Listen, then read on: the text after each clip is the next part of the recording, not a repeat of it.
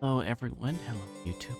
I am Virgil B. Cobalt. I am a Twitch streamer, a variety of things such as games. Also reading, which is this is one of my ASMR readings of a particular book. The book in question is The Princess and the Goblin, a lovely book written by the Scottish author George MacDonald in the 19th century. A really lovely fairy tale, very family friendly, which I hope you'll very much enjoy it.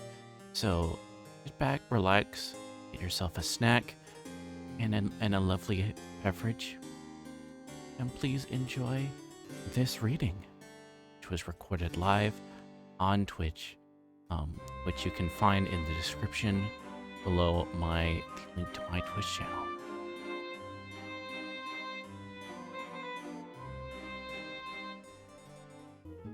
Alright. Princess and the Goblin, written by George MacDonald, born 1824, died in 1905.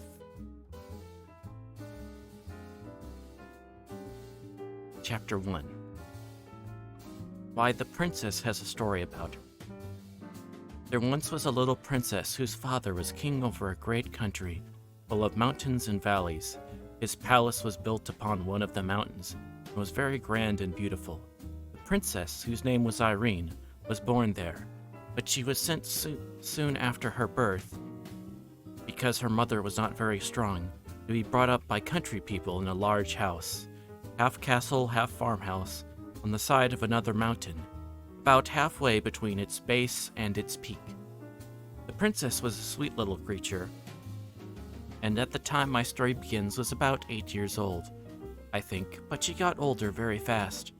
Her face was fair and pretty, with eyes like two bits of night sky, each with a star dissolved in the blue. Those eyes you could have thought must have known they came from there, so often were they turned up in that direction. The ceiling of her nursery was blue with stars in it, as like the sky as they could make it. But I doubt if ever she saw the real sky with the stars in it, for a reason which I had better mention at once. These mountains were full of hollow places underneath, huge caverns and winding ways, some with water running through them, and some shining with all colors of the rainbow when a light was taken in.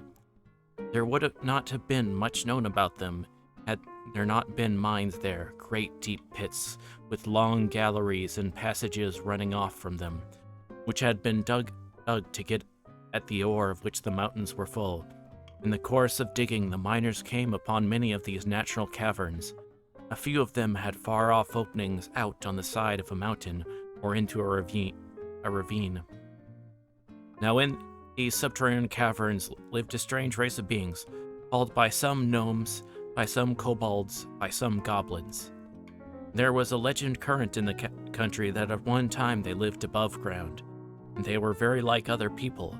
For some reason or other concerning which they were different legendary theories, the king had laid what they thought too severe taxes upon them, or had acquired observances of them they did not like, or had begun to treat them with more severity, in some way or other, and impose stricter laws, and the consequence was that they had all disappeared from the face of the country. According to the legend, however, instead of going to some other country, they had all taken refuge in the subterranean caverns, whence they never came out but at night, and then seldom showed themselves in any numbers, and never to many people at once. It was only in the least frequented and most difficult parts of the mountains that they were said to gather even at night in the open air. Those who had caught sight of any of them said that they were greatly altered in the course of generations, and no wonder, seeing they lived away from the sun in cold and wet and dark places. They were now not ordinarily ugly, but either absolutely hideous or ludicrously grotesque both in face and form. There was no invention, they said, of the most lawless imagination expressed by pen or pencil that could surpass the extravagance of their appearance, but I suspect those who said so had mistaken some of their animal companions for the goblin themselves, of which more by and by. goblins themselves were not so far removed from the humans as such a description would imply, and as they grew misshapen in body, they had grown in knowledge and cleverness, and now were able to do things no mortal could see the possibility of. But as they grew in cunning, they grew in mischief, and their great delight was in every way they could think of to annoy the people who had lived in the open-air story above them. They had enough of affection left for each other to perceive them from being different absolutely cruel for cruelty's sake, to those that came in their way, but still they so heartily cherished the ancestral grudge against those who occupied their former possessions, and especially against the descendants of the king who had caused their expulsion, that they sought every opportunity of tormenting them in ways that were as odd as their inventors, and although dwarfed and misshapen, they had strength equal to their cunning. In the process of time, they had got a king and a government of their own, whose chief business, beyond their own simple affairs, was to divide trouble for their neighbors. It will now be pretty evident why the little princess had never seen the sky at night. They were much too afraid of the goblins to let her out of the house then, even in the company with ever so many attendants, and they had good reason, as we shall see by and by. Hello, Sophie. Welcome by.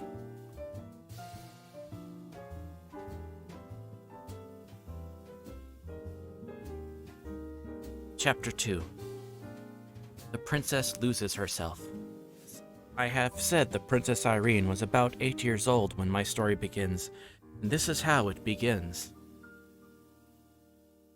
One very wet day, when the mountain was covered with mist, which was constantly gathering itself into raindrops and pouring down on the roofs of the great old house, whence it fell in a fringe of water from the eaves all round about. The princess could not, of course, go out. She got very tired, so tired that even her toys could no longer amuse her. You would wonder at that if I had to describe to you one half of the toys she had, but then you wouldn't have the toys themselves, and that makes all the difference. You can't get tired of a thing before you have it. It was a picture, though worth seeing, the princess sitting in the nursery with the sky ceiling over her head, at a great table covered with her toys.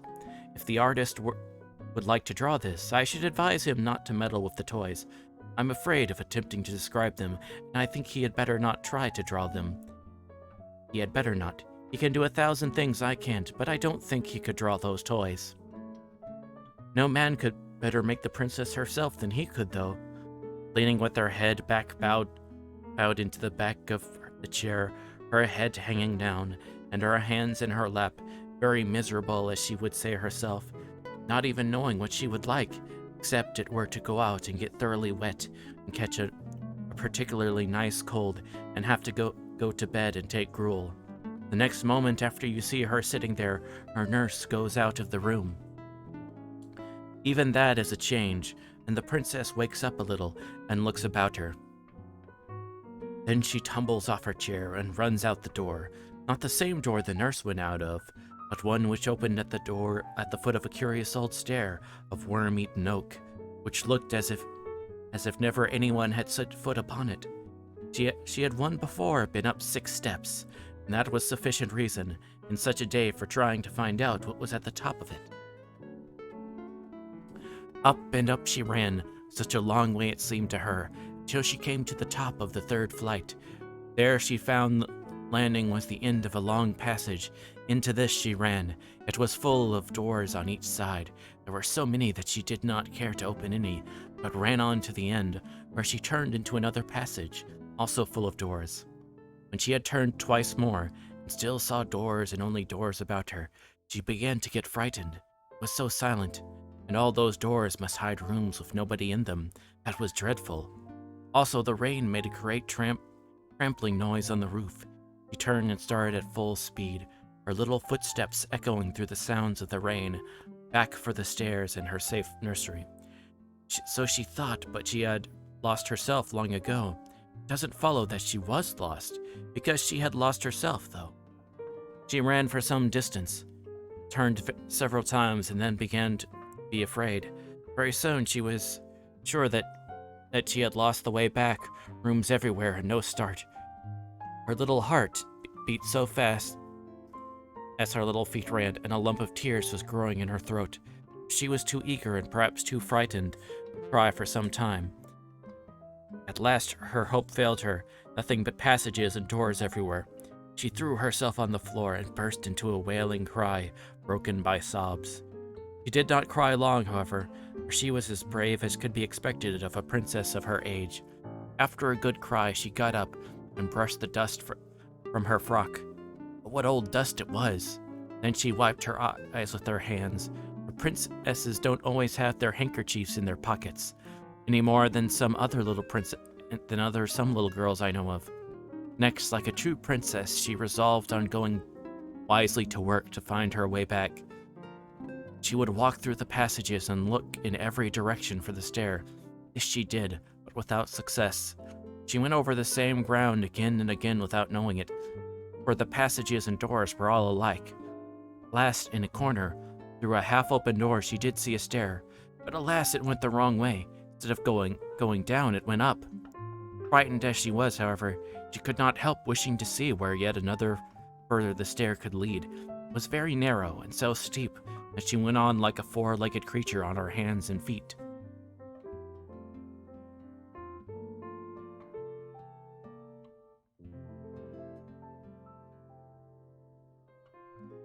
Then she came to the top. She found herself in a little square space, with three doors, two opposite each other, and one opposite the top of the stair. She stood for a moment without an idea in her little head what to do next. But as she stood, she began to hear a curious humming sound. Could it be the rain? No, it was much more gentle, and even monotonous than the sound of the rain, which now she scarcely heard. The low, sweet humming sound went on, sometimes stopping for a little while and then beginning again.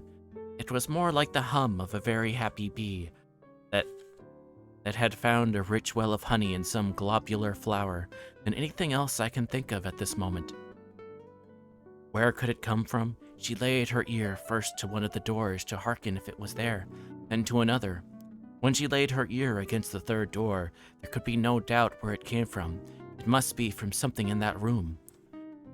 What could it be? She was rather afraid, but her curiosity was stronger than her fear, and she opened the door very gently and peeped in. What do you think she saw? A very old lady who sat spinning. Perhaps you'll wonder how the princess could tell that the old lady was an old lady when I inform you that not only was she beautiful, but her skin was smooth and white. I will tell you more. Her hair was combed back from her forehead and face, and hung loose far down and all over her back. That is not much like an old lady, is it?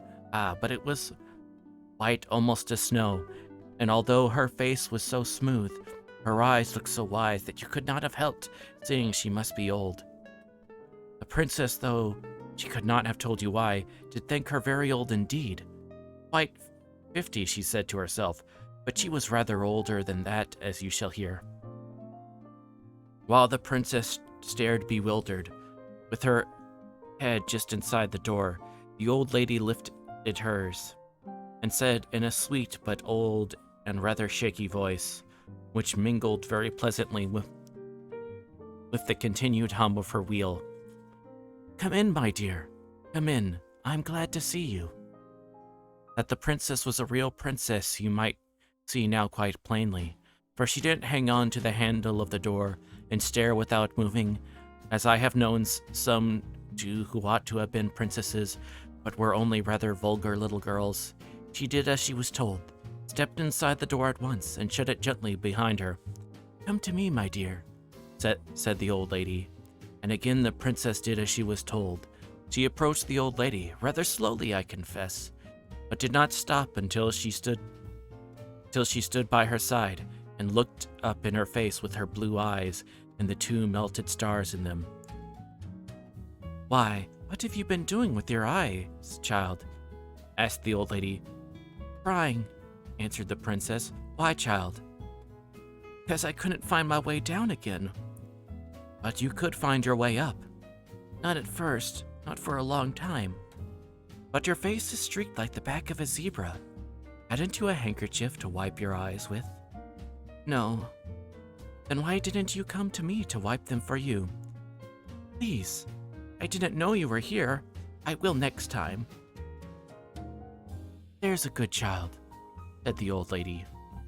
Then she stopped her wheel and rose, and going out of the room returned with a little silver basin and a soft white towel, with which she washed and wiped the bright little face, and the princess thought her hands were so smooth and nice. When she carried away the basin and towel, the little princess wondered to see how straight and tall she was, for although she was so old, she didn't stoop a bit. She was dressed in a black velvet, with thick white heavy-looking lace about it, and on the black dress her hair shone like silver. There was hardly any more furniture in the room than there might have been in that of the poorest old woman who made her bread by her spinning.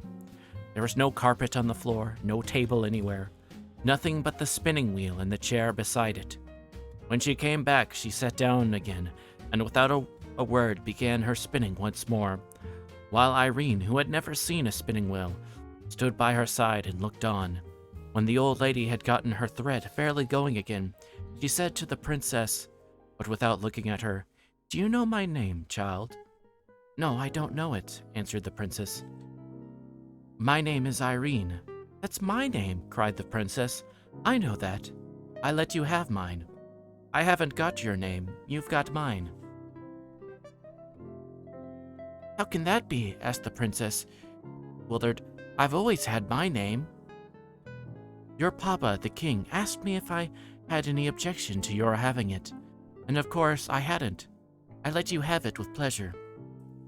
"It was very kind of you to give me your name, and such a pretty one," said the princess. "Oh, not so very kind," said the old lady. "A name is one of those things one can give away and keep all the same. I have a good many such things. Wouldn't you like to know who I am, child?" "Yes, that I should very much. I am your great-great-grandmother," said the lady. "What's that?" asked the princess. "I'm your father's mother's mothers." "Oh dear, I can't understand that," said the princess. "I dare say not. I didn't expect you would, but that's no reason why I shouldn't say it." "Oh no," answered the princess. "I will explain it all to you when you are older," the lady went on.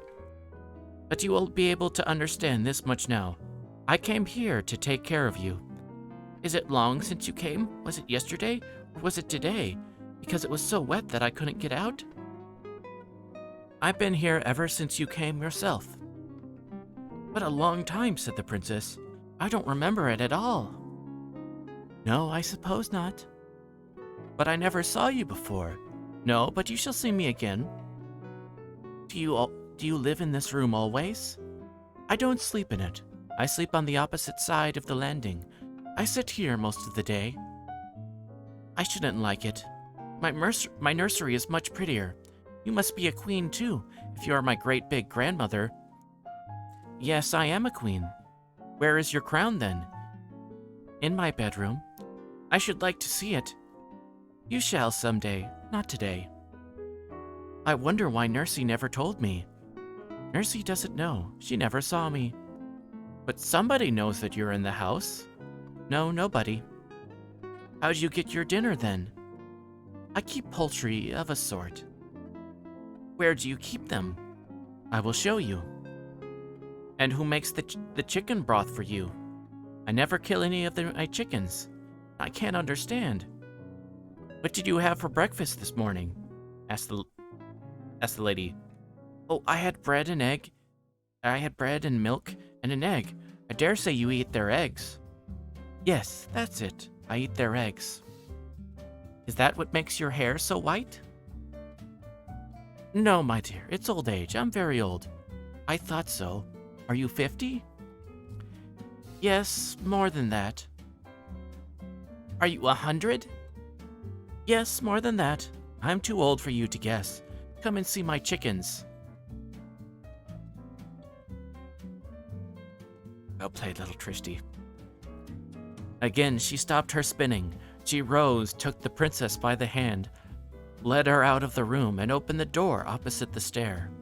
The princess expected to see a lot of hens and chickens, but instead of that, she saw the blue sky first, and then the roofs of the house with a multitude of the loveliest pigeons, mostly white, but of all colors, walking about, making bows to each other and talking a language she could not understand. She clapped her hands with delight, and up rose such a flapping of wings that she in her turn was startled. "You frightened my poultry," said the old lady, smiling, "and they frightened me," said the princess, smiling too. "But what very nice poultry. Are the eggs nice?" "Yes, very nice." "What a small egg spoon you must have. Wouldn't it be far better to keep hens and get bigger eggs?" "How should I feed them, though?" "I see," said the princess. "Pigeons feed themselves. They've got wings." "Just so, if they couldn't fly, I couldn't eat their eggs." "But how do you get at the eggs? Where are their nests?" The lady took hold of a little loop of string in the wall at the side of the door, and lifting a shutter showed a great many pigeonholes, nests, some with young ones and some with eggs in them. The birds came in and at the other side. As she took out the eggs on this side, she closed it again quickly, lest the young ones should be frightened. "Oh, what a nice way," said the princess. "Will you give me an egg to eat? I'm rather hungry." "I will someday, but now you must go back, or Nursey will be miserable about you. I dare say she's looking for you everywhere." "Except here," answered the princess. "Oh, how surprised she'll be when I tell her about my great big grandmother." "Yes, that she will," said the old lady with a curious smile. "Mind you tell her all about it exactly." "That I will. Please, will you take me back to her? I can't go all the way, but I will take you to the top of the stair, and then you must run down quite fast into your own room." The little princess put her hand in the old lady's, who, looking this way and that, brought her to the top of the first stair, and thence to the bottom of the second, did not leave her till she saw her halfway down the third. When she heard the cry of her nurse's pleasure at finding her, she turned and walked away up the stairs again, very fast indeed for such a very great grandmother, and sat down on her spinning with another strange smile on her sweet old face. About this spinning of hers I will tell you more another time. Guess what she was spinning.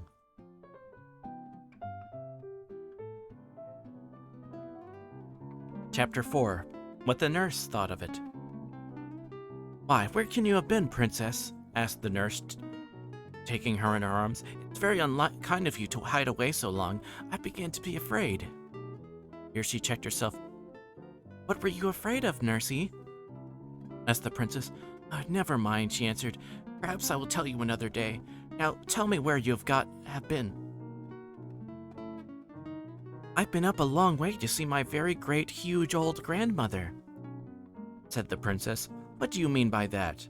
asked the nurse, who thought she was making fun. "I mean, I'd been a long way up, and up to see my great-grandmother. Nursey, you don't know what a beautiful mother of grandmothers I've got upstairs. She is such an old lady, such lovely white hair, as white as my silver cup. Now when I think of it, I think her hair must be silver." "What nonsense are you talking about, princess?" said the nurse. "I'm not talking nonsense," returned Irene, rather offended. "I will tell you all about her. She's much taller than you and much prettier." "Oh, I dare say," remarked the nurse. "And she lives upon pigeons' eggs." "Most likely," said the nurse. "And she sits in an empty room, spinning all day long." Not a doubt of it," said the nurse. "And she keeps her crown in her bedroom." "Of course, quite the proper place to keep her crown in. She wears it in bed, I'll be bound." "She didn't say that, and I don't think she does. That wouldn't be comfortable, would it? I don't think my papa wears his crown for a nightcap, does he, Nursey?" "I never asked him. I dare say he does." "She's been there ever since I came here, ever so many years." "Anybody could have told you that," said the nurse, who did not believe a word Irene was saying. "Why didn't you tell me then?"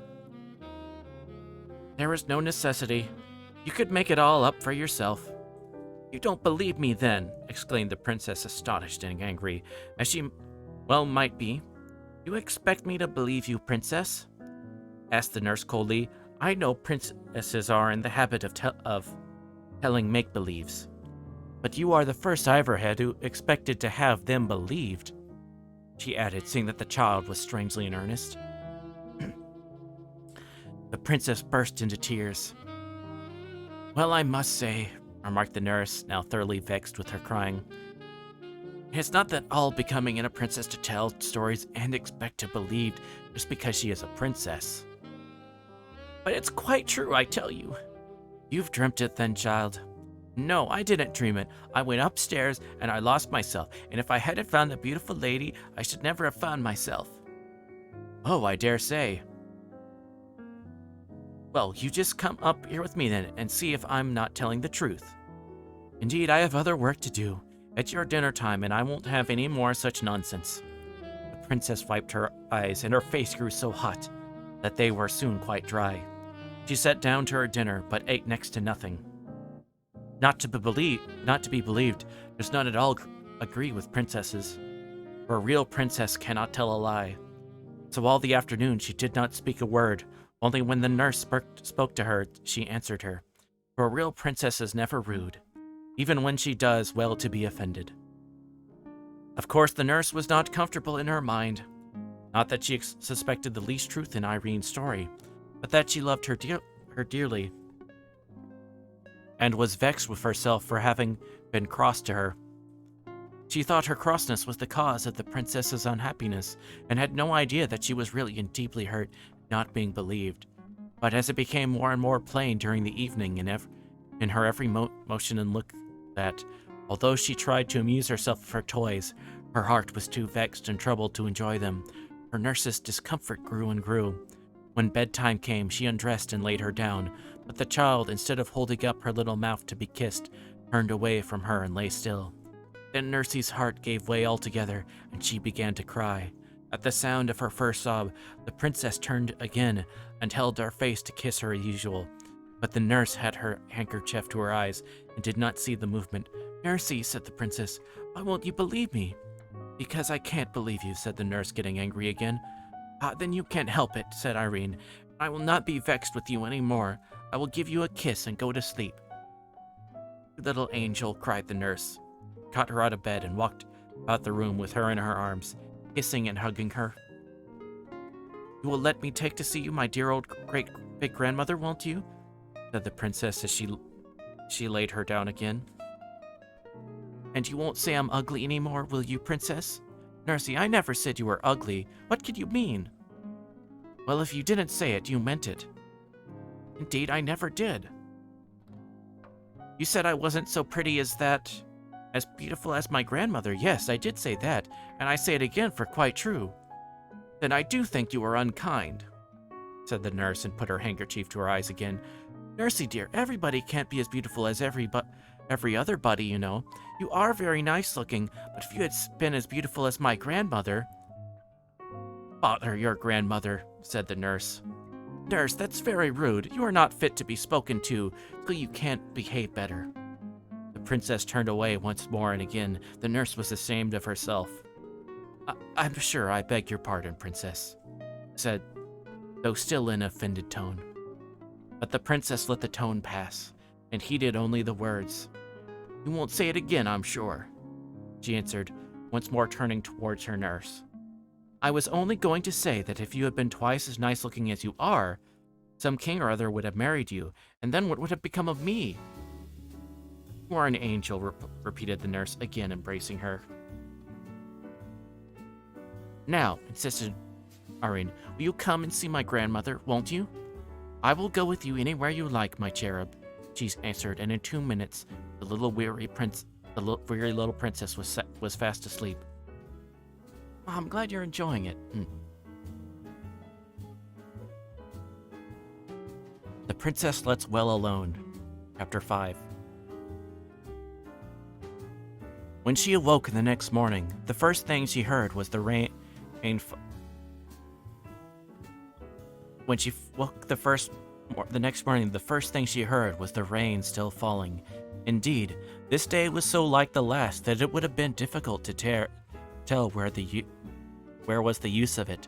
The first thing she thought of, however, was not the rain, but the lady in the tower, and the first question that occupied her thoughts was whether she could not ask the nurse to fulfill her promise this very morning and go with her to find her grandmother as soon as she had had her breakfast. But she came to the conclusion that perhaps the lady would not be pleased if she took anyone to see her without first asking leave, especially as it was pretty evident, seeing she lived on pigeons' eggs and cooked them herself, that she did not want the household to know she was there. So the princess resolved to take the first opportunity of running up alone and asking whether she might bring her nurse. She believed the fact that he could not otherwise convince her she was telling the truth would have much weight with her grandmother. The princess and her nurse were the best of friends all dressing time, and the princess in consequence ate an enormous little breakfast. "I wonder, Ludi," that was her pet name for her nurse, "what pigeons' eggs taste like," he said as she was eating her egg, not quite a common one, for they always picked out the pinky ones for her. "We'll get you a pigeon's egg. You shall judge for yourself." "Oh, no," returned Irene, suddenly reflecting that they might disturb the old lady in getting it, and that even if they did not, she would have one less in consequence. "What a strange creature you are," said the nurse, "first to want a thing and then to refuse it." But she did not say it crossly, and the princess never minded any remarks that were not unfriendly. "Well, you see, Ludi, there are reasons." He returned and said no more, for she did not want to bring up the subject of her former strife, lest her nurse should offer to go before she had had her grandmother's permission to bring her. Of course she could refuse to take her, but then she would believe her less than ever. Now the nurse, as she said herself afterwards, could not be every moment in the room, and as never before yesterday had the princess given her the smallest reason for anxiety, it had not yet come into her head to watch her more closely. So she soon gave her a chance, and the very first that offered, Irene was off and up the stairs again. This day's adventure, however, did not turn out like yesterday's, although it began like it. And indeed, today is very seldom like yesterday, if people would note the differences, even when it rains. The princess ran through passage after passage, and could not find the stair of the tower. My own suspicion is that she had not gone up high enough, and was searching on the second instead of the third floor. When she turned to go back, she failed equally in her search after the stair. She was lost once more. Something made it even worse to bear this time, and it was no wonder that she cried again. Suddenly it occurred to her that it was after having cried before that she had found her grandmother's stair. She got up at once, wiped her eyes, and started up a fresh quest. This time, although she did not find what she hoped, she found what was next best. She did not come on a stair that went up, but she came upon one that went down. It was evidently not the stair she had come up, yet it was a good deal better than none. So down she went, and was singing merrily before she reached the bottom. There, to her surprise, she found herself in the kitchen. Although she was not allowed to go there alone, her nurse had often taken her, and she was a great favorite with the servants. There was a general rush at her the moment she appeared, for everyone wanted to have her, and the report of her where she was soon reached their nurse's ears. She came at once to fetch her, but she never suspected how she had got there, and the princess kept her own counsel. Her failure to find the old lady not only disappointed her, but made her very thoughtful. Sometimes she came almost to the nurse's opinion that she had dreamed all about her, but that fancy never lasted long. She wondered much whether she would ever see her again, and thought it very sad not to have been able to find her when she particularly wanted her. She resolved to say nothing more to her nurse on the subject, seeing it was so little in her power to prove her words. We'll have to see if the grandmother's the goblin in this story. Wait and see. Chapter 6, A Little Miner. The next day, the great cloud still hung over the mountain. The rain poured like water from a full sponge. The princess was very fond of being out of doors, and she nearly cried when she saw the weather was no better. But the mist was not of such a dark, dingy gray. But the mist was not of such a dark, dingy gray. There was light in it, and as the hours went on, it grew brighter and brighter, till it was almost too brilliant to look at. And late in the afternoon, the sun broke out so gloriously that Irene clapped her hands, crying, "See, Ludi, the sun has had his face washed. Look how bright he is. Do get my hat, and let us go out for a walk. Oh dear, how happy I am." Ludi was very glad to please the princess. She got her hat and cloak, and they set out together for a walk up the mountain. For the road was so hard and steep that the water could not rest upon it, and it was always dry enough for walking a few minutes after the rain ceased.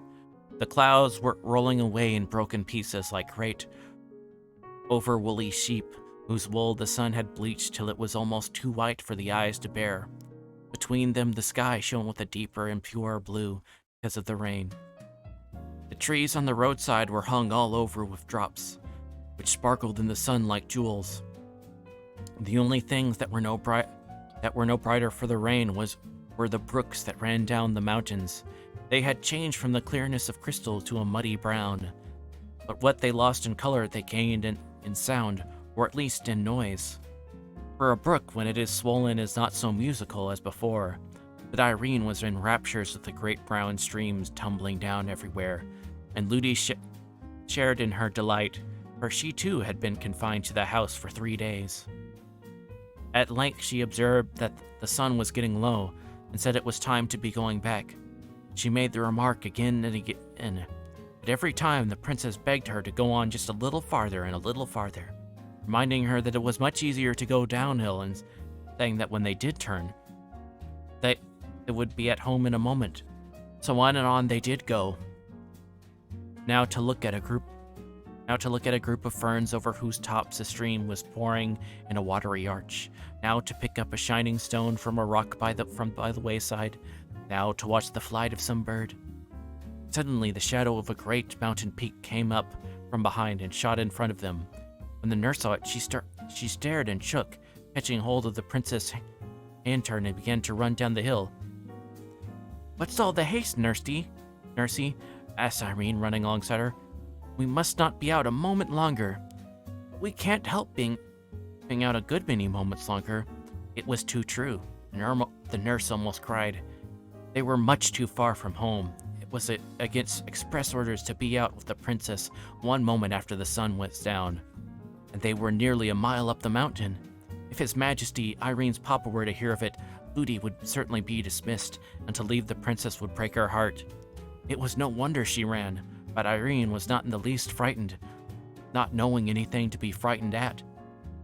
She kept on chattering as well as she could, but it was not easy. Ludi, why do you run so fast? It shakes my teeth when I talk." "Then don't talk," said Ludi, but the princess went on talking. He was always saying, Look, Ludi." But Ludi paid no more heed to anything she said, only ran on. Look, Ludi, don't you see that funny man peeping over the rock?" Ludi only ran faster. They had to pass the rock, and when they came nearer, the princess saw it was only a lump of the rock itself that she had taken for a man. Look, Ludi, there's such a curious creature at the foot of that old tree. Look at it, Ludi. It's making faces at us, I do think." Ludi gave a stifled cry and ran faster still, so fast that Irene's little legs could not keep up with her, and she fell with a crash. It was a very hard downhill road, and she had begun running very fast, so it was no wonder she began to cry. This put the nurse nearly beside herself, but all she could do was run on the moment she got the princess on her feet again. "Who's that laughing at me?" said the princess, trying to keep in her sobs and running too fast for her grazed knees. "Nobody, child," said the nurse almost angrily. At that instant there came a burst of coarse tittering from somewhere near, and a hoarse, indistinct voice that seemed to say, "Lies, lies, lies." "Oh," cried the nurse with a sigh that was almost a scream, and ran on faster than ever. "Nursey, Ludi, I can't run anymore. Do let us walk a bit. What am I to do?" said the nurse. "Here, I will carry you." She caught her up, but found her too much heavy to run with, and had to set her down again. Then she looked wildly about her, gave a great cry, and said, "You've taken the wrong turn somewhere, and I don't know where we are. We are lost, lost." The terror she was in had quite bewildered her. It was true enough, they had lost the way. They had been running down into a little valley in which there was no house to be seen. Now Irene did not know what good reason there was for her nurse's terror, for the servants had all strict orders never to mention the goblins to her.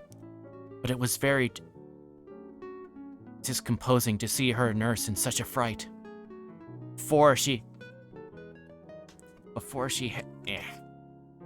had time to grow thoroughly alarmed, like her, she heard the sound of whistling, and that revived her. Presently she saw a boy coming up the road from the valley to meet them. He was the whistler. Before they met, his whistling changed to singing, and this is something like what he sang. "Ring, dod, bang, go the hammers clang, hit and turn and bore, whiz and puff and roar. Thus we rive the rocks, force the goblin locks, see the shining ore. 1, 2, 3, bright as gold can be. 4, 5, 6, shovels, mattocks, picks. 7, 8, 9, light your lamp at mine. 10, 11, 12, loosely hold the helve. We're the merry miner boys, make the goblins hold their noise. "I wish you would hold your noise," said the nurse ruefully, for the very word goblin at such a time and in such a place made her tremble. It would bring the goblins upon them to a certainty, she thought, to defy them in that way. But whether the boy hurt her or not, he did not stop his singing. 13, 14, 15, this is worth the sifting. 16, 17, 18, there's the match and Leighton in. 19, 20, goblins in a plenty. "Do be quiet," cried the nurse in a whispered shriek, but the boy, who was now close at hand, still went on. "Push, gush, scurry, there you go in a hurry. Gobble, gobble, goblin, there you go a wobblin'. Hobble, hobble, hobblin', cobble, cobble, cobblin'. Hoo bob, goblin, hoo-ah." "There," said the boy as he stood still opposite them. "There, that'll do for them. They can't bear singing, and they can't stand that song. They can't sing themselves, for they have no more voice than a crow, and they don't like other people to sing." The boy was dressed in a miner's dress, with a curious cap on his head. He was a very nice-looking boy, with eyes as dark as the mines in which he worked, and as sparkling as the crystals in their rocks. He was about 12 years old. His face was almost too pale for beauty, which came of his being so little in the open air and the sunlight, for even vegetables grown in the dark are white. But he looked happy, merry indeed. Perhaps at the thought of having routed the goblins, and his bearing as he stood before them had nothing clownish or rude about it. "I saw them," he went on, "as I came up. I'm glad I did. I knew they were after somebody, but I couldn't see who it was. They won't touch you so long as I'm with you." "Why, who are you?" asked the nurse, offended at the freedom with which he spoke to them. "I'm Peter's son." "Who's Peter?" "Peter the miner." "I don't know him. I'm his son, though." "And why should the goblins mind you, pray?" "Because I don't mind them. I'm used to them." "What difference does that make? If you're not afraid of them, they're afraid of you. I'm not afraid of them, that's all. But it's all that's wanted up here. That is, it's a very different thing down there. They won't always mind that song, even down there, and if anyone sings it, they stand grinning at him awfully. If he gets frightened and misses a word, or says a wrong one, then ooh, don't they give it to him." "What do they do to him?" asked Irene with a trembling voice. "Don't go frightening the princess," said the nurse. "The princess?" repeated the little miner, taking off his curious cap. I beg your pardon.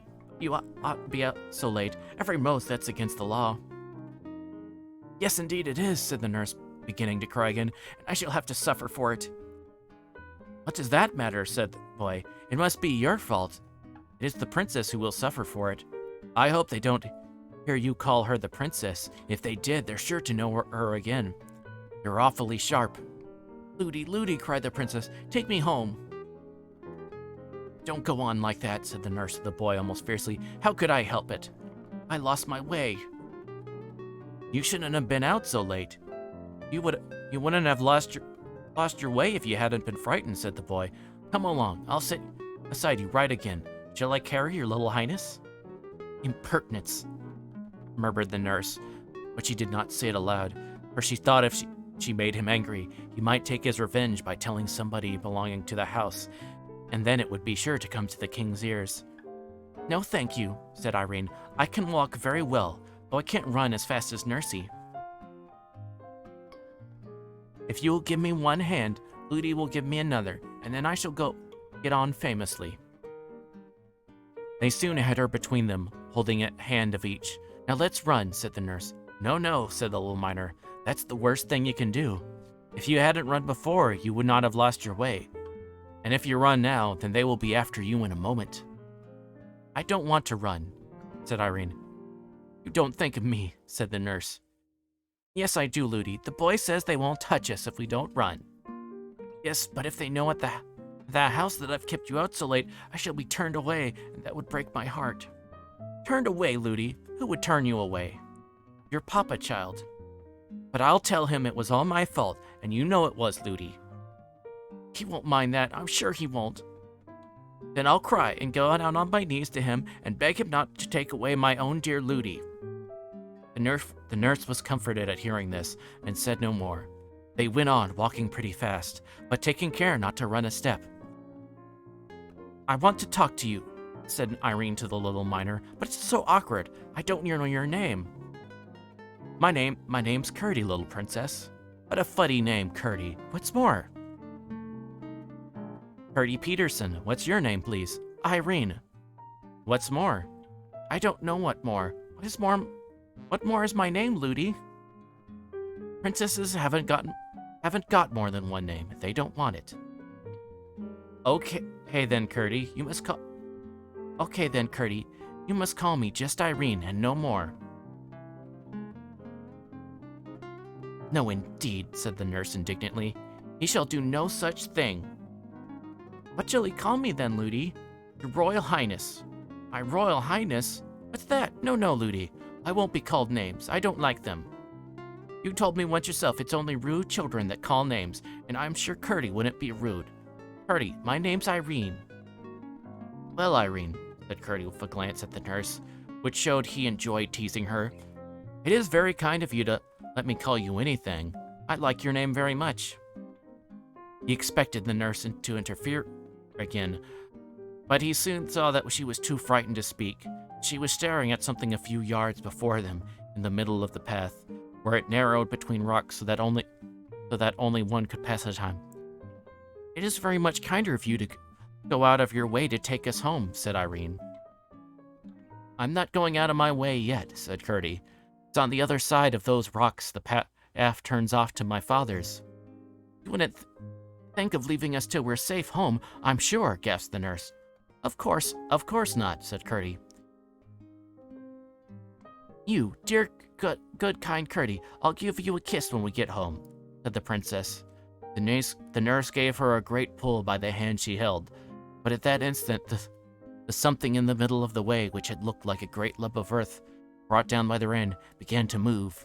One after another, it shot out four long things, like 2 arms and 2 legs, but it was now too dark to tell where they were. The nurse began to tremble from head to foot. Irene clasped Curdy's hand yet faster, and Curdy began to sing again. 1, 2, hit and hew, 3, 4, blast and bore, 5, 6, there's a fix, 7, 8, hold it straight, 9, 10, hit again, hurry, scurry, bother, smother, there's a toad in the road, smash it, squash it, fry it, dry it, you're another up and off, there's enough, huh. As he uttered the last words, Curdy let go hold of his companion and rushed at the road as if he would trample it under his feet. It gave a great spring and ran straight up one of the rocks like a huge spider. Curdy turned back laughing and took Irene's hand again. She grasped his very tight, but said nothing till they had passed the rocks. A few yards more and she found herself on the part of the road she knew, was able to speak again. Do you know, Curdy, I don't quite like your song. It sounds to me rather rude, he said. Well, perhaps it is, answered Curdy. I never thought of that. It's a way we have. We do it because they don't like it. Who don't like it? The Cubs, as we call them. Don't, said the nurse. Why not, said Curdy. I beg you won't, please don't. Oh, if you ask me that way, of course I won't. No, I don't. I don't a bit know why. Look, here are the lights of your great house down below. You'll be at home in 5 minutes now. Nothing more happened. They reached home in safety. Nobody had missed them or even known they had gone out. And they arrived at the door belonging to their part of the house without anyone seeing them. The nurse was rushing in with a hurried and not over-gracious good night to Curdy, but the princess pulled her hand from her and was just throwing her arms around Curdy's neck when she caught her again and dragged her away. Ludi, I promised to kiss, cried Irene. A princess mustn't give kisses. It's not at all proper, said Ludi. But I promised, said the princess. There's no occasion. He's only a minor boy.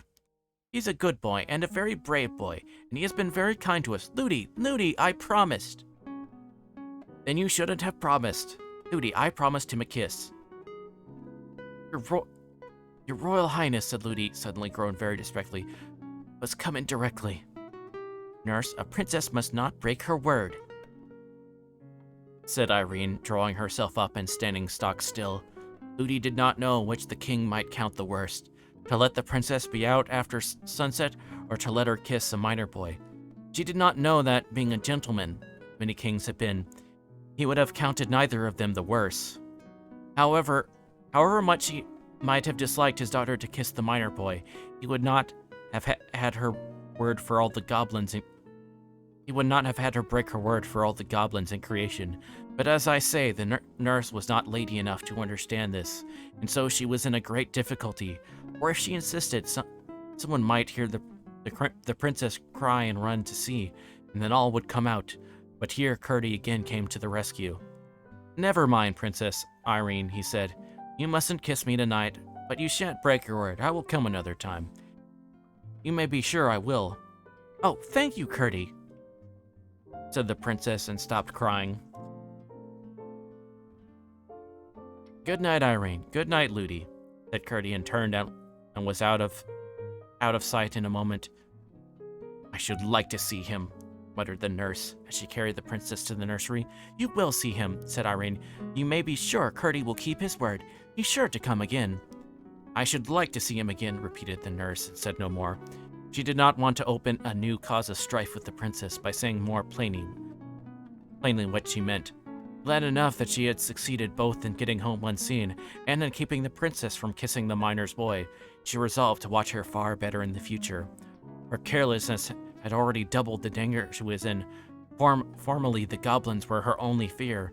Now she had to protect her charge from Curdy as well.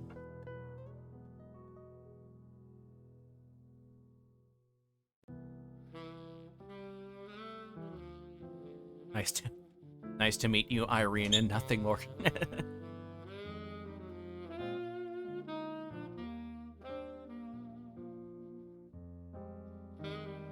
I can sleep.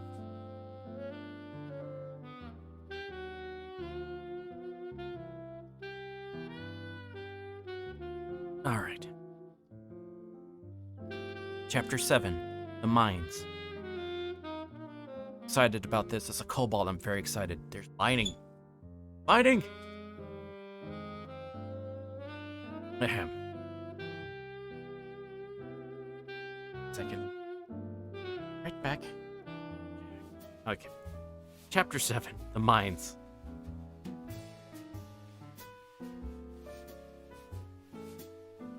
Curdy went home whistling. He resolved to say nothing about the princess for fear of getting the nurse into trouble. For while he enjoyed teasing her because of her absurdity, he was careful not to do her any harm. He saw no more of the goblins and was soon fast asleep in his bed. He woke in the middle of the night and thought he heard curious noises outside.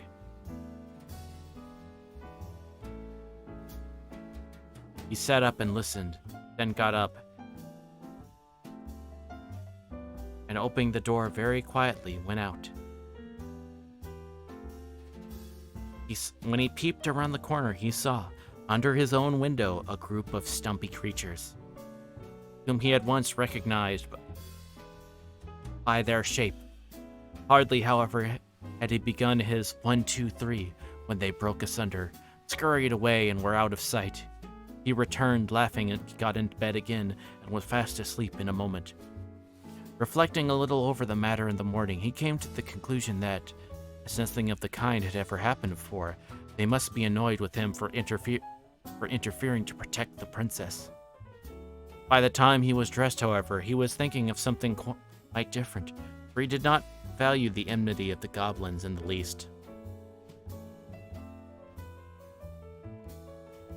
As soon as they had breakfast, he set off with his father for the mine. They entered the hill by a natural opening under a huge rock where a little stream rushed out. He followed its course for a few yards, when the passage took a turn and sloped steeply into the heart of the hill, with many angles and windings and branchings off, and sometimes with steps where it came upon a natural gulf. It led them deep into the hill before they arrived at the place where they were at present digging out the precious ore. This was of various kinds, for the mountain was very rich in the better sorts of metals. With flint and steel and tinderbox they lighted their lamps, and fixed them on their heads, were soon hard at work with their pickaxes and shovels and hammers. Father and son were at work near each other, but not in the same gang. The passages out of which the ore was dug they called gangs, for when they lode or vein of ore was small, one miner would have to dig away alone in a passage no bigger than gave him just room to work, sometimes in uncomfortable, cramped positions. If they stopped for a moment, they could hear everywhere around them, some nearer, some farther off, the sounds of their companions burrowing away in all directions in the inside of the great mountain, some boring holes in the rock in order to blow it up with gunpowder, others shoveling the broken ore into baskets to be carried away to the mouth of the mine, others hitting away with their pickaxes. Sometimes, if the miner was in a very lonely part, he would hear only a tapping no louder than that of a woodpecker, for the sound which would come from a great distance off through the solid mountain rock. The work was hard at best, for it was very warm underground, but it was not particularly unpleasant, and some of the miners, when they wanted to earn a little money for a particular purpose, stopped behind the rest and work all night. But you could not tell night from day down there, except from feeling tired and sleepy, for no light of sun ever came into those gloomy regions. Some who had thus remained behind during their night, though certain there were none of their companions at work, would declare the next morning that they heard, every time they halted for a moment to take breath, tapping all about them, as if the mountain were then more full of miners than ever it was during the day. And some, in consequence, would never stay overnight, for all knew those were the sounds of the goblins. They worked only at night, for the miners' night was the goblins' day. Indeed, the greater number of the miners were afraid of the goblins, for there were strange stories well amongst them of the treatment some had received whom the goblins had surprised at their work during the night. The more courageous of them, however, amongst them, Peter Peterson and Curdy, who in this took after his father, had stayed in the mine all night again and again, and although they had several times encountered a few stray goblins, had never yet failed in driving them away. As I have indicated already, the chief defense against them was verse, for they hated verse of every kind, and some kinds they could not endure at all. I suspect they could not make any themselves, and that was why they disliked it so much. At all events, those who were most afraid of them were those who could neither make verses themselves nor remember the verses that other people made for them, while those who were never afraid were those who could make verse for themselves. For although there were certain old rhymes which were very effectual, it was well known that a new rhyme, if of the right sort, was even more distasteful to them. and therefore more effectual in putting them to flight. Perhaps my readers may be wondering what the goblins could be about, working all night long, seeing that they never carried up the ore and sold it. But when I have informed them concerning what Curdie learned the very next night, they will be able to understand. For Curdie had determined, if his father would permit him, to remain there alone this night, and that for two reasons. First, he wanted to get extra wages that he might buy a very warm red petticoat for his mother, who had begun to complain of the cold of the mountain air than usual this autumn. And second, that he had just a faint hope of finding out what the goblins were about under his window the night before. When he told his father, he made no objection, for he had great confidence in the boy's courage and resources. "I'm sorry I can't stay with you, Peter, but I want to go and pay the parson a visit this evening, and besides, I have a bit of a headache all day." "I'm sorry for that, Father," said Curdie. "Oh, it's not much. You'll be sure to take care of yourself, won't you?" "Yes, Father, I will. I'll keep a sharp lookout, I promise you." Curdie was the only one who remained in the mine. About 6 o'clock, the rest went away, everyone bidding him good night and telling him to take care of himself, for he was a great favorite with them all. "Don't forget your rhymes," said one. No, answered Curdie. "It's no matter if he does," said another, "for he'll only have to make a new one."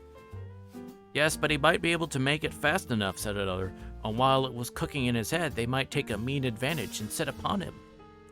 "I'll do my best," said Curdie. "I'm not afraid." "We all know that," they returned, and left him.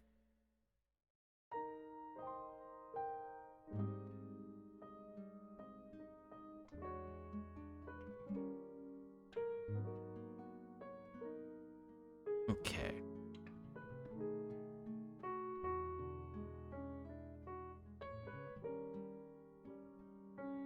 Freestyle rapper. Yes, a very, very old school one. Yes, and a very, very old one. Curdie is.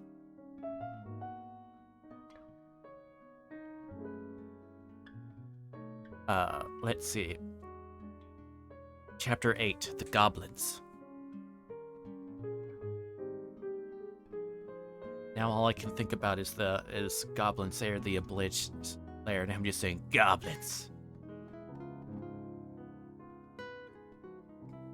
Anyway, dang it, now that's gonna be in my head. Well, I'm trying to read this. Oy vey.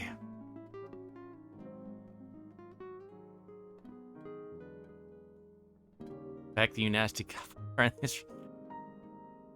That's well played. Well played. Well played indeed.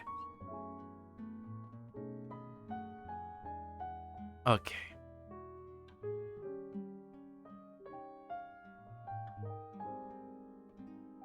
Chapter 8, The Goblins. For some time, Curdie had worked away briskly, throwing all the ore he had disengaged on one side behind him to be ready for carrying out in the morning. He heard a good deal of goblin tapping, but it all sounded far, far away in the hill, and he paid it little heed. Towards midnight, he began to feel rather hungry. So he dropped his pickaxe, got out a lump of bread which in the morning he had laid in a damp hole in the rock, sat down on a heap of ore, and ate his supper. Then he leaned back for 5 minutes' rest before beginning his work again, and laid his head against the rock. He had not kept the position for 1 minute before he heard something which made him sharpen his ears. It sounded like a voice inside the rock. After a while, he heard it again. It was a goblin voice. There could be no doubt about that. This time he could make out the words. "Can't we be better moving?" it said. A rough and further deep replies, "There's no hurry. That wretched little mole won't be through tonight. If he work ever so hard, he's not by any means at the thinnest place. Do you still think the load does come through into our house?" said the first voice. "Yes, but a good bit farther on that he has got to it yet. If he had struck a stroke more to the side just here," said the goblin, tapping the very stone, as it seemed to Curdie, against which his head lay. He would have been through, but he's a couple of yards past it now. And if he followed the load, it will be a week before it leads him in. You see it back there, a long way. Still, perhaps in case of an accident, it would be as well to be getting out of this.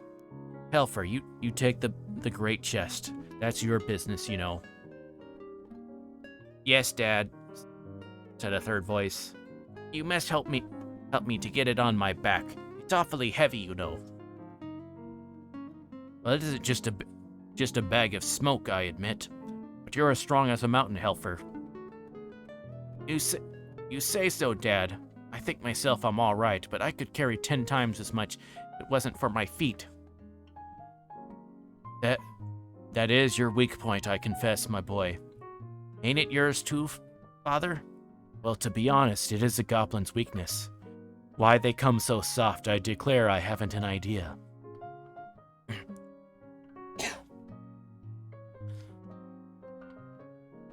Especially when your head's so hard, you know, Father. Yes, my boy, the goblin's glory is his head. To think how the fellows up there above there have to put on helmets and things when they go about fighting. Huh. But why don't we wear shoes like them, Father? I should like it, especially when I've got a chest like that on my head. You see, it's not the fashion. The king never wears shoes. The queen does. Yes, but that's for a distinction. First queen, you see, I mean the king's first wife, wore shoes, of course. But she came from upstairs. And so when she died, the next queen would not be inferior to her, as she called it, and would wear shoes too. It was all pride. She is the hardest in forbidding them to the rest of the women. I'm sure I wouldn't wear them. No, not for that, I wouldn't, said the first voice. Was evidently that of the mother of the family. I can't think why either of them should. Didn't I tell you the first was from upstairs, said the other. That was the only silly thing I ever knew His Majesty guilty of. Why should he marry an outlandish woman like that? One of our natural enemies, too. I suppose he fell in love with her. Who? Just as happy now with one of his own people. Did she die very soon? They didn't tease her to death, did they? Oh dear no, the king worshipped her very footmarks. What made her die then? Didn't the heir agree with her? She died when the young prince was born. Silly of her, we never do that. It must have been because she wore shoes. I don't know that. Why do they wear shoes up there? Now that's a sensible question, and I will answer it, but in order to do so, I must first tell you a secret. I once saw the queen's feet. Without our shoes? Yes, without our shoes. No, did you? How was it? Never you mind how it was. She didn't know I saw them. What do you think? They had toes. Toes? What's that? You may well ask. I should never have known if I had not seen the queen's feet. Just imagine. The ends of her feet were split up into 5 or 6 thin pieces. Oh, horrid, how could the king have fallen in love with hers? Forget that she wore shoes. That is just why she wore them. That is why all the men and women, too, upstairs wear shoes. They can't bear the sight of their own feet without them. Ah, now I understand. If ever you wish for the shoes again, Helfer, I'll hit your feet, I will. No, no, mother, pray don't. Then don't you... With such a big box on my head. A horrid scream followed, with Curdy interpreted as in reply to a blow from his mother upon the feet of her eldest goblin. Well, I never knew so much before, remarked the fourth knowledge. Your knowledge is not universal quite yet, said the father. You were only 50 last month. Mind, you see to the bed and bedding. As soon as we've finished our supper, we'll be up and going. Your knowledge is not quite is not universal quite yet, said the father. You were only 50 last month. Mind you, see to the bed and bedding. As soon as if we finished our supper, we'll be up and going. Haha. What are you laughing at, husband? Laughing to think what a mess the miners will find themselves in. Somewhere before this day, 10 years? What do you mean? Oh, nothing. Oh, yes, you do mean something. You always do mean something. It's more than you do. It's more than you do then, wife. That may be, but it's not more than I find out, you know. Ha! You're a sharp one. What a mother you've got, Helfer. Yes, father. Well, I suppose I must tell you. They're all at the palace consulting about it tonight. And as soon as we've got away from this place, I'm going there to hear what night they fix upon. I should like to see that young ruffian there on the other side, struggling in the agonies of... Dropped his voice so low that Curdy could only hear only a growl. Growl went on in the low bass for a good while. It's inarticulate, as if the goblin's tongue had been a sausage, and it was not until his wife spoke again when it rose to its former pitch. But what shall we do when you are at the palace? He asked. I will see you safe in the new house I've been digging for you for the last 2 months. Lodge, you mind the table and chairs. I commit them to your care. The table has 7 legs, each chair 3. You shall require them all at your hands. After this arose a confused conversation about the various household goods and their transport, and Curdy heard nothing more than was of any importance. He now knew at least one of the reasons for the constant sound of the goblin hammers and pickaxes at night. They were making new houses for themselves, which they might retreat when the miners should threaten to break into their dwellings. But he had learned 2 things of far greater importance. The first was that some grievous calamity was preparing and almost ready to fall upon the heads of the miners. The second was the one weak point of a goblin's body. He had not known that their feet were so tender as he had now reason to suspect. He had heard it said that they had no toes, but he had never had opportunity of inspecting them closely enough, and the dusk in which they always appeared to satisfy himself whether it was a correct report. Indeed, he had not been able even to satisfy himself as to whether they had no fingers, although that was also commonly said to be the fact. One of the miners, indeed, who had far more schooling than the rest, was wont to argue that such must have been the primordial condition of humanity, and that education and handicraft had developed both toes and fingers, with which proposition Curdy had once heard his father sarcastically agree, alleging in support of it the probability that babies' gloves were a traditional remnant of the old state of things, while the stockings of all ages, no regard being paid into them to toes, pointed in the same direction. But what was important was the fact concerning the softness of the goblin feet, which he foresaw might be useful to all miners. What he had to do in the meantime, however, was discover, if possible, the special evil design the goblins now in their heads. Although he knew all the gangs and all the natural galleries which they communicated in the mined part of the mountain, he had not the least idea where the palace of the king of the gnomes was. Otherwise, he would have set out at once on the enterprise of discovering what the said design was. He judged, and rightly, that it must lie in a farther part of the mountain, between which and the mine there was as yet no communication. There must be one nearly completed, however, for it could be but a thin partition which now separated them. If only he could get through in time to follow the goblins as they retreated. A few blows would doubtless be sufficient, just where his ear now lay, but if he attempted to strike there with his pickaxe, he would only hasten the departure of the family, put them on their guard, and perhaps lose their involuntary guidance. He therefore began to feel the wall with his hands, and soon found that some of the stones were loose enough to be drawn out with little noise. Laying hold of a large one with both his hands, he drew it out gently and let it down softly.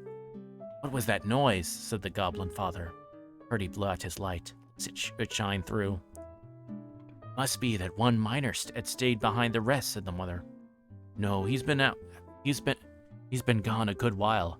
I haven't heard a blow for an hour. Besides, it wasn't like that, and I suppose it must have been a stone carried down the brook inside." "Perhaps. It will have more room by and by." Purdy kept quite still, and after a little while, hearing nothing but the sounds of their preparations for departure, mingled with an occasional word of direction, and anxious to know whether The removal of the stone had made an opening into the goblin's house. He put in his hand to feel, went in a good way, and then came in contact with something soft. He had but a moment to feel it over. It was so quickly withdrawn. It was one of the toeless goblin's feet. The Honorate gave a cry of fright. "What's the matter, Helfer?" asked his mother. "A beast came out of the wall and licked my foot." "Nonsense, there are no wild beasts in our country," said his father. "But it was, father, I felt it." "Nonsense, I say. Do you malign your native realms and reduce them to a level with the country upstairs? That is swarming with wild beasts of every description." "I tell you, but I did feel it, father." "I tell you to hold your tongue. You are no patriot." Curdie suppressed his laughter and lay still as a mouse, but no stiller. For every moment he kept nibbling away with his fingers at the edges of the hole. He was slowly making it bigger, for here the rock had been very much shattered with the blasting. There seemed to be a good many in the family, to judge from the mass of confused talk which now and then came through the hole. But when all were speaking together, and just as if they had bottle brushels, each at least one in their throats, it was not easy to make out much what they said. At least he heard once more what the Father Goblin was saying. "Now then," he said, "get your bundles on your backs. Here, Helfer, I'll help you up with your chest." "Wish it was my chest, father."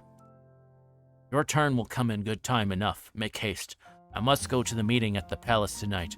When that's over, we can come back, clear out the last of the things before our enemies return in the morning. Now light your torches and come along. What a distinction it is to provide our own light instead of being dependent on a thing hung up in the air, a most disagreeable contrivance. Intended no doubt to blind us when we venture out under its baleful influence. Quite glaring and vulgar, I call it. Though no doubt useful to poor creatures who haven't the wit to make light for themselves." Curdie could hardly keep himself from calling through to know whether they made the fire to light their torches. Curdie could hardly keep himself from calling through to know whether they made the fire to light their torches by, but a moment's reflection showed him that they would have said they did, inasmuch as they struck two stones together and the fire came. Chapter 9. The Hall of the Goblin Palace. Fortunately, it's not named the Hall of the Goblin King, though. Fortunately, it's not named in the Hall of the Mountain King.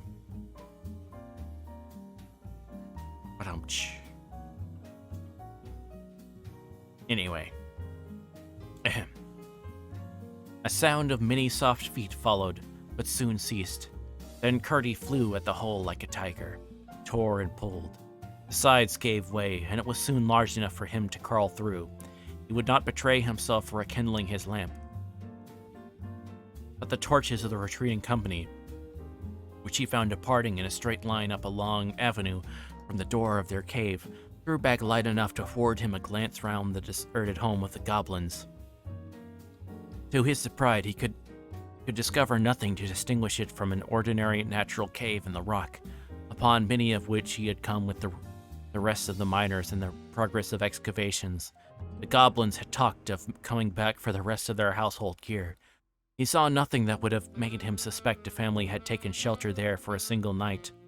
The floor was rough and stony, the walls full of projecting corners, the roof in one place 20 feet high, another endangering his forehead, while on one side a stream, no thicker than a needle it is true, but still sufficient to spread a wide dampness over the wall, flowed down the face of the rock.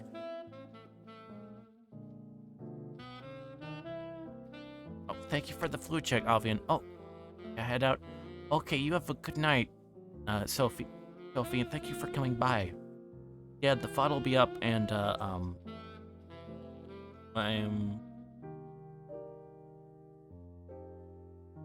I'm not sure if I'll finish the whole thing tonight.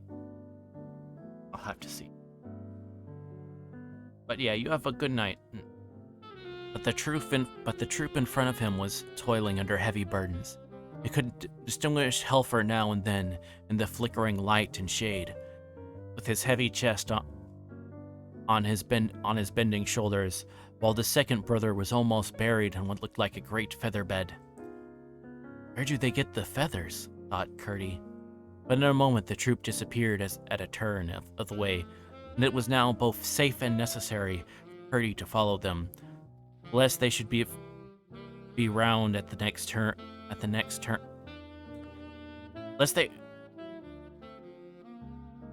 Lest they should be round the next turn. Turning.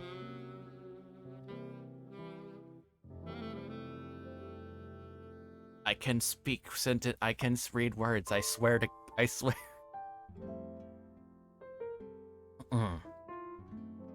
But in a moment, the troop disappeared at a turn of the way, and it was now both safe and necessary for Curdie to follow them, lest they should be round the next turning before he saw them again, or so he might lose them altogether. He darted after them like a greyhound. When he reached the corner and looked cautiously around, he saw them again at some distance down another long passage. None of the galleries he saw that night bore signs of the work of man, or of goblin either. Stalactites, far older than the mines, hung from their roofs, and their floors were rough with boulders and large, round stones, showing that there water must have once run. He waited again at this corner till they had disappeared round the next, and so followed them a long way through one passage after another. The passages grew more and more lofty, and were more and more covered in the roof of shining stalactites. It was a strange enough procession which he followed, but the strangest part of it was the household animals which crowded amongst the feet of the goblins. It was true that they had no wild animals down there. At least they did not know of any, but they had a wonderful number of tame ones. I must, however, preserve any contributions towards the natural history of these for a later position in my story. At length, turning a corner too abruptly, he had almost rushed into the middle of the goblin family, where they had already set down all their burdens on the floor of a cave, considerably larger than that which they had left. They were as yet too breathless to speak, else he would have had warning of their arrest. He started back, however, before anyone saw him, and retreating a good way, stood watching till the father should come out to go to the palace. For very long, both he and his son Halfur appeared and kept on in the same direction as before, while Curdie followed them again with renewed precaution. For a long time he heard no sound except something like the rush of a river inside the rock. But at length, what seemed the far-off noise of a great shouting reached his ears, which, however, presently ceased. After advancing a good way further, he thought he heard a single voice. It's like, why am I having such issues getting trouble in the chair tonight? After a good way further, he thought he heard a single voice. It sounded clearer and clearer as he went on, until at last he could almost distinguish the words. In a moment or two, keeping after the goblins round another corner, he once more stared back, this time in amazement.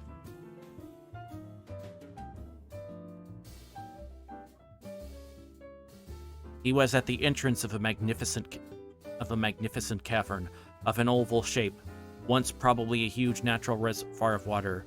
Now the great palace hall of the goblins rose to a tremendous height, but the roof was composed of such shining materials, and the multitude of torches carried by the goblins who crowded the floor lighted up the place so brilliantly that Curdie could see to the top quite well. But he had no idea how immense the palace was until his eyes got accustomed to it, which was not for a good many minutes. The rough projections on the walls and the shadows thrown upstairs from them by the torches made the sides of the chamber look as if they were crowded with statues upon brackets and pedestals, reaching in irregular tiers from floor to roof. The walls themselves were in many parts of glorious shining substances, some of them gorgeously colored besides, which powerfully contrasted with the shadows. Purdy could not help wondering whether his rhymes would be of any use against such a multitude of goblins as filled the floor of the hall, and indeed felt considerably tempted to begin his shout of 1, 2, 3. But as there was no reason for routing them, and much for endeavoring to discover their designs, he kept himself perfectly quiet, and peeping around the edge of the doorway, listened with both his sharp ears. At the other end of the hall, high above the heads of the multitude, there was a terrace-like ledge of considerable height, caused by the receding of the upper part of the cavern wall. Upon this sat the king and his court. The king on a throne hollowed out of a huge block of green copper ore, and his court on lower seats around it. The king had been making them a speech, and the applause which followed it was what Hurdy had heard. One of the court was now addressing the multitude. What he heard him say was to the following effect. Hence it appears that two plans have been for some time working in the strong head of His Majesty for the deliverance of his people, regardless of the fact that we were the first possessors of the regions they now inhabit, regardless equally of the fact that we abandoned that region from the loftiest motives, regardless also of the self-evident fact that we excel them so far in mental ability as they excel us in stature. They look upon us as a degraded race and make a mockery of all our finer feelings.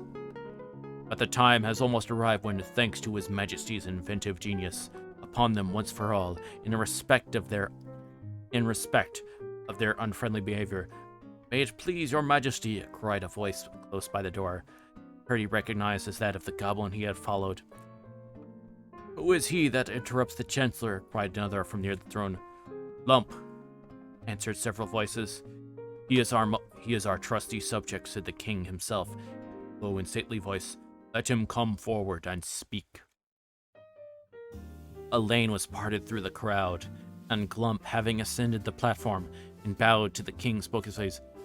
Sire, I would have held my peace, had I not known that I only knew how near was the moment to which the Chancellor had just referred. In all probability, before another day is past, the enemy will have broken through into my house, the partition between being even now not more than a foot in thickness. Not quite so much, thought Curdy to himself. This very evening I have had to remove my household effects. Therefore, the sooner we are ready to carry out the plan, for the execution of which His Majesty has been making such magnificent preparations, the better. I may just add that within the last few days I have perceived a small outbreak in my dining room, which, combined with observations upon the course of the river escaping where the evil men enter, has convinced me that close to the spot must lie a deep gulf in its channel. This discovery will, I trust, add considerably to the otherwise immense forces at His Majesty's disposal. He ceased, and the king graciously acknowledged his speech with a bend of his head, whereupon Glump, after a bow to His Majesty, slid down amongst the rest of the undistinguished multitude. Then the Chancellor rose and resumed. The formation which the worthy Glump has given us, he said, might have been of considerable import at the present moment, but for that other design already referred to, which naturally takes precedence. His Majesty, unwilling to proceed to extremities, and well aware that such measures sooner or later result in violent reactions, has cogitated a more fundamental and comprehensive measure, of which I need say no more. Should His Majesty be successful, as who dares to doubt, then a peace all to the advantage of the Goblin Kingdom will be established for a generation at least, rendered absolutely secure by the pledge which His Royal Highness the Prince will have and hold for the good behavior of her relatives. Should His Majesty fail, which who shall dare even to imagine in his most secret thoughts, Then will be the time for carrying out with rigor the design to which Glump referred, and for which our preparations are even now all but completed. The failure of the former will render the latter imperative. Purdy, perceiving that the assembly was drawing to a close, and that there was little chance of either plan being more fully discovered, now thought it prudent to make his escape before the goblins began to disperse and slipped quietly away. There was not much danger of meeting any goblins, for all the men at least were left behind him in the palace, but there were considerable danger of his taking a wrong turning, for he had now no light, and had therefore to depend upon his memory and his hands. After he had left behind him the glow that issued from the door of Glump's new abode, he was utterly without guide, so far as his eyes were concerned. He was now most anxious to get back through the hole where the goblins should return to fetch the remains of their furniture. It was not that he was in the least afraid of them, but as it was of the utmost importance that he should thoroughly discover what the plans they were cherishing were, he must not occasion the slightest suspicion that they were watched by a miner. He hurried on, feeling his way along the walls of rock. Had he not been very courageous, he must have been very anxious, for he could not but know that if he lost his way, it would be the most difficult thing in the world to find it again. Morning would bring no light into these regions, and towards him least of all, who was known as the special rhymester and persecutor, could goblins be expected to exercise courtesy. Well might he wish that he had brought his lamp and tinderbox with him, of which he had not thought when he crept so eagerly after the goblins. He wished it all the more when after a while he found his way blocked up, could get no farther. It was of no use to turn back, for he had not the least idea where he had begun to go wrong. Mechanically, however, he kept feeling about the walls that hemmed him in. His hand came upon a place where a tiny stream of water was running down the face of the rock. "What a stupid I am," he said to himself. "I'm actually at the end of my journey.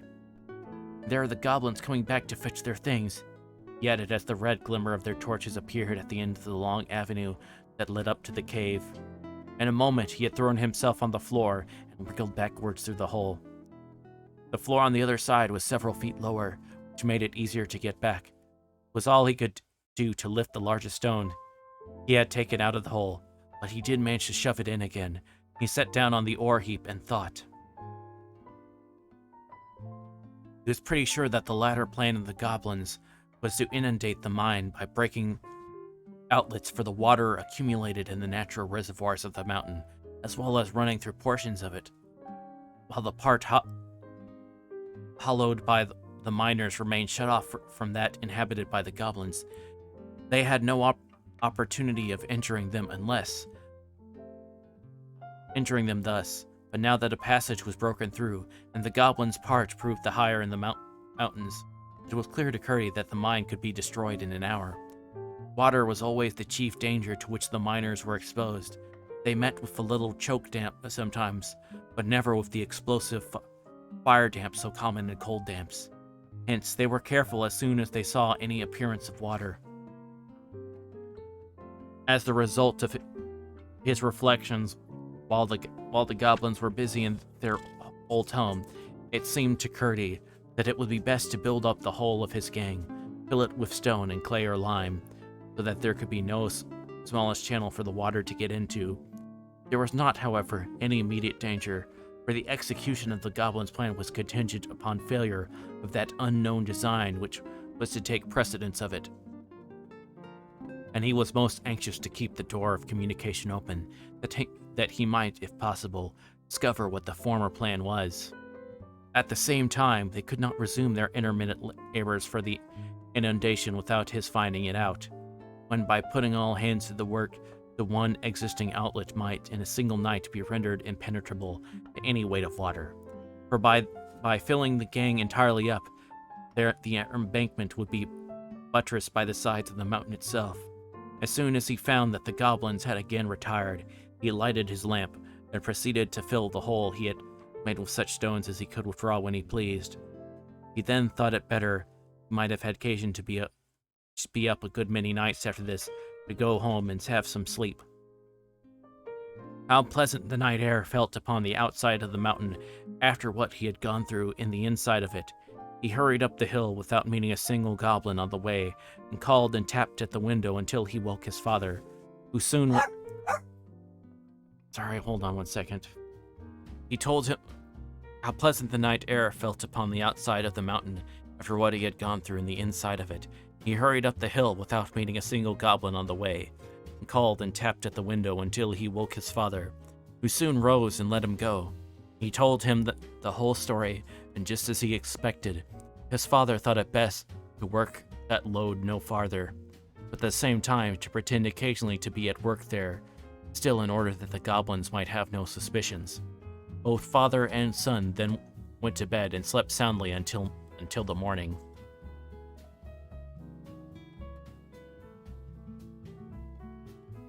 Goblins are being sus. Okay, chapter 10. The Princess's King Papa.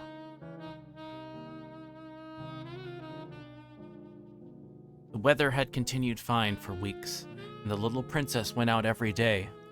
So long a period of fine weather had indeed never been known upon that mountain. The only uncomfortable thing was that her nurse was so nervous and particular about being in before the sun was down that often she would take to her heels when nothing worse than a fleecy cloud crossing the sun through a shadow on the hillside, and many an evening they were home a full hour before the sunlight had left the weathercock on the stables. If it had not been for such odd behavior, Irene would have almost forgotten the goblins. She never forgot Curdy, but him she remembered for his own sake, and indeed would have remembered him if only because a princess never forgets her debts until they are paid. One splendidly sunshiny day, about an hour after noon, Irene, who was playing on a lawn in the garden, heard the distant blast of a bugle. She jumped up with a cry of joy, for she knew that by that particular blast that her father was on his way to see her. This part of the garden lay on the slope of the hill and allowed a full view of the country below, so she shaded her eyes with her hand and looked far away to catch the glimpse of shining armor. In a few moments, a little troop came glittering around the shoulder of a hill. Spears and helmets were sparkling and gleaming. Banners were flying, horses prancing, and again came the bugle blast, which was to her like the voice of her father calling across the distance, "Irene, I'm coming." On and on they came until she could clearly distinguish the king. He rode a white horse and was taller than any of the men with him. He wore a narrow circlet of gold set with jewels around his helmet, and as he came still near, Irene could discern the flashing of the stones in the sun. It was a long time since he had been able to see her, and her little heart beat faster and faster as the shining troop approached, for she loved her King Papa very dearly, and was nowhere so happy as in his arms. When they reached a certain point, after which she could see them no more from the garden, she ran to the gate. There stood up till they came, clanging and stamping with one more bright bugle blast which said, "Irene, I am come." By this time, the people of the house were all gathered at the gate, but Irene stood alone in front of them. When the horseman pulled up, she ran to the side of the white horse and held up her arms. The king stopped and took her hands. In an instant, she was on the saddle and clasped in his great strong arms. I wish I could describe the king so that you could see him in your mind. He had gentle blue eyes, but a nose that made him look like an eagle. A long, dark beard, streaked with silvery lines, flowed from his mouth almost to his waist.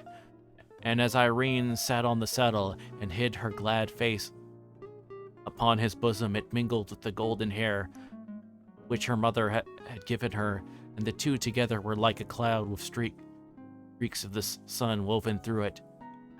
After he had held her to his heart for a minute, he spoke to his white horse, and the great beautiful creature who had been prancing so proudly a little while before, walked as gently as a lady, for he knew that he had a little lady on his back, through the gate and up to the door of the house. Then the king set her on the ground, and dismounting, took her hand and walked with her into the great hall, which was hardly ever entered except when he came to see his little princess. There he sat down with two of his counselors who had accompanied him to have some refreshment, and Irene sat on his right hand and drank her milk out of a wooden bowl curiously carved.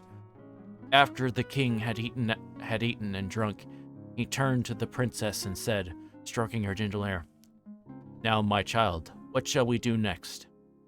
This was the question which he almost always put to her after their meal together, and Irene had been waiting for it with some impatience, for now she thought she should be able to settle a question which constantly perplexed her.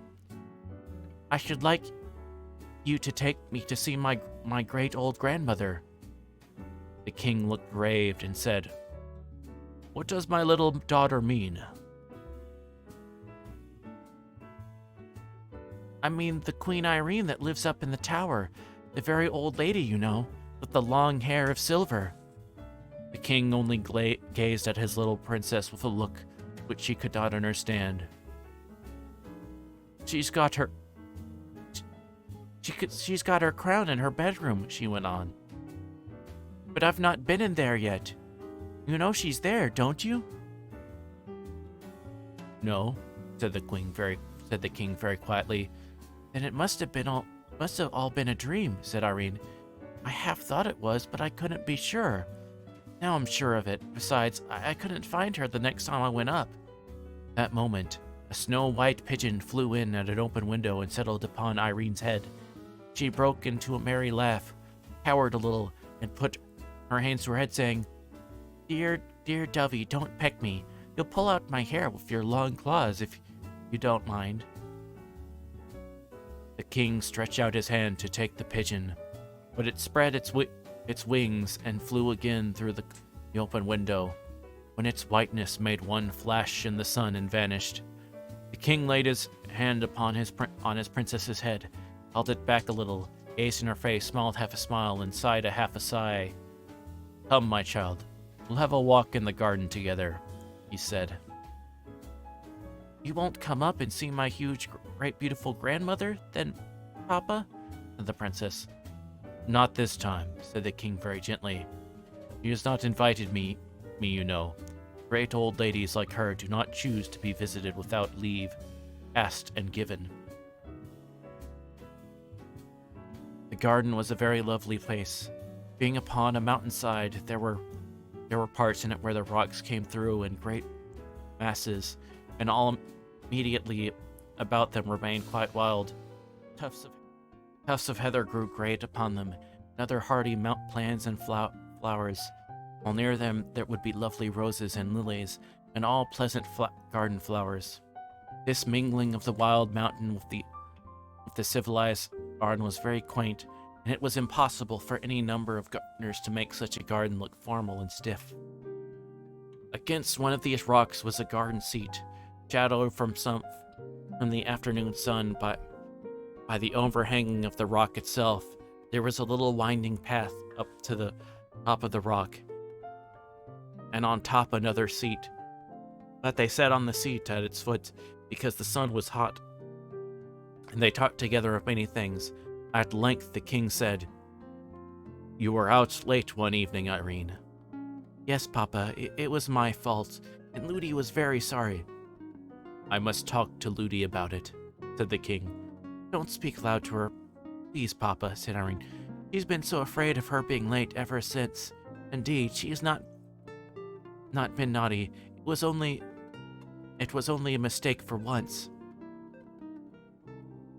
"Once might be too often," murmured the king to himself as he stroked his child's head.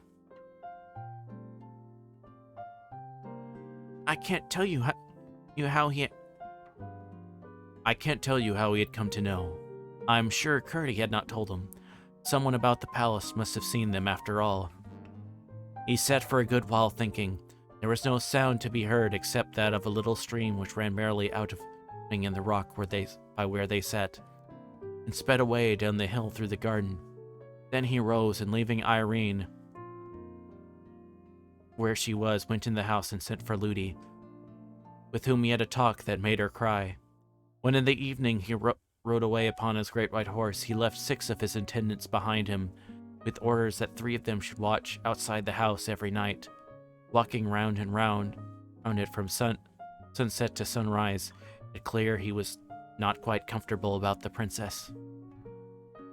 Chapter 11. The Old Lady's Bedroom. Nothing more happened worth telling for some time.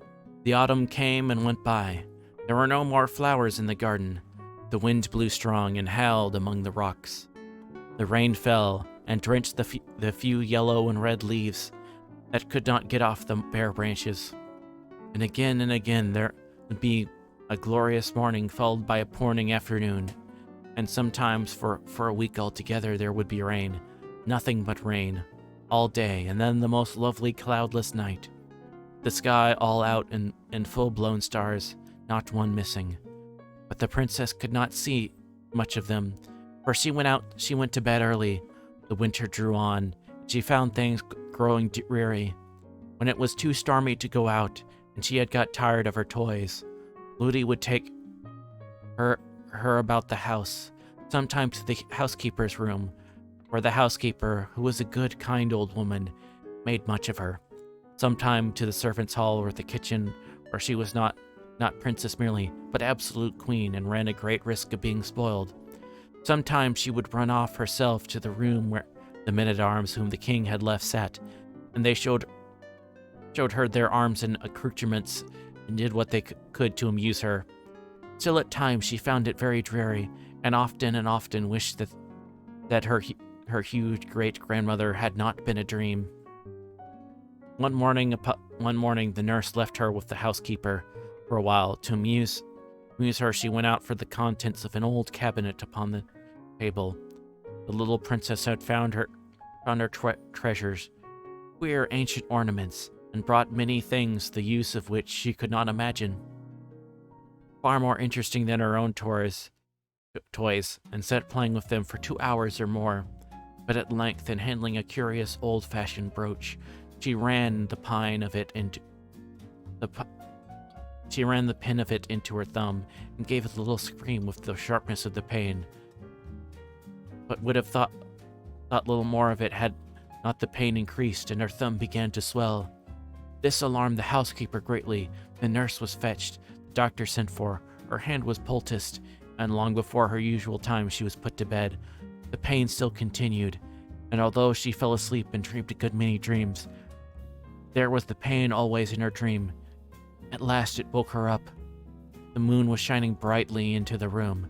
The poultice had fallen off her hand and it was burning hot. She fancied if she could hold it under the moonlight that would cool it. So she got out of bed without waking the nurse, who lay at the other end of the room, and went to the window. When she looked out, she saw one of the men-at-arms walking in the garden, with the moonlight glancing on his armor. She was just going to tap on the window and call him, for she wanted to tell him all about it, when she thought herself that she might wake Ludi, and she would put her in bed again. So she resolved to go to the window of another room and call him from there. It was so much nicer to have somebody to talk to than to lie awake in bed with the burning pain in her hand. She opened the door very gently and went through the nursery, which did not look into the garden, to go to the other room, the other window. But when she came to the foot of the old staircase, there was the moon shining down from some window high up, and making the worm-eaten oat look very strange and delicate and lovely. In a moment she was putting her little feet one after the other in the silvery gray path up the stair, looking behind as she went, to see the shadow they made in the middle of the silver. Some little girls would have been afraid to find themselves thus alone in the middle of the night, but Irene was a princess. As she went slowly up the stair, and not quite sure that she was not dreaming, suddenly a great longing woke up in her heart, to try once more whether she could not find the old lady with the silvery hair. If she is a dream, she said to herself, then I'm likelier to find her if I'm dreaming.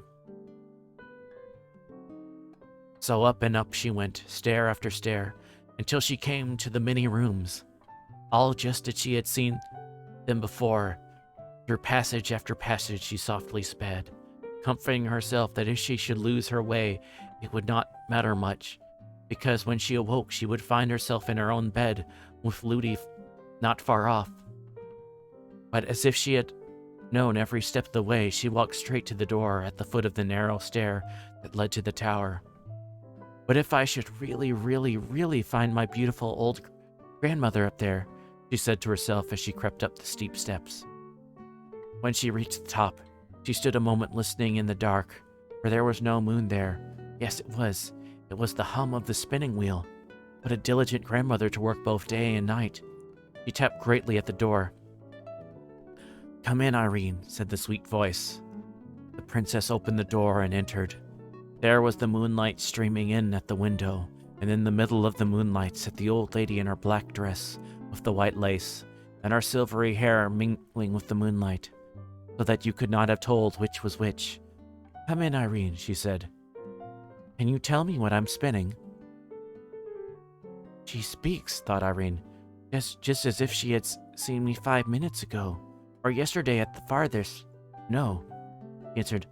I don't know what you are spinning. Please, I thought you were a dream. Why couldn't I find you before, great-great-grandmother? That you are hardly old enough to understand.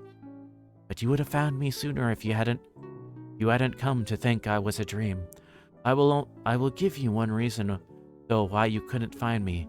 I didn't want you to find me. Why, please? Because I did not want Ludi to know I was here. But you told me to tell Ludi. Yes, but I knew Ludi would not believe you. If she were to see me sitting spinning here, she wouldn't believe me either. Why? Because she couldn't. She would rub her eyes and go away and say she felt queer and forgot half of it and more, and then say it had all been a dream. Just like me, said Irene, feeling very much ashamed of herself. Yes, a good deal like you, but not just like you, for you've come again, and Ludi wouldn't have come again. She would have said, no. She'd have enough of such nonsense. Is it naughty of Ludi, then? It would be naughty of you. I've never done anything for Ludi. And you did wash my face and hands for me, said Irene, beginning to cry. The old lady smiled a sweet smile and said, I'm not vexed with you, my child, nor with Ludi either. But I don't want you to say anything more to Ludi about me. If she should ask you, you must just be silent. But I do not think she will ask you. All the time they talked, the old lady kept on spinning. You haven't told me yet what I'm spinning. Because I don't know. It's very pretty stuff. It was indeed very pretty stuff. There was a good bunch of it on the distaff attached to the spinning wheel, and in the moonlight it shone like... Shall I say it was like? It was not white enough for silver. Yes, it was like silver, but shone gray, rather than white, and glittered only a little. And the thread the old lady drew it out was so fine that Irene could hardly see it. I'm spinning this for you, my child. For me? What am I to do with it, please? I will tell you by and by, but first I will tell you what it is. It is spider web of a particular kind. My pigeons bring it me from over the great sea. There is only one forest where the spiders live who make this particular kind, the finest and strongest of any. I have nearly finished my present job. What is on the rock now will be enough. I have a week's work there yet, though, he added, looking at the bunch. Do you work all day and night, too, grandmother? Said the princess, thinking to be verily polite with so many greats. I'm not quite so great as all that, she answered, smiling almost merrily. If you call me grandmother, that will do. No, I don't work every night. Only moonlit nights. And then no longer than the moon shines upon my wheel. I shan't work much longer tonight. And what will you do next, grandmother? Go to bed. Would you like to see my bedroom? Yes, that I should. Then I think I won't work any longer tonight. I shall be in good time. The old lady rose and left her wheel standing just as it was. You see, there was no good in putting it away, for where there was not any furniture, there was no danger of being untidy. Then she took Irene by the hand, but it was her bad hand, and Irene gave a little cry of pain. My child, said her grandma, what is the matter? Irene held her hand in the moonlight, that the old lady might see it, and told her all about it, at which she looked grave. But she only said, Give me your other hand. And having led her out upon the little dark landing, opened the door on the opposite side of it. What was Irene surprised to see the loveliest room she had ever seen in her life. It was large and lofty and dome-shaped. From the center hung a lamp as round as a ball, shining as it were with the brightest moonlight, which made everything visible in the room, though not so clearly that the princess could tell what many of the things were. A large oval bed stood in the middle, with a coverlid of rose color, and velvet curtains all round it of lovely pale blue. The walls were also of blue, spangled all over with what looks like stars of silver. The old lady left her, and going to a strange-looking cabinet, opened it, and took out a curious silver casket. Then she sat down on a low chair, and calling Irene, made her kneel before her while she looked at her hand. She, having examined it, she opened the casket and took from it a little ointment. The sweetest odor filled the room, like that of roses and lilies. As she rubbed the ointment gently all over her swollen hand, her touch was so pleasant and cool that it seemed to drive away the pain and heat wherever it came. Grandmother, it's so nice, said Irene. Thank you, thank you. Then the old lady went to a chest of drawers and took out a large handkerchief of gossamer-like cambric, which she tied around her hand. I don't think I can let you go away tonight, she said. Do you like to sleep with me? Yes, dear grandmother, said Irene, and would have clasped her hands, forgetting that she could not. You won't be afraid, then, to go to bed with such an old woman? No, you are beautiful, grandmother, but I am very old. I suppose I am very young. You won't mind sleeping with such a very young woman, grandmother? You sweet little pertness, said the old lady, and drew her towards her and kissed her on the forehead, and the cheek and mouth. Then she got a large silver basin, and having poured some water into it, made Irene sit on the chair, and washed her feet. This done, she was ready for bed. And oh, what a delicious bed it was into which her grandmother laid her. You could hardly have told she was lying upon anything. She felt nothing but the softness. The old lady, having undressed herself, lay down beside her. Why don't you put out your moon? Asked the princess. That never goes out night or day, she answered. In the darkest night, if any of my pigeons are out on a message, they always see my moon and know where to fly to. But if somebody besides the pigeons were to see it, somebody about the house, I mean, they would come to look what it was and find you. The better for them, then, said the old lady. But it does not happen above 5 times in 100 years that anyone does see it. The greater part of those who do take it for a meteor wink their eyes and forget again. Besides, nobody could think the room except I pleased. Besides, again, and I will tell you a secret, if that light were to go out, you would fancy yourself lying in a bare garret on a heap of old straw, and would not see one of the pleasant things round about you all the time. I hope it will never go out, said the princess. I hope not. But it is time we both went to sleep. Shall I take you in my arms? The little princess nestled up closely to the old lady, who took her in both her arms and held her close to her bosom. Dear, this is so nice, said the princess. I didn't know anything in the world could be so comfortable. I should like to lie here forever. You may if you will, said the old lady, but I must put you to one trial I'll put you to one trial. Not a very hard one, I hope. This night week, you must come back to me. If you don't, I do not know when you may find me again, and you will soon want me very much. Oh, please don't let me forget. You shall not forget. The only question is whether you will believe I am anywhere, whether you will believe I am anything but a dream. You may be sure I will do all I can to help you come, but it will rest with yourself after all.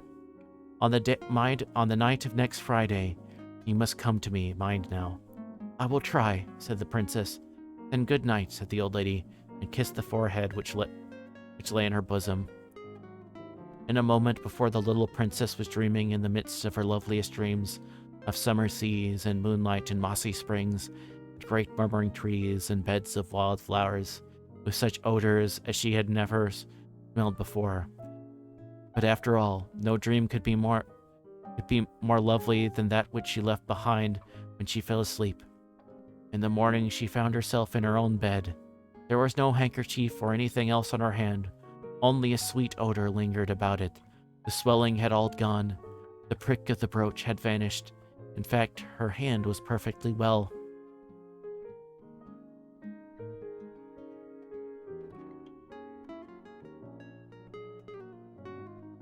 Granny's a trowel. How about I read? Yeah, I was thinking of that.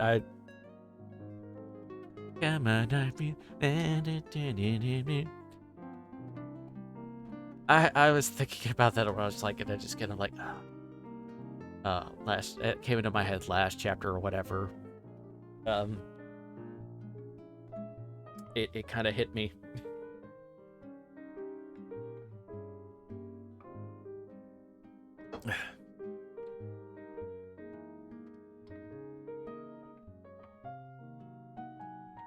It's like, yeah, it was living rent free. It's living rent free, and it had high speed internet, a free continental breakfast.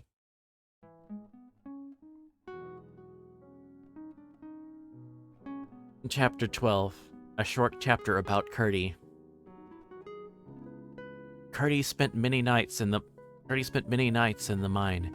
His father and he had taken Mrs. Peterson into the secret, for they knew Mother could hold her tongue, which was more than could be said of all the miners' wives. But Curdy could not tell her that every night he spent in the mine, part of it went in earning a new red petticoat for her. Mrs. Peterson was such a nice, good mother. All mothers are nice and good, more or less. Mrs. Peterson was nice and good all more and no less. She made and kept a little heaven in that poor cottage on the high hillside for her husband and son to go home to out of the low and rather dreary earth in which they worked. I doubt if the princess was very much happier even in the arms of her huge great-grandmother than Peter and Curdy were in the arms of Mrs. Peterson. True, her hands were hard and chapped and large, but it was with work for them, and therefore in the sight of the angels, her hands were so much more beautiful. And if Curdy worked hard to get her a petticoat, she worked hard every day to get him comforts, which he would have missed much more than she would a new petticoat even in the winter. Not that she and Curdy ever thought of how much they worked for each other. That would have spoiled everything. When left alone in the mine, Curdy always worked on for an hour or two at first, following the lode which, according to Glump, would lead at last into the deserted habitation. After that, he would set out on a reconnoitering expedition in order to manage this, or rather the return from it, better than the first time. He had bought a huge ball of fine string, having learned the trick from Hop o' Thump, whose history his mother had often told him. Not that Hop o' Thump had ever used a ball of string. I should be sorry to be supposed so far out in my classics, but the principle was the same as that of the pebbles. The end of this string he fastened to his pickaxe, which figured no bad anchor, and then, with the ball in his hand, unrolling it as he went, set out in the dark through the natural gangs of the goblins' territory. The first night or two he came upon nothing worth remembering, saw only a little of the home life of the cobs in the various caves they called houses. Failed in coming upon anything to cast light upon the foregoing design, which kept the inundation for present in the background. But at length, I think on the third or fourth night, he had, partly guided by the noise of the implements, a company of evidently the best sappers and miners among them hard at work. What were they about? Could not well be an inundation, seeing that he had in the meantime been postponed to something else. And what was it?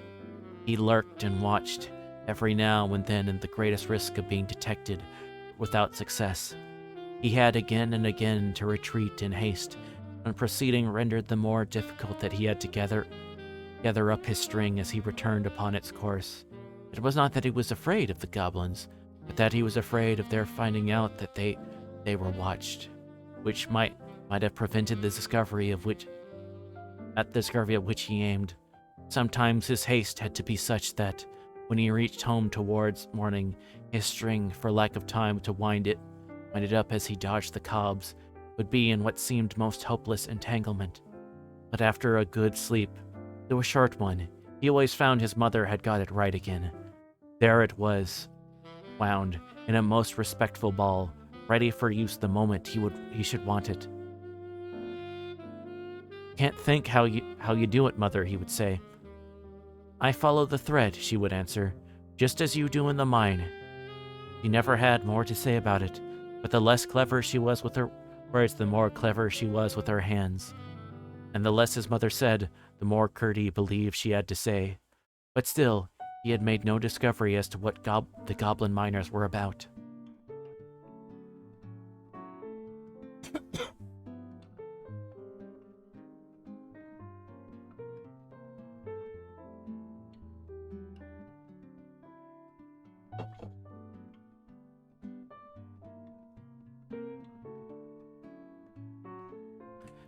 Chapter 13. The Cobb's Creatures. About this time, the gentleman whom the king had left behind to watch over the princess had each occasion to doubt the testimony of his own eyes. For more than strange were the objects to which they would bear witness. They were of one sort, creatures, but so grotesque and misshapen as to be more like a child's drawings upon his slate than anything natural. They saw them only at night, and while on guard about the house. Oh, thank you very much for the fluid check.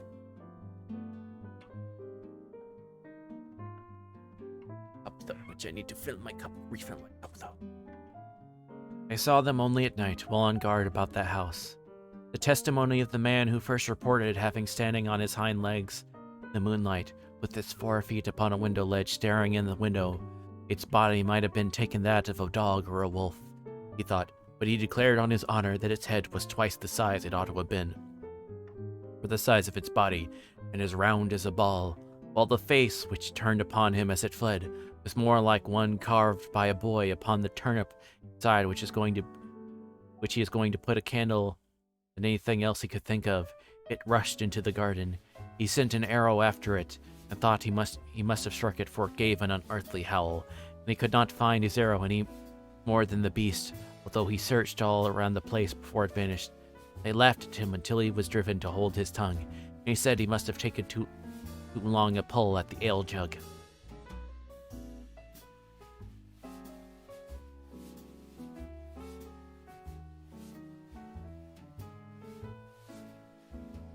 Yeah, we're like 2 hours and a half, but thank you. Thank you for keeping an eye on me. Much appreciated. But for 2 nights, moreover, he had one to side with him, for he too had seen something strange, only quite different from that reported by the other. The description the second man gave of the creature he had seen was yet more grotesque and unlikely. They were both laughed at by the rest, but night after night, another came over to their side, until at last there was only one left to laugh at its companions. 2 nights more passed, and he saw nothing, but on the third he came rushing from the garden to the other 2 before the house, in such agitation that they declared for it was their turn now, but the band of his helmet was cracking under his chin with the rising of his hair inside it. Running with him into that part of the garden which I have already described, they saw a score of creatures, not one of which they could give a name, and not one of which was like another, hideous and ludicrous at once, gambling on the lawn in the moonlight. The supernatural, or rather subnatural ugliness of their faces, the length of legs and necks in some, the apparent absence of both or either in others, made the spectators, although in one consent to what they saw, yet doubtful as what I said, of the evidence of their own eyes and ears as well, for the noise they made, although not loud, were as uncouth and varied as their forms, and could be described neither as grunts nor squeaks, nor roars, nor howls, nor barks, nor yells, nor screams, nor croaks, nor hisses, nor mews, nor shrieks, but only as something like all of them mingled in one horrible dissonance. Keeping in the shade, the watchers had a few moments to recover themselves before the hideous assembly suspected their presence. But all at once, as if by common consent, they scampered off in the direction of a great rock, and vanished before the men had come to themselves sufficiently to think of following them. My readers will suspect what they were, but I will now give them full information concerning them. They were, of course, household animals belonging to the goblins, whose ancestors had taken their ancestors many centuries before from the upper regions of light to the lower regions of darkness. The original stocks of these horrible creatures were very much the same as the animals now seen about the farms and homes in the country, with the exception of a few of them which had been wild creatures, such as foxes, and indeed wolves and small bears, which the goblins, from their proclivity towards the animal creation, had caught when cubs and tamed. But in the course of time all had undergone even greater changes that had passed upon their owners. They had altered, that is, their descendants had altered, into such creatures as I have not attempted to describe, except in the vaguest manner, the various parts of their bodies assuming, in an apparent arbitrary attempt to describe, except in arbitrary and self-willed manner, the most abnormal developments. Indeed, so little did any distinct type to predominate in some, the bewildering results that you could only have guessed to any known animal in the original, and even then, what likeness remained would be more one of the general expressions than of definable confirmation. But what increased the gruesomeness tenfold was that from constant domestic, or indeed rather a family association with the goblins, their countenances had grown in grotesque resemblance to the human. No one can understand animals who does not see that every one of them, even among the fishes, it may be with a dimness and vagueness infinitely remote, yet shadows of him at... Oh, sir.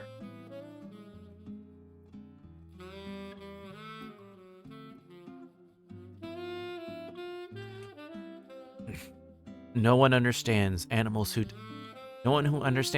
who does not see that every one of them, even among the fishes, it may be with a dimness and vagueness infinitely remote, yet shadows the human. In the case of these, the human resemblance had greatly increased, while their owners had sunk towards them.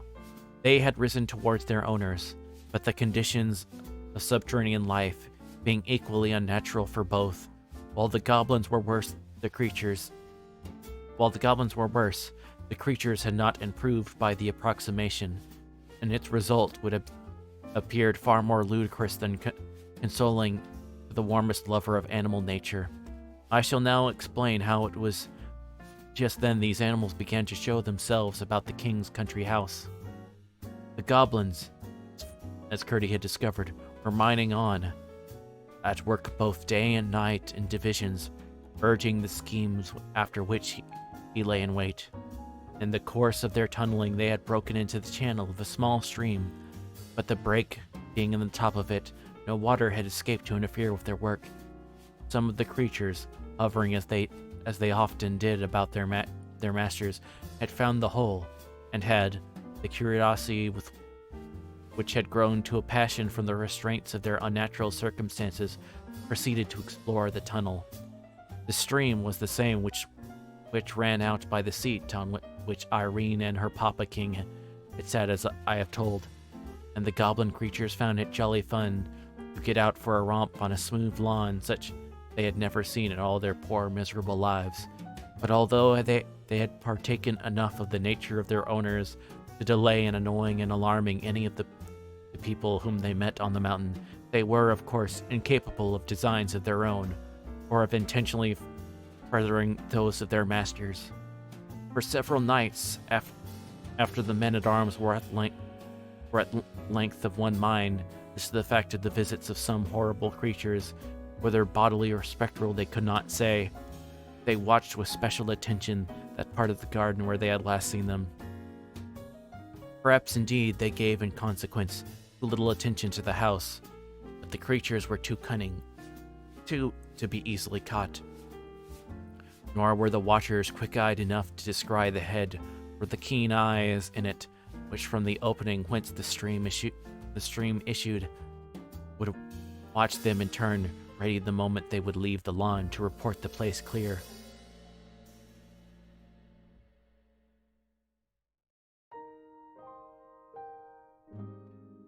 Chapter 14. That Night Week.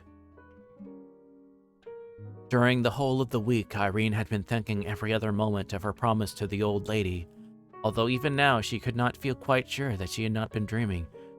Could it really be that an old lady lived in the top of the house, with pigeons and a spinning wheel, and a lamp that never went out? She was, however, none the less determined on the coming Friday to ascend the 3 stairs, walk through the passages with the many doors, and try to find the tower which she had either seen or dreamed her grandmother. Her nurse could not help wondering what had come to the child. She would sit so thoughtfully silent, and even in the midst of a game with her would so suddenly fall into a dreamy mood, that Irene would take care to betray nothing, whatever efforts Ludi might make to get at her thoughts, and Ludi had to say to herself, "What an odd child she is. Give it up." At length the longed-for Friday arrived, and lest Ludi should be moved to watch her, Irene endeavored to keep herself as quiet as possible. In the afternoon, she asked for her doll's house, and went on arranging and rearranging the various rooms and their inhabitants for a whole hour. Then she gave a sigh and threw herself back in her chair. One of the dolls would not sit, and another would not stand, and they were all very tiresome. Indeed, there was one would not even lie down, which was too bad. But it was now getting dark, and the darker it got, the more excited Irene became, the more she felt it necessary to be composed. "I see you want your tea, Princess," said the nurse. "I will go and get it. The room feels close. I will open the windows a little. The evening is mild. It won't hurt you." "There's no fear of that, Ludi," said Irene, wishing she had put off going for the tea till it was darker, when she might have made her attempt with every advantage. I fancy Ludi was longer in returning than she intended, for when Irene, who had been lost in thought, looked up, she saw it was nearly dark, and at that moment caught sight of a pair of eyes, bright with the green light, glowering at her through the open window. The next instant, something leaped into the room. It was like a cat with legs as long as a horse's, Irene said, but its body no bigger and its leg no thicker than those of a cat. She was too frightened to cry out, not too frightened to jump from her chair and run from the room. It is plain enough to every one of my readers what she ought to have done, and indeed, Irene thought of it herself.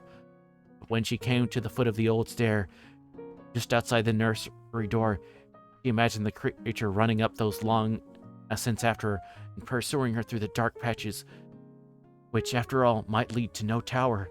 That thought was too much. Her heart failed her, and turning from the tower, she rushed along the hall. Once finding the front door open, she darted into the court, pursued, at least she thought so, by the creature. No one happened to see her. On she ran, unable to think for fear, and ready to run anywhere to elude the awful creature with the stilt legs. Not daring to look behind her, she rushed straight She rushed straight out of the gate and up the mountain. It was foolish indeed, thus to run further and further from all who could help her, as if she had been seeking a fit spot for the goblin creature to eat her in his leisure. But that is the way fear serves us. It always sides with the thing we are afraid of. The princess was soon out of breath with running uphill, but she ran on, for she fancied the horrible creature just behind her, forgetting that it had been after her such long legs as those must have overtaken her long ago. At last she could run no longer, and fell unable even to scream by the roadside, where she lay for some time half dead with terror.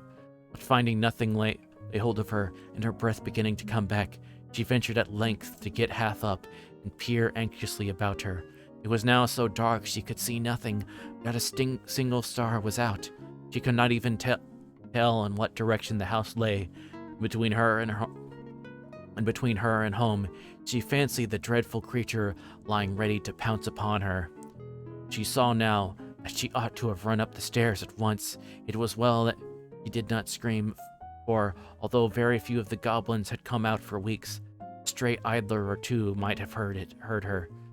She sat down upon a stone, and nobody but one goblins had come out for. She sat down upon a stone, and nobody but one who had done something wrong could have been more miserable. She had quite forgotten her promise to visit her grandmother. A raindrop fell on her face. She looked up. For a moment, her terror was lost in astonishment. At first, she thought the rising moon had left her place, and drawn nigh to see what could be the matter with the little girl sitting alone, without hat or cloak, on the dark bare mountain. But she soon saw she was mistaken, for there was no light on the ground at her feet, and no shadow anywhere, but a great silver globe was hanging in the air, and as she gazed at the lovely thing, her courage revived. If she were but indoors again, she would fear nothing, not even the creature with the long legs. But how was she to find her way back? What could that light be? Could it be? No, it couldn't. What if it should be? Yes, it must be her great-grandmother's lamp, which guided her pigeons home through the darkest nights. She jumped up. She had but to keep that light in view, and she must find the house. Her heart grew strong. Speedily yet softly, she walked down the hill, hoping to pass the watching creature unseen. Dark as it was, there was little danger now of choosing the wrong road, and which was most strange, the light that filled her eyes from the lamp, instead of blinding them for a moment to the object upon which they next fell, enabled her for a moment to see it despite the darkness.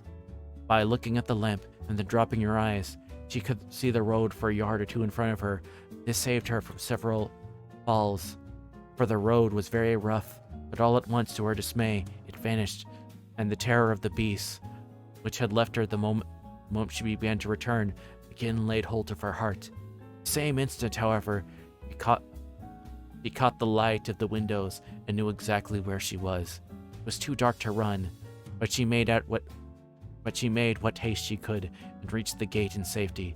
She found the house door still open, ran through the hall, without even looking into the nursery, bounded straight up the stair, and then turning into the right, ran through the long avenue of silent rooms, and found her way at once to the door at the foot of the stair. When first the nurse missed her, she fancied she was playing a trick. For some time she took no trouble about her, but at last, getting frightened, she had begun to search. When the princess entered, the whole household was hither and thither over the house hunting for her. A few seconds after she reached the stair of the tower, they had begun to search the neglected rooms, in which they would never have thought of looking had they not already searched every other place they could think of in vain. But by this time she was knocking at the old lady's door.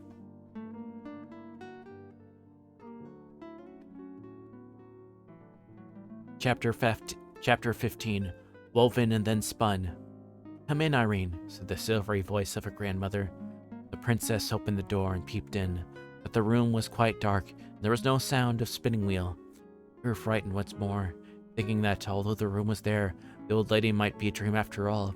Every little girl knows how dreadful it is to find a room empty where she thought somebody was. But Irene had to fancy for a moment the person she came to find was nowhere at all. She remembered, however, that at night she spun only in the moonlight. Concluded that must be why there was no sweet bee-like humming. The old lady might be somewhere in the darkness. Before she had time to think another thought, she heard her voice again. Thing is for, "Come in, Irene." From the sound, she understood at once that she was not in the room beside her, but she was in her bedroom. She turned across the passage, feeling her way to the other door. When her hand fell on the lock, the old lady spoke. "Shut the door behind you, Irene. I always close the door of my workroom when I go to my chamber." Irene wondered to hear her voice so plainly through the door. Having shut the door, she opened it and went. Oh, what a lovely haven to reach from the darkness and fear through which she could come in, and through for which she had come. The soft light made her feel as if she were going into the heart of the milkiest pearl, while the blue walls and their silver stars for a moment perplexed her with the fancy that they were in reality the sky which she had left outside a minute ago, covered with rain clouds. "I've lighted a fire for you, Irene. You're cold and wet," said her grandmother. Then Irene looked again and saw that what she had taken for a huge bouquet of red roses on a low stand against the wall was in fact a fire which burned in the shapes of the loveliest and reddest reddest roses, glowing gorgeously between the heads and wings of two cherubs of shining silver. And when she came nearer, she found that the smell of roses with which the room was filled came from fire roses on the hearth. Her grandmother was dressed in the loveliest pale blue velvet, over which her hair, no longer white, but of a rich golden color, streamed like a cataract, here falling in dull, gathered heaps, there rushing away in smooth shining falls, and ever as she looked, the hair seemed pouring down from her head and vanishing in a gold mist ere it reached the floor. It flowed from under the edge of a circle of shining silver, set with alternated pearls and opals. On her dress was no ornament whatever, neither was there a ring on her hand, or a necklace or carcanet about her neck, but her slippers glimmered with the light of the Milky Way, for they were covered with seed pearls and opals in one mass. Her face was that of a woman of 23. The princess was so bewildered with astonishment and admiration that she could hardly thank her, and drew nigh with timidity, feeling dirty and uncomfortable. The lady was seated on a low chair by the side of the fire, with hands outstretched to take her, but the princess hung back with a troubled smile. "Why, what's the matter?" asked the grandmother. "You haven't been doing anything wrong. I know that by your face, though it is rather miserable. What's the matter, my dear?" And she still held out her arms. "Dear grandmother," said Irene, "not sure that I haven't done something wrong. I ought to have run up to you at once when the long-legged cat came in at the window, instead of coming out on the mountain and making myself such a fright. You were taken by surprise, my dear, and you are not so likely to do it again. It is when people do wrong things willfully that they are more likely to do them again. Come." And still she held out her arms. "But grandmother, you're so beautiful and grand with your crown on, and I am so dirty with mud and rain. I should quite spoil your beautiful blue dress." With a merry little laugh, the lady sprung from her chair, more lightly far than Irene herself could, caught the child to her bosom, and kissing the tear-stained face over and over, sat down with her in her lap. "Oh, grandmother, you'll make yourself such a mess," cried Irene, clinging to her. "You darling, do you think I care for my dress than for my little girl? Besides, look here." As she spoke, she set her down, and Irene saw to her dismay that the lovely dress was covered with the mud of her fall on the mountain road. But the lady stooped to the fire, and taking from it by the stalk in her fingers one of the burning roses, passed it once and again and a third time over the front of her dress, and when Irene looked, not a single stain was to be discovered. "There," said the grandmother. "You won't mind coming to me now." But Irene again hung back, eyeing the flame rose which the lady held in her hand. "You're not afraid of the rose, are you?" she said, about to throw it on the hearth again. "Oh, please don't," cried Irene. "Won't you hold it to my frock and my hands and my face? And I'm afraid my feet and my knees want it too." "No," answered her grandmother, smiling a little sadly as she threw the rose from her. "It is too hot for you yet. It would set your frock in a flame. Besides, I don't want to make you clean tonight. I want your nurse and the rest of the people to see you as you are, for you will have to tell them how you ran away for fear of the long-legged cat. I should like to wash you, but they would not believe you then. Do you see that bath behind you?" Princess looked and saw a large oval tub of silver shining brilliantly in the light of the wonderful lamp. "Go and look into it," said the lady. Irene went and came back very silently with her eyes shining. "What do you see?" asked her grandmother. "The sky and the moon and the stars," she answered. "It looks as if there was no bottom to it." The lady smiled a pleased, satisfied smile and was silent for a few moments. Then she said, "Any time you want a bath, come to me. I know you have a bath every morning, but sometimes you want one at night, too." "Thank you, grandmother. I will indeed," answered Irene, and was once again silent for some moment, thinking. Then she said, "How was it, grandmother, that I saw your beautiful lamp? Not the light of it only, but the great round silvery lamp itself, hanging alone in the great open air high up. It was your lamp I saw, wasn't it?" "Yes, my child, it was my lamp." "Then how was it?" I don't see a window all around." "When I please, I can make the lamp shine through the walls, shine so strong that it melts them away from before the sight, and shows itself as you saw it. But as I told you, it is not everybody can see it." "How is it then I can, then?" "Sure, I don't know. It is a gift born with you, and one day I hope everybody will have it." "But how do you make it shine through the walls?" "Ah, that you must not understand if I were to try ever so much to make you. Not yet. But," added the lady, rising, "you must sit in my chair while I get you the present I've been preparing for you. I told you my spinning was for you. It is finished now, and I am going to fetch it. I have been keeping it warm under one of my brooding pigeons." Irene sat in the low chair, and her grandmother left her, shutting the door behind her. The child sat gazing, now at the rose fire, now at the starry walls, now at the silver light, and a great quietness grew in her heart. If all the long-legged cats in the world had come rushing at her, then she would not have been afraid of them for a moment. How this was she could not tell. She only knew there was no fear in her, and everything was so right and safe that it could not get in. She had been gazing at the lovely lamp for some minutes fixedly. Turning her eyes, she found the wall had vanished for she was looking out on the dark, cloudy night. But although she heard the wind blowing, none of it blew upon her. In a moment more, the clouds themselves parted, or rather, vanished like the wall, and looked straight into the starry herds, flashing gloriously in the dark blue. It was for a moment. The clouds gathered again and shut out the stars.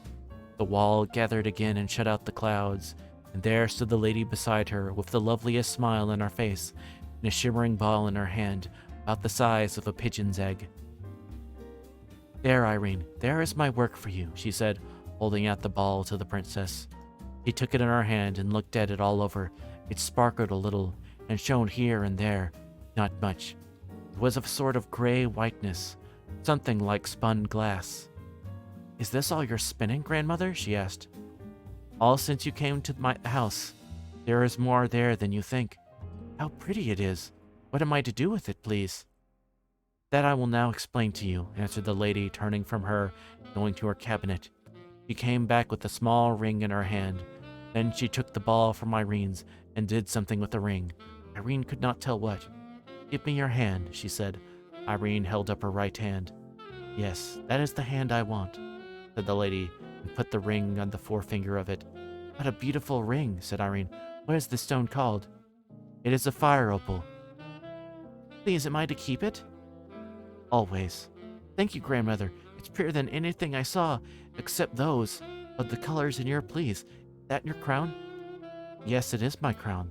That stone on your ring is, of course, the same sort, only not so good. It has only red, but mine have all the colors, you see. Yes, grandmother, I will take such care of it, but, she added, hesitating, what am I to do with it, please? Then I will now explain to you, answered the lady, turning from her and going to her cabinet. She came back with a small ring in her hand. Then she took the ball from Irene's and did something with the ring. Irene could not tell what. Give me your hand, she said. Irene held up her right hand. Yes, that is the hand I want, said the lady, and put the ring on the forefinger of it. What a beautiful ring, said Irene. What is the stone called? It is a fire opal. Please, am I to keep it? Always. Oh, thank you, grandmother. It's prettier than anything I ever saw, except those. Of all colors in your... Please, is that your crown? Yes, it is my crown. The stone in your ring is of the same sort, only not so good. It has only red, but mine have all the colors, you see. Yes, grandmother, I will take care of it, but, she added, hesitating. But what? Asked her grandmother. What am I to say when Ludi asks me where I got it? You will ask her where you got it. You will ask her where you got it. Answered the lady, smiling. I don't see how I can do that. You will, though. Of course I will if you say so. But, I can't pretend not to know. Of course not. Don't trouble yourself about it. You will see when the time comes.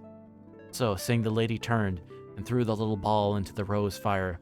Grandmother, exclaimed Irene, I thought you had spun it for me. So I did, my child, and you've got it. No, it's burnt in the fire. The lady put her hand in the fire, brought out the ball, glimmering as before, and held it towards her. Irene stretched out her hand to take it, but the lady turned and, going to her cabinet, opened a drawer and laid the ball in it. Have I done anything to vex you, grandmother? Did Irene pitifully. No, my darling. You must understand that no one ever gives anything to another properly and really without keeping it. That ball is yours. Oh, I'm not to take it with me? You're going to keep it for me? You are to take it with you. I've fastened the edge of it to the ring on your finger. Irene looked at the ring. Can't see it, grandmother, he said. Feel a little way from the ring, towards the cabinet, said the lady. Oh, I do feel it, exclaimed the princess, but I can't see it, he added, and closely to her outstretched hand. No, the thread is too fine for you to see. You can only feel it. Now you can fancy how much spinning that took, although it does not seem such a little ball. But what use can I make of it if it lies in your cabinet? That is what I will explain to you. It would be of no use to you. It would be of no use to you. It wouldn't be yours at all if I did not lie in my cabinet. Now listen, if you ever find yourself in danger, such, for example, as you were in this same evening, you must take off your ring and put it under the pillow of your bed. Then you must lay your finger, the same that bore the ring, on the thread, and follow the thread wherever it leads you. Oh, how delightful! It will lead me to you, grandmother, I know. Yes, but remember, it may seem to you a very roundabout way indeed, and you must not doubt the thread. One thing you may be sure, that while you hold it, I hold it too. It's very wonderful, said Irene thoughtfully. Then suddenly became aware. She jumped up crying, Oh, grandmother, I hear I've been sitting all this time in my chair, and you standing. I beg your pardon. The lady laid her hand on her shoulder and said, Sit down again, Irene. Nothing pleases me better than to see anyone sit in my chair. I'm only too glad to stand so long as anyone will sit in it. How kind of you, said the princess, and sat down again. Makes me happy, said the lady. But, said Irene, still puzzled, won't the thread get in somebody's way and be broken? The one is fast to my ring, and the other laid in your cabinet. You will find all that arrange itself. I'm afraid it is time for you to go. Mustn't I stay and sleep with you tonight, grandmother? No, not tonight. If I had meant you to stay, I should have given you a bath, but you know everybody in the house is miserable about you, and it would be cruel to keep them so all night. You must go downstairs. I'm so glad, Grandmother. You didn't say go home. This is my home. Mayn't I call this my home? You may, my child, and I trust you will always think it your home. Now come. I must take you back without anyone seeing you. Please, I want to ask you one more question, said Irene. Is it because you have your crown on that you look so young? No, child, said Grandmother. It is because I feel so young this evening that I put my crown on, and I thought you would like to see your old grandmother in her best. Why do you call yourself old? You're not old, Grandmother. I am very old indeed. It is so silly of people. I don't mean you. You are such a tiny and couldn't know better, but it is so silly of people to fancy that old age means crookedness and weatheredness and feebleness and sticks and spectacles and rheumatism and forgetfulness. It is so silly. Old age has nothing whatever to do with all that. The right old age means strength and beauty and mirth and courage, clear eyes and strong, painless limbs. I am older than you are able to think, and look at you, Grandmother, cried Irene, jumping and flinging her arms around her neck. I won't be silly again. I promise you, at least. I'm rather afraid to promise, but if I am, I'm afraid to be sorry for it. I do. I wish I were as old as you, Grandmother. I don't think you were ever afraid of anything. Not for long, at least, my child. Perhaps by the time I am 2,000 years of age, I shall indeed never be afraid of anything. But I confess, I have sometimes been afraid about my children, sometimes about you, Irene. I'm so sorry, Grandmother. Tonight, I suppose you mean. Yes, a little tonight, but a good deal when you all but made up your mind that I was a dream, and no real great-grandmother. You must not suppose I am blaming you for that. I dare say you could not help it. I don't know, Grandmother, said the princess, beginning to cry. I can always do myself as I should like, and I don't always try. I'm very sorry, anyhow. The lady stooped, lifted her up in her arms, sat down with her in her chair, holding her close to her bosom. In a few minutes, the princess had sobbed herself to sleep. How long the sleep, I do not know. But when she came to herself, she was sitting in her own high chair at the nursery table, with their doll's house before her.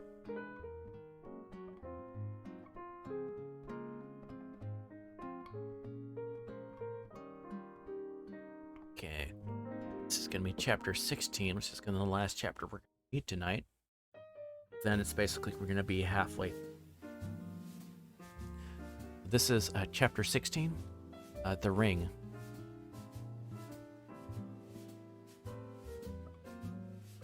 Where you won't die in 7 days, okay? You're fine. Be fine after. Creepy girl will not come out of your screen in 7 days. You'll be. The same moment her arm came into the room, sobbing. The same moment her nurse came into the room, sobbing. When she saw her sitting there, she started back with a loud cry of amazement and joy. Then running to her, she caught in her arms and covered her with kisses. My darling princess, where have you been? What has happened to you? We've all been crying on our eyes out and searching the house from top to bottom. Not quite from the top, thought Irene to herself. She might have added, not quite to the bottom, perhaps, if she had known at all. But the one she would not, and the other she would not say. Oh, Ludi, I've had such a dreadful adventure, she replied. Told her all about the cat with the long legs. Now she ran upon the mountain, came back again, but she said nothing of her grandmother or her lamp. And there we've been searching for you all over the house for more than half an hour, came the nurse. That's no matter. Now we've got you. Only princess, I must say, he added, her mood changing. What you ought to have done was to call for your own Ludi to come and help you, instead of running out of the house and up the mountain in that, well, I must say, foolish fashion. Oh, Ludi, said Irene quietly, perhaps if you had a big cat, all legs, running at you, might not exactly know what was the wisest thing to do at the moment. I wouldn't run up the mountain anyhow, returned Ludi. Not if you had time to think about it. When those creatures come at you that night on the mountain, you were so frightened you yourself had lost your way home." This put a stop to Ludi's reproaches. She had been on the point of saying that the long-legged cat must have been a twilight fancy of the princess's, but the memory of the horrors of that night and of the talking to which the king had given her in consequence prevented her from saying what, after all, she did not half believe, having a strong suspicion that the cat was a goblin, for she knew nothing of the difference between the goblins and their creatures. She counted them all just goblins. Without another word, she went and got some fresh tea and bread and butter for the princess, but she returned. The whole household, headed by the housekeeper, burst into the nursery to exult over the darling. The gentlemen-at-arms followed, and were ready enough to believe all she told them about the long-legged cat. Indeed, though wise enough to say nothing about it, they remembered with no little horror just such a creature amongst those they had surprised at their gambols upon the princess's lawn. In their own hearts they blamed themselves for not having kept better watch. Their captain gave orders that from this night the front porch and all the windows on the ground floor should be locked immediately the sun set, and opened after upon no pretense whatever. The men-at-arms redoubled their vigilance. For some time there was no further cause of alarm. When the princess woke the next morning, her nurse was bending over. "How does your ring glow this morning?" "How your ring does glow this morning, princess. Just like a fiery rose," she said. "Does it, Ludi?" returned Irene. "You gave me the ring, Ludi. I know I've had it a long time, but where did I get it? I don't remember. I think it must have been your mother gave it to you, princess. But really, for as long as you have worn it, I don't remember that I ever heard," answered her nurse. "I will ask my King Papa the next time he comes," said Irene.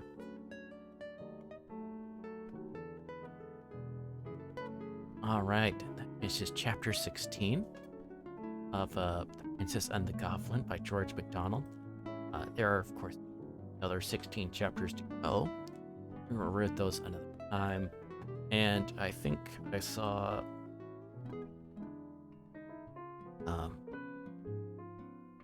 So I will say chapter 17 is titled Springtime.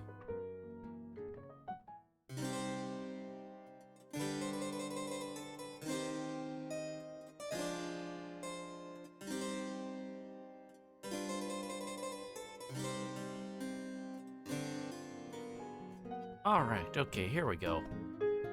I think this... Okay. Just... Adjust the camera a bit. Alright. We're good now. Looking forward to this, and so I hope y'all enjoy this. You know, feel free to just get relaxed and cozy. You know. Or you have your dinner or maybe a snack or something. Or a nice beverage. Yeah, so it'll be chapter 17. Princess of Goblin 17, Springtime. The spring so dear to all creatures, young and old, came at last. Before the first few days of it had gone, the king rode through its budding valleys to see his little daughter. He had been in a distant part of his dominions all the winter, for he was not in the habit of stopping in one great city or of visiting only his favorite country houses. Wherever he journeyed, he kept a constant lookout for the ablest and best men to put into office, and wherever he found himself mistaken and those he had appointed incapable or unjust, he removed them at once. Hence you see it was his care of the people that kept him from seeing his princess so often as he would have liked. You may wonder why he did not take her about with him, but there were several reasons against his doing so, and I suspect her great-great-grandmother had a principal hand in preventing it. Once more Irene heard the bugle blast, and once more she was at the gate to meet her father as he rode on his great white horse. After they had been alone for a little while, she thought of what she had resolved to ask him. Please, King Papa," she said, "you tell me where I got this pretty ring? I can't remember." The king looked at it.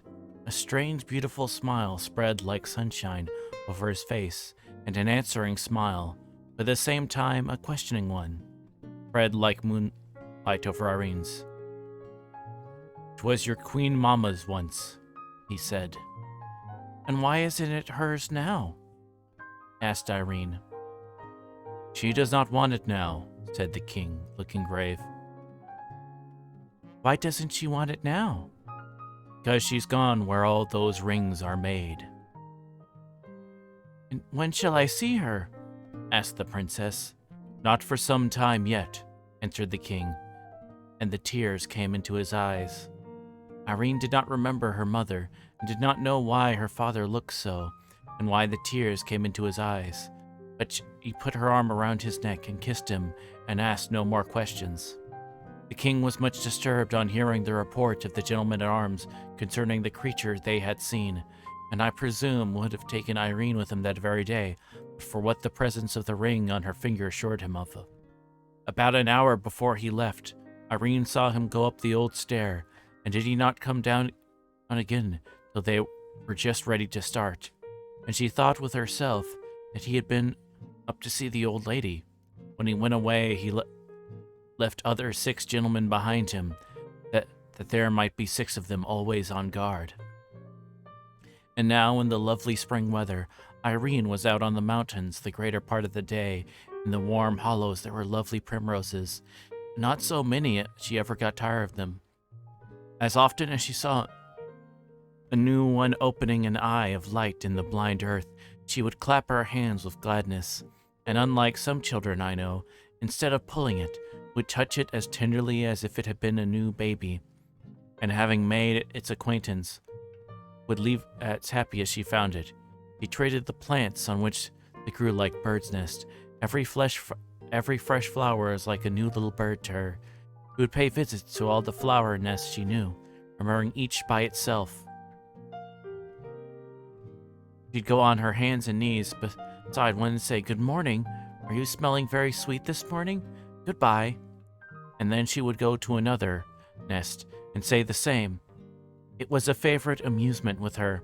There were many flowers up and down, and she loved them all, but the primroses were her favorite. "They're not too shy, and they're not a bit forward," she would say to Ludi. There were goats too about over the mountain, and when the little kids came too, she was pleased with them as the flowers. The goats belonged to the miners, mostly a few of them to Curdy's mother. There were a good many wild ones that seemed to belong to nobody. These the goblins counted theirs, and it was upon them partly that they lived. They set snares and dug pits for them, and did not scruple to take what tame ones happened to be caught, but they did not try to steal them in any other manner, because they were afraid of the dogs the hill people kept watch. They kept to watch them, for the knowing dogs always tried to bite their feet. But the goblins had a kind of sheep of their own, very queer creatures, which they drove out to feed at night. The other goblin creatures were not wise enough to keep good watch over them, for they knew that they should have their bones by and by. Chapter 18. Curdy's Clue. Curdy was as watchful as ever, but was almost getting tired of his ill success. Every other night or so he followed the goblins about, as they went on digging and boring, getting as near them as they could, watching them from behind stones and rocks. But as yet, he seemed no nearer finding out what they had in view, as at first he always kept hold of the end of his string, while his pickaxe left just outside the hole by which he entered the goblins' country from the mine, continued to serve as an anchor and hold fast the other end.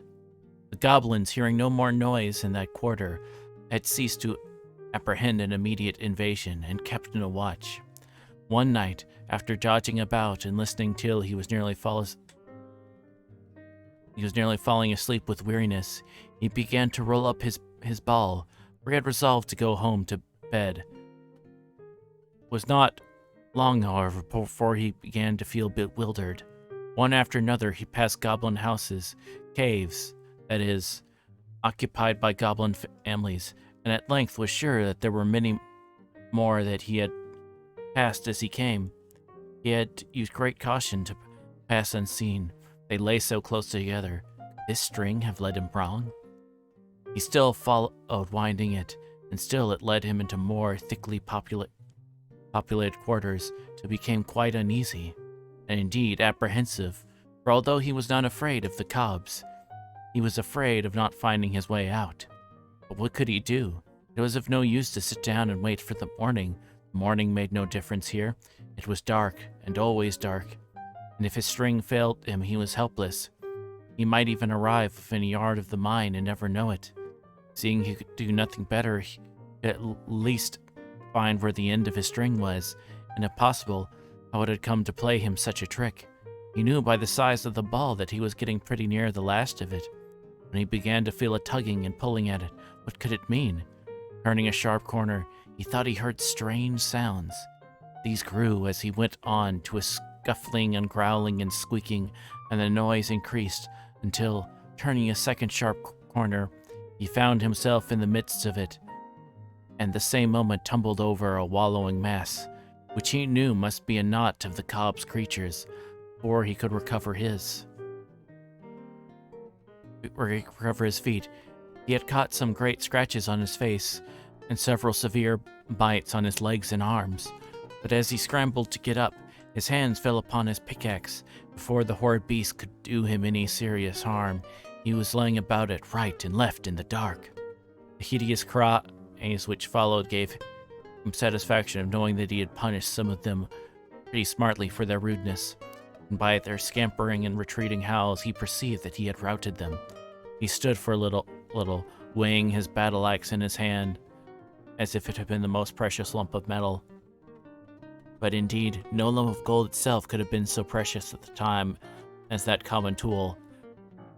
Then untied the end of the string from it, put the ball in his pocket, and stood still thinking. It was clear that the cob's creatures had found his axe, had between them carried it off, and had so led him he knew not where. But for all his thinking he could not tell what he ought to do, till suddenly he became aware of a glimmer of light in the distance. Without a moment's hesitation he set out for it, fast as the unknown and rugged way permit. Yet again turning a corner, led by the dim light, he spied something quite new in his experience of the underground regions. A small irregular shape of something shining. Going up it, he found it was a piece of mica, or Muscovy glass, called sheep silver in Scotland, and the light flickered as if from a fire behind it. After trying in vain for some time to discover an entrance to the place where it was burning, he came at length to a small chamber in which an opening high in the wall revealed the glow beyond. To this opening he managed to scramble up, and then he saw a strange sight. Below sat a little group of goblins around the fire, the smoke which vanished in the darkness aloft. The sides of the caves were full of shining minerals like those of the palace hall, and the company was evidently of a superior order, for every one wore stones about head or arms or waist, shining dull, gorgeous colors in the light of the fire. Nor had Curdie looked long before he recognized the king himself, and found that he had made his way into the inner apartment of the royal family. He had never had such a good chance of hearing something. He crept through the hole as softly as he could, scrambled a good way down the walls towards them without attracting attention, then sat down and listened. King, evidently the queen, and probably the crown prince and the prime minister, were talking together. He was sure of the queen by her shoes, for as she warmed her feet on the fire, he saw them quite plainly. "That will be fun," said the one he took for the crown prince. It was the first whole sentence he heard. "I don't see why you should think it such a grand affair," said his stepmother, tossing her head backward. "You must remember, my spouse," interposed His Majesty, as if making excuse for her son. "He has got the same blood in him. His mother—" "Don't talk to me of his mother. You positively encourage his unnatural fancies. Whatever belonged to that mother ought to be cut out of him." You forget yourself, my dear, said the king. I don't, said the queen, nor you either. If you expect me to approve of such coarse tasties, you will find yourself mistaken. I don't wear shoes for nothing. Oh, hello, Mango. Thank you for coming by.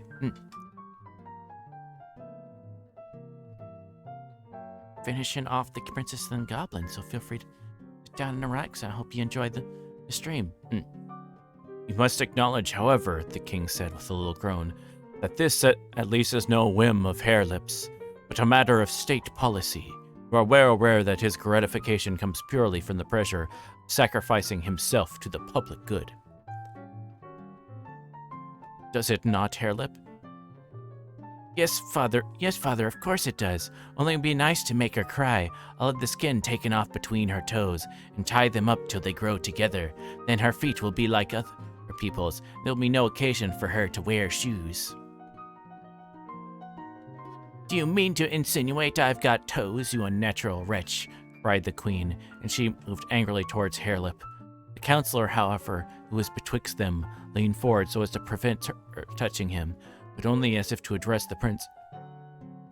Your Royal Highness, he said, possibly requires reminded that you have got 3 toes yourself, 1 on one foot, 2 on the other. Ha ha! Shouted the queen triumphantly. Counselor, encouraged by this mark of favor, went on. Seems to me, Your Royal Highness, it will be greatly endear you to your future people, proving to them that you are not the less one of themselves, that you had the misfortune to be born of a son mother. If you were to commend on yourself the comparatively slight operation which, in a more extended form, you so wisely meditate with regard to your future princess. Ha ha ha! Laughed the queen louder than before, and the king and the minister joined in the laugh. Hairlip growled. For a few moments the others continued to express their enjoyment of his discomfort. Queen was the only one Curdie could see with any distinctness. She sat sideways to him, and the light of the fire shone full upon her face. He could not consider her handsome. Her nose was certainly broader at the end than its extreme length, and her eyes, instead of being horizontal, were set up like 2 perpendicular eggs, one on the broad, the other on the small end. Her mouth was no bigger than a buttonhole until she laughed, when it stretched from ear to ear, only to be sure her ears were very nearly in the middle of her cheeks. Anxious to hear everything they might say, Curdie ventured to slide down a smooth part of the rock just under him, through a projection below, upon which he thought to rest. Whether he was not careful enough, or the projection gave way, down he came with a rush on the floor of the cavern, bringing with him a great rumbling shower of stones. The goblins jumped from their seats in more anger than consternation, for they had never yet seen anything to be afraid of in the palace.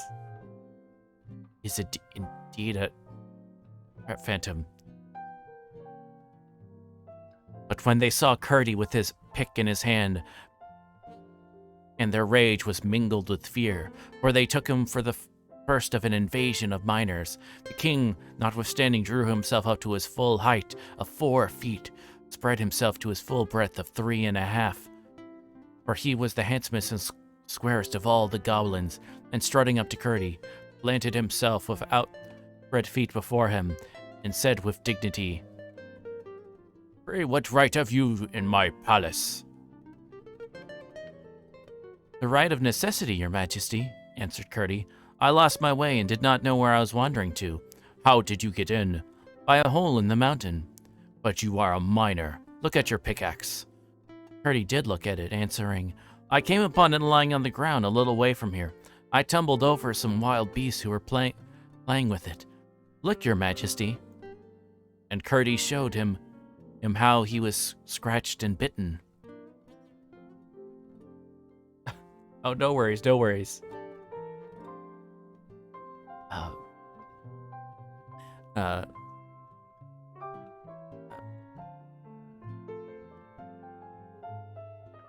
king was pleased to find him behave more politely than he had expected from what his people had told him concerning the miners, for he attributed it to the power of his own presence, but he did not therefore feel friendly to the intruder. "You will oblige me by walking out of my dominions at once," he said, well knowing what a mockery lay in the words. With pleasure, if your majesty will give me a guide," said Curdie. "I will give you 1,000, said the king with a scoffing air of magnificent liberality. "One will be quite sufficient," said Curdie. But the king uttered a strange shout, half halloo, half roar, and in rushed goblins till the cave was swarming. He said something to the first of them, which Curdie could not hear, and it was evidently from one to another, till in a moment the farthest in the crowd had evidently heard and understood it. They began to gather about him in a way he did not relish, and he retreated towards the wall. They pressed upon him. "Stand back," said Curdie, grasping his pickaxe tighter by his knee. They only grinned and pressed closer. Curdie bethought himself and began to rhyme. 10, 20, 30, you're all so very dirty. 20, 30, 40, you're all so thick and snorty. 30, 40, 50, you're all so puff and snifty. 40, 50, 60, beast and man so mixty. 50, 60, 70, mixty, maxty, leventy. 60, 70, 80, all your cheeks so slaty. 70, 80, 90, all your hands so flinty. 80, 90, 100, altogether dundred. Goblins fell back a little when he began, and made horrible grimaces all through the rhyme, as if eating something so disagreeable that it set their teeth on edge and gave them the creeps.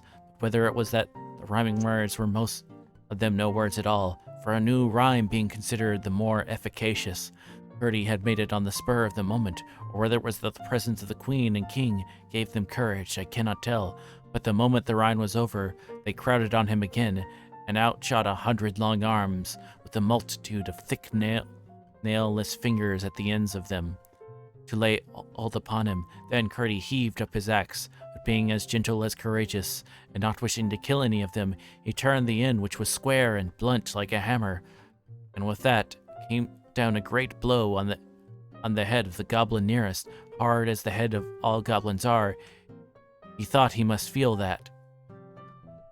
And so he did, no doubt, but he only gave a horrible cry and sprung at Curdie's throat. Curdie, however, drew back in time, and just as the critical moment remembered the vulnerable part of the goblin's body, he made a sudden rush at the king and stamped with all his might on his majesty's feet. The king gave a most unkingly howl and almost fell into the fire. Curdie then rushed in the crowd, stomping right and left. Goblins drew back, howling on every side as he approached, but they were so crowded that few of those he attacked could escape his tread, and the shrieking and roaring that filled the cave would have appalled Curdie but for the good hope it gave him. They were tumbling each other in heaps for eagerness to rush from the cave, when a new assailant suddenly faced him. The queen, with flaming red eyes and expanded nostrils, her hair standing half up from her head, rushed at him. She trusted in her shoes. They were of granite, hollowed like French sabots. Curdie would have endured much rather than to hurt a woman even if she was a goblin.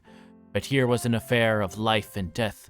Forgetting her shoes, he made a great stamp on one of her feet, but she instantly returned it with a very different effect, causing him frightful pain and almost disabling him. His only chance with her would have been to attack the granite shoes with his pickaxe. Before he could think of that, she had caught him up in her arms and was rushing with him across the cave. She dashed him into a hole in the wall with a force that almost stunned him. But although he could not move, he was not too far gone to hear her great cry, and a rush of multitudes of soft feet, followed by the sound of something heaved up against the rock, after which came a multitudinous patter of stones falling near him. The last had not ceased when he grew very faint, for his head had been badly cut, and at last insensible. Oh, hello, Shooty. Thank you for coming by. No worries, no worries. When he came to himself, there was perfect silence about him, and utter darkness, but for the merest glimmer in one tiny spot. He crawled to it. and found that they had heaved a slab against the mouth of the hole, past the edge of which a poor little gleam found its way from the fire. He could not move it a hair breadth, for they had piled a great heap of stones against it. He crawled back to where he had been lying, in the faint hope of finding his pickaxe. But after a vain search, he was at last compelled to acknowledge himself in an evil plight. He sat down and tried to think, but soon fell fast asleep. Chapter 19. Goblin Counsels. He must have slept a long time, for when he awoke, he felt wonderfully restored. Indeed, almost well, and very hungry. There were voices in the outer cave. Once more, then it was night, for the goblins slept during the day, went about their affairs during the night. In the universal and constant darkness of their dwelling, they had no reason to prefer the one arrangement to the other, but from aversion to the Sun People, they chose to be busy when there were least chance of their being met either by the miners below when they were burrowing, or by the people of the mountain above when they were feeding their sheep or catching their goats. And indeed, it was only when the sun was away that the outside of the mountain was sufficiently like their own dismal regions to be unendurable to their mole eyes. So thoroughly had they become unaccustomed to any light beyond that of their own fires and torches. Purdy listened, and soon found that they were talking of himself. "How long will it take?" asked Harelip. "Not many days, I should think," answered the king. "They are poor, feeble creatures, those Sun People, and want to be always eating. We can go a week at a time without food, and be all the better for it, but I've been told they eat 2 or 3 times a day. Can you even believe it? They must be quite hollow inside, not at all like us, 9/10 of whose bulk is solid fresh flesh and bone. Yes, I judge a week of starvation will do it for him." "If I'm allowed a word," interposed the queen, "and I think I ought to have some voice in the matter." "The wretch is entirely at your disposal, my spouse," interrupted the king. "He is your property. You caught him yourself. We should never have done it." The queen laughed. She seemed in far better humor than the night before. "I was about to say," she resumed, "that it does seem a pity to waste so much fresh meat."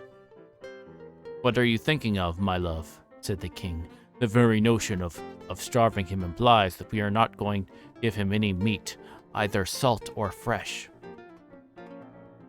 Not such as stupid as that comes to," returned Her Majesty. "What I mean is that by the time he is starved, there will hardly be a picking upon his bones." The king gave a great laugh. "Well, my spouse, you may have him when you like it," he said. "I don't fancy him for my part. I'm pretty sure that he is tough eating." "That would be to honor instead of punish his insolence," returned the queen. "But why should our poor creatures be deprived of so much nourishment? Our little dogs and cats and pigs and small bears would enjoy him very much." "You are the best of housekeepers, my lovely queen," said her husband. "Let it be so by all means. Let us have our people in, and get him out and kill him at once. He deserves it. The mischief he might have brought upon us, now that he had penetrated so far as our most retired citadel, is incalculable. Or rather, let us tie him up hand and foot, and have the pleasure of seeing him torn to pieces by full torchlight in the great hall."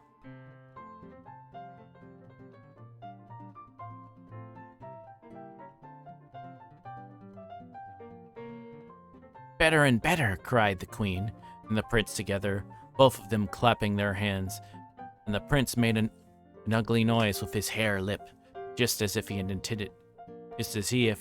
intended to be one at the feast. "But," added the queen, thinking herself, "he is so troublesome for poor creatures as they are. There is something that those Sun People that is very troublesome. Cannot imagine how it is that with such superior strength, skill, and understanding as ours, we permit them to exist at all." Why do we not destroy them entirely and use their cattle and grazing lands at our pleasure? Of course, we don't want to live in their horrid country. It is far too glaring for our quieter and more refined tastes. But we might use it as a sort of outhouse, you know. Even our creatures' eyes might get used to it. And if they did grow blind, that would be of no consequence, provided they grew fat as well. We might even keep their great cows and other creatures. Then we should have a few more luxuries, such as cream and cheese, which at present we only taste occasionally when our brave men have succeeded in carrying some off from their farms. It is worth thinking of, said the king, and I don't know why you should be the first to suggest it, except that you have a positive genius for conquest. But still, as you say, there is something very troublesome about them, and it would be better, as I understand you to suggest, that we should starve him for a day or two, so that he may be a little less frisky when we take him out. Once there was a goblin living in a hole. Busy he was cobbling a shoe without a sole. By came a birdie. Goblin, what do you do? Cobble at a sturdy upper leather shoe. What's the good o' that, sir? Said the little bird. Why, it's very pat, sir, plain without a word. Where 'tis all a hole, sir, never can be holes. Why should their shoes have soles, sir, when they've got no soles? What's that horrible noise? Cried the queen, shuddering from pot metal head to granite shoes. I declare, said the king with solid indignation, it's the sun creature in the hole. Stop that disgusting noise, cried the crown prince valiantly, getting up and standing in front of the heap of stones, with his face towards Curdy's prison. Do now, or I'll break your head. Break away, shouted Curdy, and began singing it again. Once there was a goblin living in a hole. I really cannot bear it, said the queen. If only I could get at his horrid toes with my slippers again. I think we had better get to bed, said the king. It's not time to go to bed, said the queen. I would if I was you, said Curdy. Pertinent wretch, said the queen with the utmost scorn in her voice. Impossible if, said his majesty with dignity. Quite, returned Curdy, and began singing again. Go to bed, goblin, do. Help the queen take off her shoe. If you do, it will disclose a horrid set of sprouting toes. What a lie, roared the queen in a rage. By the way, that reminds me, said the king, that for as long as we have been married, I have never seen your feet, queen. I think you might take off your shoes when you go to bed. They positively hurt me sometimes. I will do as I like, ordered the queen sulkingly. You ought to do as your own hubby wishes you, said the king. I will not, said the queen. Then I insist upon it, said the king. Apparently his majesty has approached the queen for the purpose of following the advice given by Curdy, for the latter heard a scuffle, and then a great roar from the king.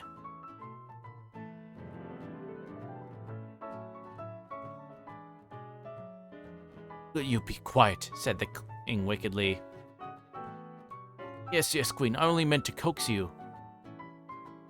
Yes, there's a lot of talk about feet.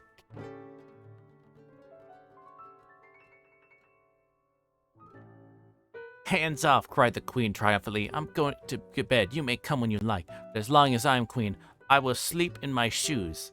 My royal privilege. Harelip, go to bed. I'm going, said Harelip sleepily. So am I, said the king. Come along then, said the queen, and mind you are good, or I'll... No, no, no, screamed the king in the most supplicating of tones. Curdy heard only a muttered reply in the distance, and then the cave was quite still. They had left the fire burning, and the light came through brighter than before. Curdy thought it was time to try again if anything could be done. But he found he could not get even a finger through the chink between the slab and the rock. He gave a great rush with his shoulder against the slab, but it yielded no more than if it had been a part of the rock. All he could do was to sit down and think again. By and by, he came to the resolution to pretend to be dying, in the hope they might take him out before his strength was too much exhausted to let him have a chance. Then, for the creatures, if he could but find his axe again, he would have no fear of them, if it were not for the queen's horrid shoes. he would have no fear at all. Meantime, till they should come again at night, there was nothing for him to do but forge new rhymes, now his only weapons. He had no intention of using them at present, of course, but it was well to have a stock, for he might live to want them, and the manufacture of them would help to while away the time. Chapter 20. Irene's Clue. That same morning, the princess woke in a terrible fright. There was a hideous noise in her room, creatures snarling and hissing and rocketing about as if they were fighting. The moment she came to herself, she remembered something she had never thought of again, what her grandmother told her to do when she was frightened. She immediately took off her ring and put it under her pillow. As she did, so she fancied she felt a finger and thumb take it gently from under her palm. "It must be my grandmother," she said to herself. The thought gave her such courage. She stopped to put on her dainty little slippers before running from the room. While doing this, she caught sight of a long cloak of sky blue thrown over the back of a chair by the bedside. She had never seen it before. It was evidently waiting for her. She put it on, and then, feeling with the forefinger of her right hand, soon found her grandmother's thread, which she proceeded at once to follow, expecting it would lead her straight up the old stair. When she reached the door, she found it went down, ran along the floor, so that she almost had to crawl in order to keep a hold of it. Then, to her surprise, and somewhat to her dismay, she found that instead of leading her towards the stair, it turned in quite the opposite direction. It led her through certain narrow passages towards the kitchen, turning aside ere she reached it, and guiding her to a door which communicated with a small backyard. Some of the maids were already up, and this door was standing open. Across the yard, the thread still ran along the ground, till it brought her to a door in the wall, which opened up the mountainside. When she had passed through, the thread rose to about half her height, and she could hold it with ease as she walked. It led her straight up the mountain. The cause of her alarm was less frightful than she supposed. The cook's great black cat, pursued by the housekeeper's terrier, had bounced against her bedroom door, which had not been properly fastened, and the two had burst into the room together and commenced a battle royale. How the nurse came to sleep through it was a mystery, but I suspect the old lady had something to do with it. It was a clear, warm morning. The wind blew deliciously over the mountainside. Here and there she saw a late primrose. She did not stop to call upon them. The sky was mottled with small clouds. The sun was not yet up, but some of her fluffy edges had caught his light and hung out orange and gold-colored fringes upon the air. The dew lay in the round drops upon the leaves and hung like tiny diamond earrings from the blades of grass about her path. "How lovely that bit of gossamer is," thought the princess, looking at a long, undulating line that shone at some distance from her up the hill. Not the time for gossamers, though, and Irene should soon discover that it was her own thread she saw shining on before her in the light of the morning. It was leading her she knew not whither, but she had never in her life been out before sunrise, and everything was so fresh and cool and lively and full of something coming that she felt too happy to be afraid of anything.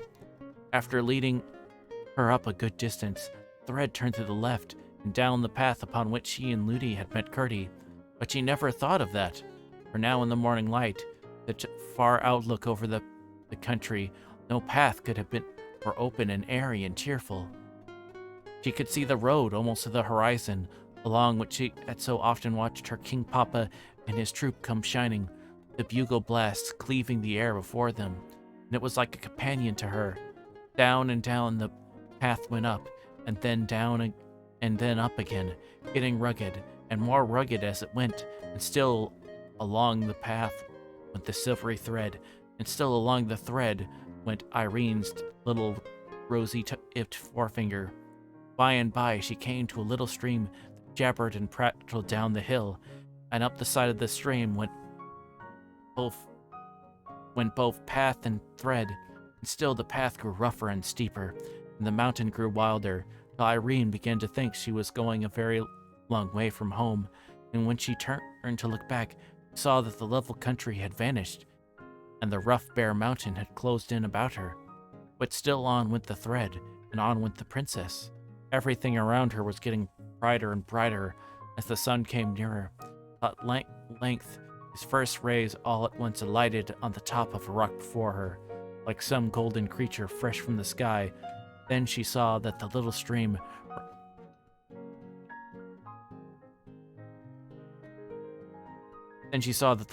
ran out of a hole in that rock. The path did not go past the rock, and that the thread was leading her straight up to it. A shudder ran through her from head to foot when she found that the thread was actually taking her into the hole out of which the stream ran. It ran out babbling joyously, but she had to go in. She did not hesitate. Right into the hole she went. It was big enough to let her walk without stooping. For a little way there was a brown glimmer, but at the first turn it all but ceased, and before she had gone many paces she was in total darkness. Then she began to be frightened indeed. Every moment she kept feeling the thread backwards and forwards, and as she went farther and farther into the darkness of the great hollow mountain, she kept thinking more and more about her grandmother and all that she had said to her, and how kind she had been, and how beautiful she was, and all about her lovely room, and the fire of roses, and the great lamp that sent its light through stone walls. She became more and more assured that the thread could not have gone there of itself, and that her grandmother must have sent it. But it tried her dreadfully when the path went down very steep, especially when she came to places where she had to go down rough stairs, and even sometimes a ladder, through one narrow passage after another, over lumps of rocks and sand and clay. The thread guided her until she came to a small hole through which she could creep, finding no danger on the other side. Will I ever get back? She thought over and over again, wondering at herself that she was not 10 times more frightened, and often feeling as if she were only walking in the story of a dream. Sometimes she heard the noise of water, a dull gurgling inside the rock. By and by she heard the sounds of blows, which came nearer and nearer. But again they grew duller and almost died away. In 100 directions she turned, obedient to the guiding thread. At last she spied a full red shine, and came up to the mica windows, and thence away and round about, and right into a cavern which glowed the red embers of a fire. Here the thread began to rise. It rose as high as her head, and higher still. What should she do if she lost her hold? She was pulling it down. She might break it. See it so far up, glowing as red as her fire opal in the light of the embers. But presently she came to a huge heap of stones, piled in a slope against the wall of the cavern. On these she climbed, and soon recovered the level of the thread, only however to find, the next moment, that it vanished through the heap of stones, and left her standing on it, with her face to the solid rock. For one terrible moment she felt as if her grandmother had forsaken her. The thread which the spiders had spun far over the seas, her grandmother had set in the moonlight and spun again for her, but she had tempered in the rose fire, and tied to her opal ring, had left her, and had gone where she could no longer follow it. Had brought her to a horrible cavern, there left her. She was forsaken indeed. When shall I wake up? She said to herself in an agony, but at the same moment knew that it was no dream. She threw herself upon the heap, began to cry. It was well she did not know what creatures, one of them with stone shoes on her feet, were lying in the next cave. Neither did she know who was on the other side of the slab. At length, the thought struck her that at least she could follow the thread backwards, thus get out of the mountain and home. She rose at once and found the thread, but the instant she tried to feel it backwards, it vanished from her touch. Forwards, it led her hand up to the heap of the stones. Backwards, it seemed nowhere. Neither could she see it as before in the light of the fire. She burst into a wailing cry, and again threw herself down on the stones.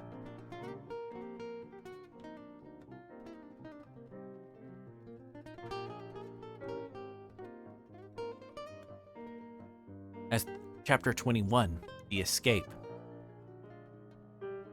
As the princess lay and sobbed, she kept feeling the thread mechanically, falling with her finger many times up to the stones in which it disappeared. By and by she began, still mechanically, to poke her finger in after it between the stones as far as she could. All at once it came into her head that she might remove some of the stones, see where the thread went next.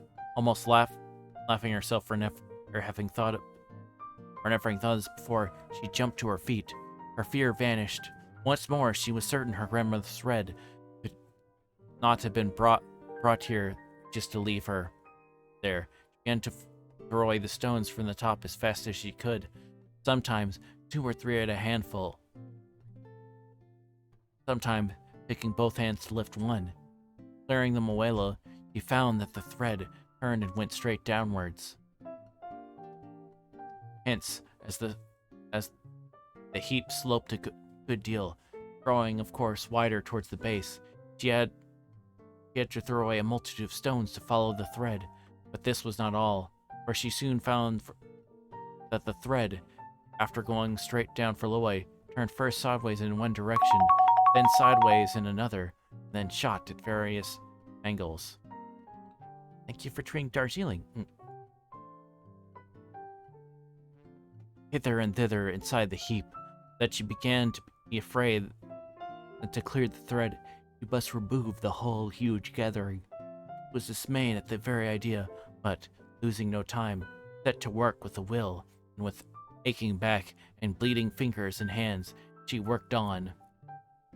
Sustained by the pleasure of seeing the heap slowly diminish and begin to show itself on the opposite side of the fire, another thing which helped to keep up her courage was that, as often as she uncovered a turn of the thread, instead of lying loose upon the stone, it tightened up. This made her sure that grandmother was at the end of it somewhere. She had gotten about halfway down when she started and nearly fell with fright. Close to her ears, it seemed, a voice broke out singing, "Jabber, bother, smash, you'll have it all in a crash. Jabber, smash, bother, you'll have the worst of the pother. Smash, bother, gabber." Here Curdie stopped, either because he could not find a rhyme to jabber, because he remembered what he had forgotten when he woke up, or because he remembered what he had forgotten when he woke up at the sound of Irene's labors, that his plan was to make the goblins think he was getting weak, but he had uttered enough to let Irene know who he was. "Curdie!" she cried joyfully. "Hush, hush!" came Curdie's voice again from somewhere. "Speak softly."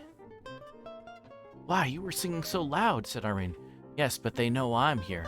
They don't know you are. Who are you?" "I'm Irene," answered the princess. "I know who you are quite well. You're Curdie." "Why, how did you ever come here, Irene?" "My great-great-grandmother sent me, and I think I found out why. You can't get out, I suppose." "No, I can't." "What are you doing?" "Clearing away a huge heap of stones." "There's a princess," exclaimed Curdie in a tone of delight, still speaking in little more than a whisper. "I can't think how you got here, though." "My grandmother sent me after her thread." "I don't know what you mean," said Curdie, "but so you're there, it doesn't much matter." "Yes, it does," returned Irene. "I should never have been here but for her. You can tell me all about it when we get out of here." "No time to lose now," said Curdie. And Irene went to work, as fresh as when she began. "Such a lot of stones," she said. "It took me a long time to get them all away." "How far on have you got?" "Got about half. I've got about the half away, but the other half is ever so much bigger." "I don't think you'll have to move the lower half. You see a slab laid up against the wall?" Irene looked, felt about with her hands, and soon perceived the outlines of the slab. "Yes," she answered, "I do." "Then I think," rejoined Curdie, "when you have cleared the slab about halfway down, or a bit more, you'll be able to push it over." I must follow my thread, and Irene, whatever I do. What do you mean? We'll see when you get out, answered the princess, and went on harder than ever. But she was soon satisfied that what Curdie wanted it done and what the thread wanted done were one and the same thing, for she not only saw that by following the thread she had been clearing the face of the slab, but that a little more than halfway down, the thread went through the chinks between this slab and the wall into place where Curdie was confined, so that she could not follow it any farther until the slab was out of her way. As soon as she found this, she said in right joyous whispers, "Now, Curdie, I think if you were to give a great push, the slab would tumble over." "Stand clear of it, then," said Curdie. "Let me know when you're ready." Irene got off the heap and stood on one side. "Now, Curdie," she cried. Curdie gave a great push with his shoulder against it. Out tumbled the slab on the heap, and out crept Curdie over the top of it. "You've saved my life, Irene," he whispered. "Curdie, I'm so glad. Get out of this horrid place as fast as we can. It's easier said than done," returned he. "Oh no, it's quite easy," said Irene. "We have to follow my thread. Sure, that's going to take us out now." He had already begun to follow it over the fallen slab into the hole. Curdie was searching for the cavern for his pickaxe. "Here it is," he cried. "No, it is not, he added in a disappointed time. "Why can't it be then? I declare it's a torch. That is jolly. It's better almost than my pickaxe. Much better if it weren't for those stone shoes," he went on as he lighted the torch by following the last embers of the expiring fire. When he looked up, the lighted torch casting a gleam in the great darkness of the huge caverns, he caught sight of Irene disappearing in the holes of which he himself just come. "What are you doing in there?" he cried. "It's not the way. That's where I couldn't get you out." "I know that," whispered Irene. This is the way my thread goes, and I must follow it." "What nonsense is the child talks?" "Nonsense, the child talks," said Curdie to himself. "Let's follow her, though. See that she comes to no harm. She will soon find she can't go out that way. Then she will come with me." So he crept over the slab once more into the hole, with his torch in his hand. When he looked about, he could see her nowhere. Now he discovered that although the hole was narrow, it was very much longer than he had supposed. From one direction, the roof came down very low, and the hole went in a narrow passage, which he could not see the end. The princess must have crept in there, got on his knees and hands, holding the torch with the other, and crept after her. The hole twisted about, some parts so low that he could hardly get through, in others so high that he could not see the roof, but everywhere it was narrow, far too narrow for a goblin to get through, so I presume they never thought that Curdie might. He was beginning to feel uncomfortable, lest something should have befallen the princess, when he heard her voice almost close to her, whispering, "You coming, Curdie? Curdie?" When he turned the next corners, there the chute waiting for him. "I knew you couldn't go wrong in that narrow hole. Now you must keep by me, for here is a great place. Said, "I can't understand it," Curdie said, half to himself, half to Irene. "Never mind. Wait till we all get out." Curdie, utterly astonished that she had already gotten so far, and by a path he had known nothing of, thought it better to let her do as he pleased. "At all events," he said to himself, "I know nothing about the way, minor as I am. She seems to think she does know something about it, though how she should passes my comprehension. She's just as likely to find her way as I am, and she insists on taking the lead. I must follow. We can't be much worse off than we are anyhow."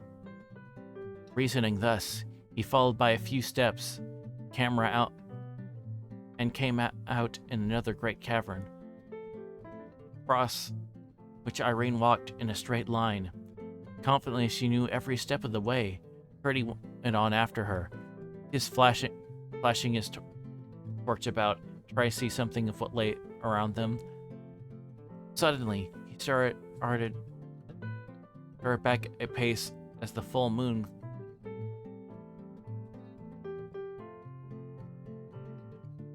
sorry. I lost my place.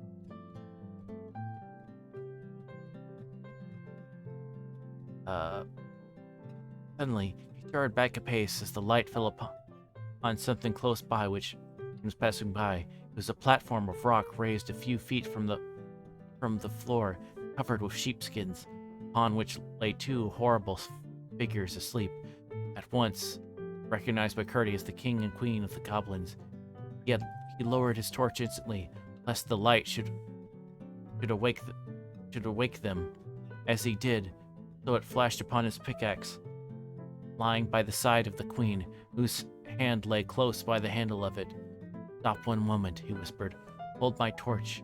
Don't let the light on their faces." Irene shuddered when she saw the frightful creatures whom she had passed without observing them, but she did as he requested, and turning her back, held the torch low in front of her. Freddy drew his pickaxe carefully. "Oh, hello, Sophie. Thank you for coming by." Joining.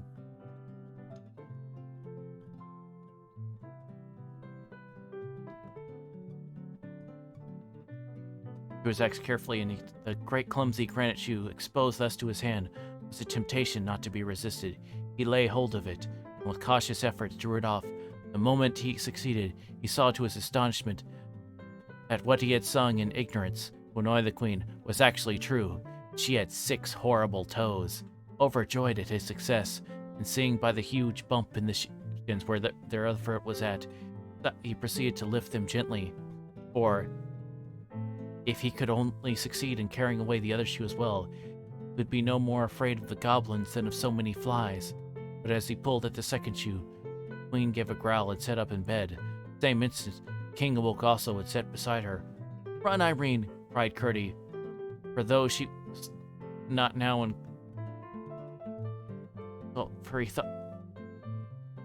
For though he was not now in the least afraid for himself, he was for the princess. Irene looked round, saw the fearful creatures awake, and like the wise princess she was, dashed the torch on the ground and extinguished it, crying out, "Here, Curdy, take my hand." He darted to her side, forgetting neither the queen's shoe nor his pickaxe, and caught hold of her hand as she sped fearlessly when her thread guided her. They heard the queen give a great bellow, for they had a good start. For it would be some time before they could get torches lighted to pursue them. Just as though they saw a gleam behind them, the thread brought them to a very narrow opening, through which Irene kept easily, and Curdy with difficulty. "Now," said Curdy, "I think we shall be safe." "Of course we shall," returned Irene. "Why do you think so?" "Why do you think so?" asked Curdy. "Because my grandmother is taking care of us." "That's all nonsense," said Curdy.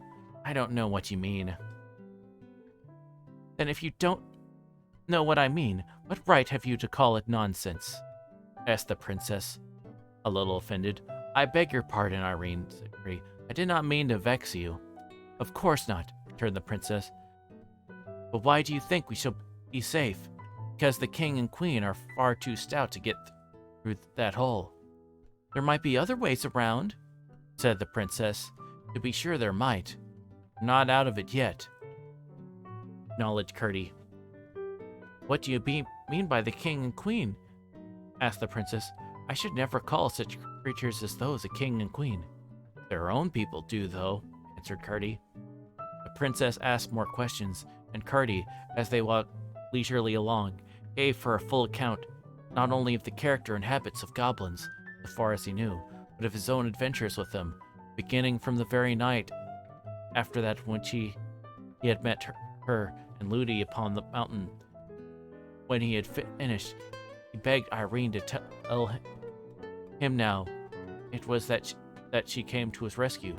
Irene too had to tell a long story, which he did in rather a roundabout manner, interrupted by many questions concerning things she had not explained. But her tale, as he did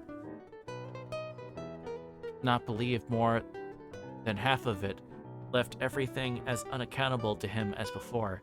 He was nearly as much perplexed as to what he must think of the princess. He could not believe that she was deliberately telling stories. The only conclusion he could come to was that Ludi had been playing the child tricks, inventing no end of lies to frighten her for her own purposes. But how did Ludi ever come to let you go into the mountain? Yes, Ludi knows nothing about it. I left her fast asleep.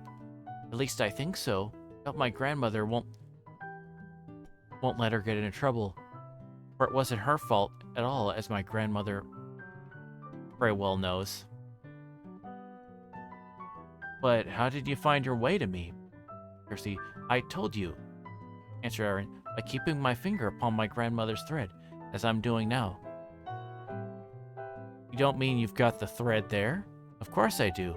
I told you 10 times already. I have hardly, except when I was removing the stones, taken my finger off of it. There, she added, adding Curdy's hand to the thread. You feel it yourself, don't you? Feel nothing at all, replied Curdy.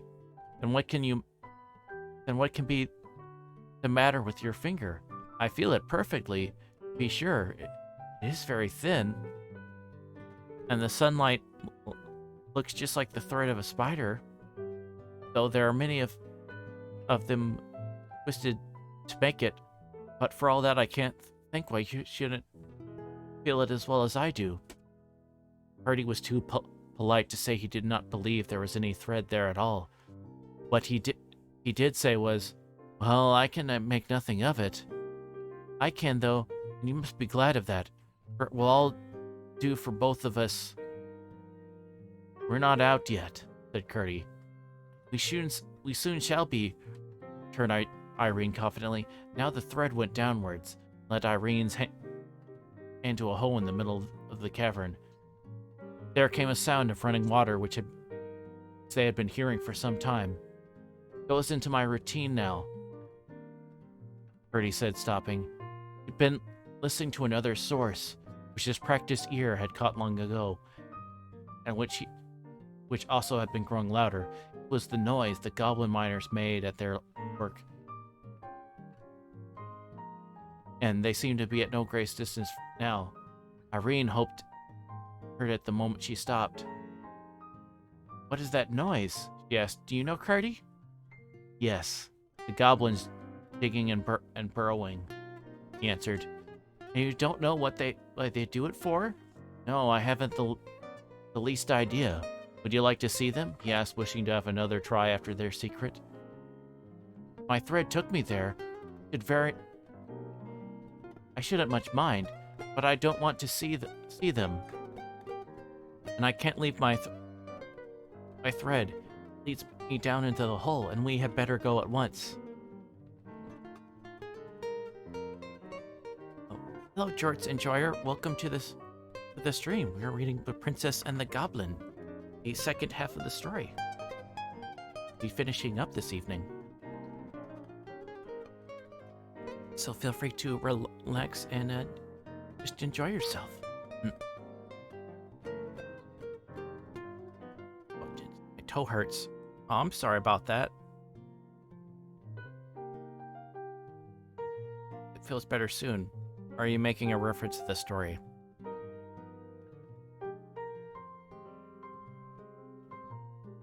Nice, the Cobalt Slim Thick. It's just how God made me, sir.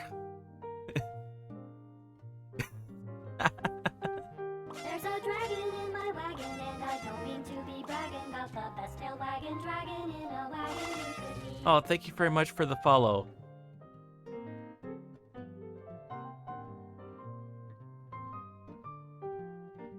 Well, the queen has 6 toes, apparently. Much to her chagrin. Oh, Uwu regime. Okay. Oh, wow. Oh, wow. Oh, wow. Oh, wow. I'm glad you like it.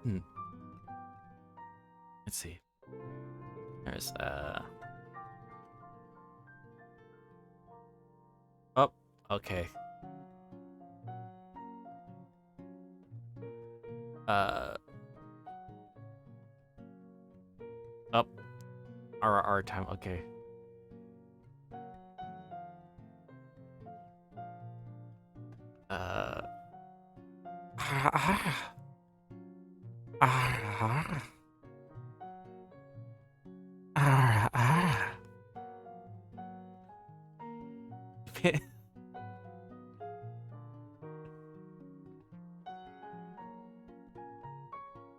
How what?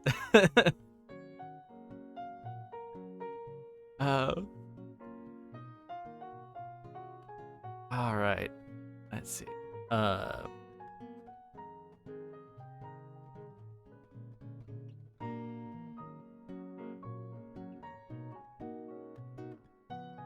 How what?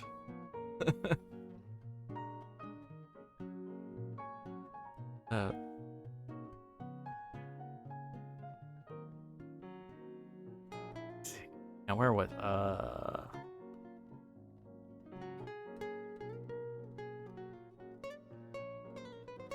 I don't know how to describe that.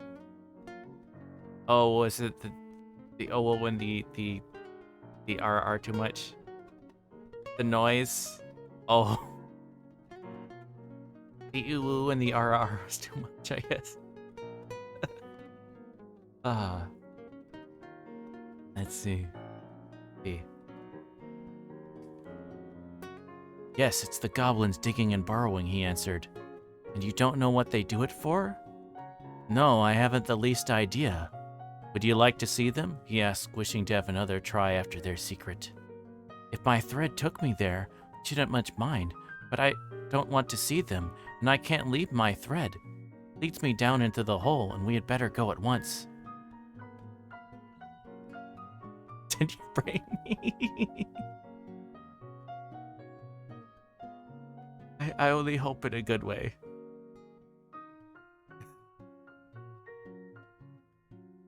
I've been working hard on my purry boy. Takes practice.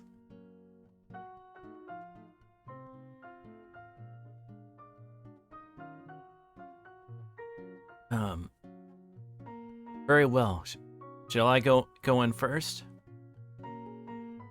No, better not. You can't feel the thread, he answered, stepping down through a narrow break in the floor of the cavern. Oh, she cried. I'm in the water, running strong, but it's not deep. There is just room to walk. Make haste, Curdy.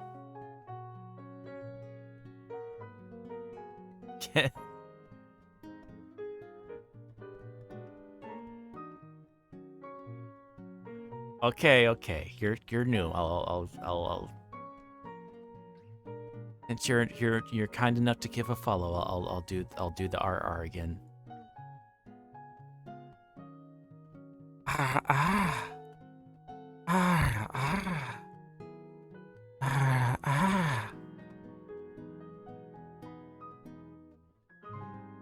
Okay, I hope you're satisfied.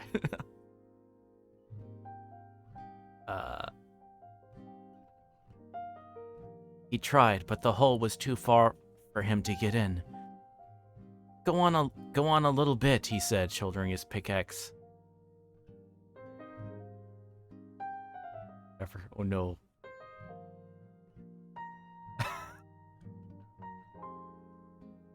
Up, got a woo. Hi, little Tristy. And we got it. Okay, we got an uwu. I'll be getting a lot. Sounds like I'll be getting a lot of uwu and ara practice tonight. Ooh. Okay, cool. Oh, wow. Oh, wow. Oh, wow. Oh, wow.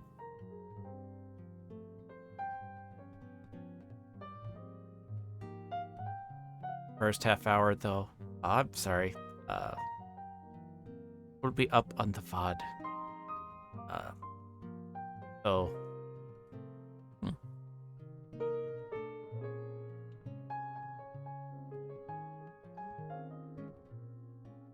Go on a little bit, he said, shouldering his pickaxe.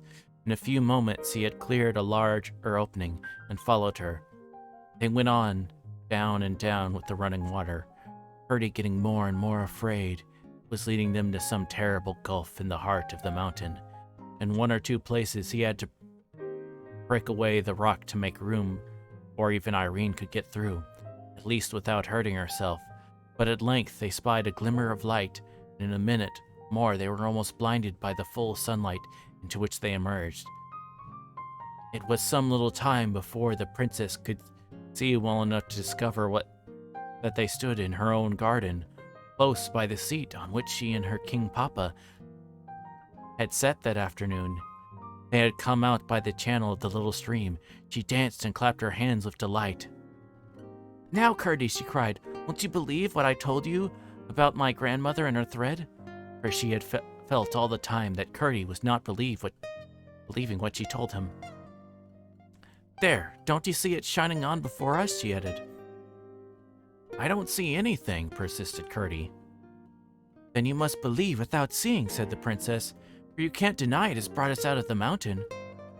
"Can't deny we are out of the mountain, and I should be very ungrateful indeed to deny that you had brought me out of it."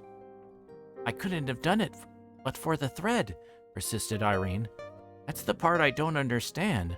"Well, come along and Ludi will get you something to eat. I'm sure you must want it very much."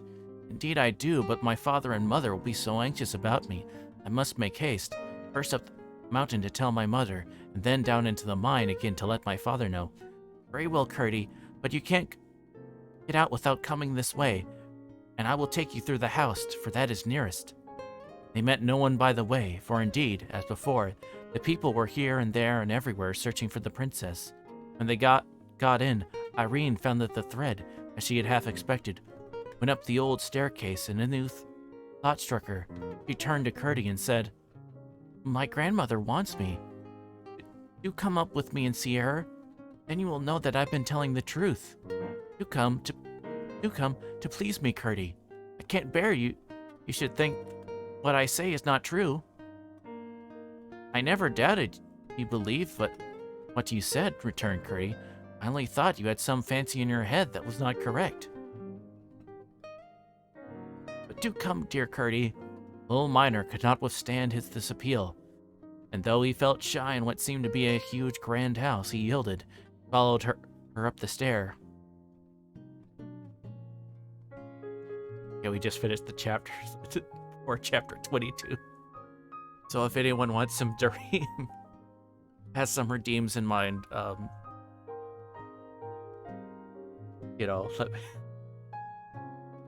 that would be a good time. Get a drink.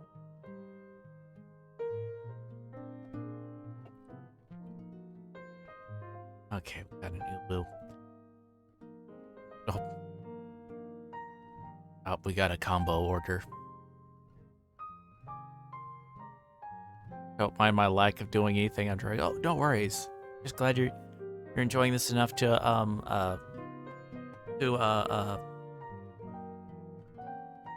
trying double fluid check.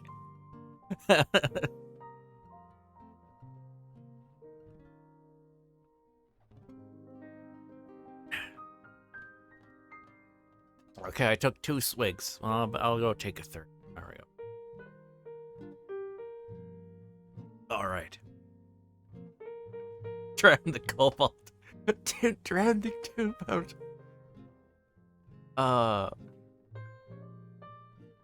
I have seen some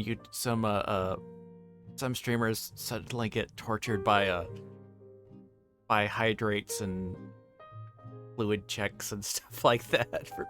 I've seen that a couple times.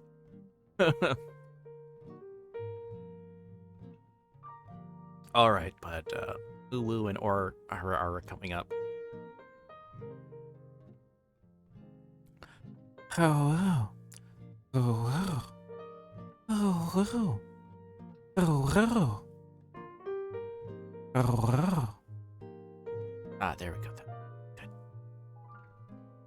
Now for the Ara Ara. Ah, ah, ah. I'm getting the parent thing down, I think.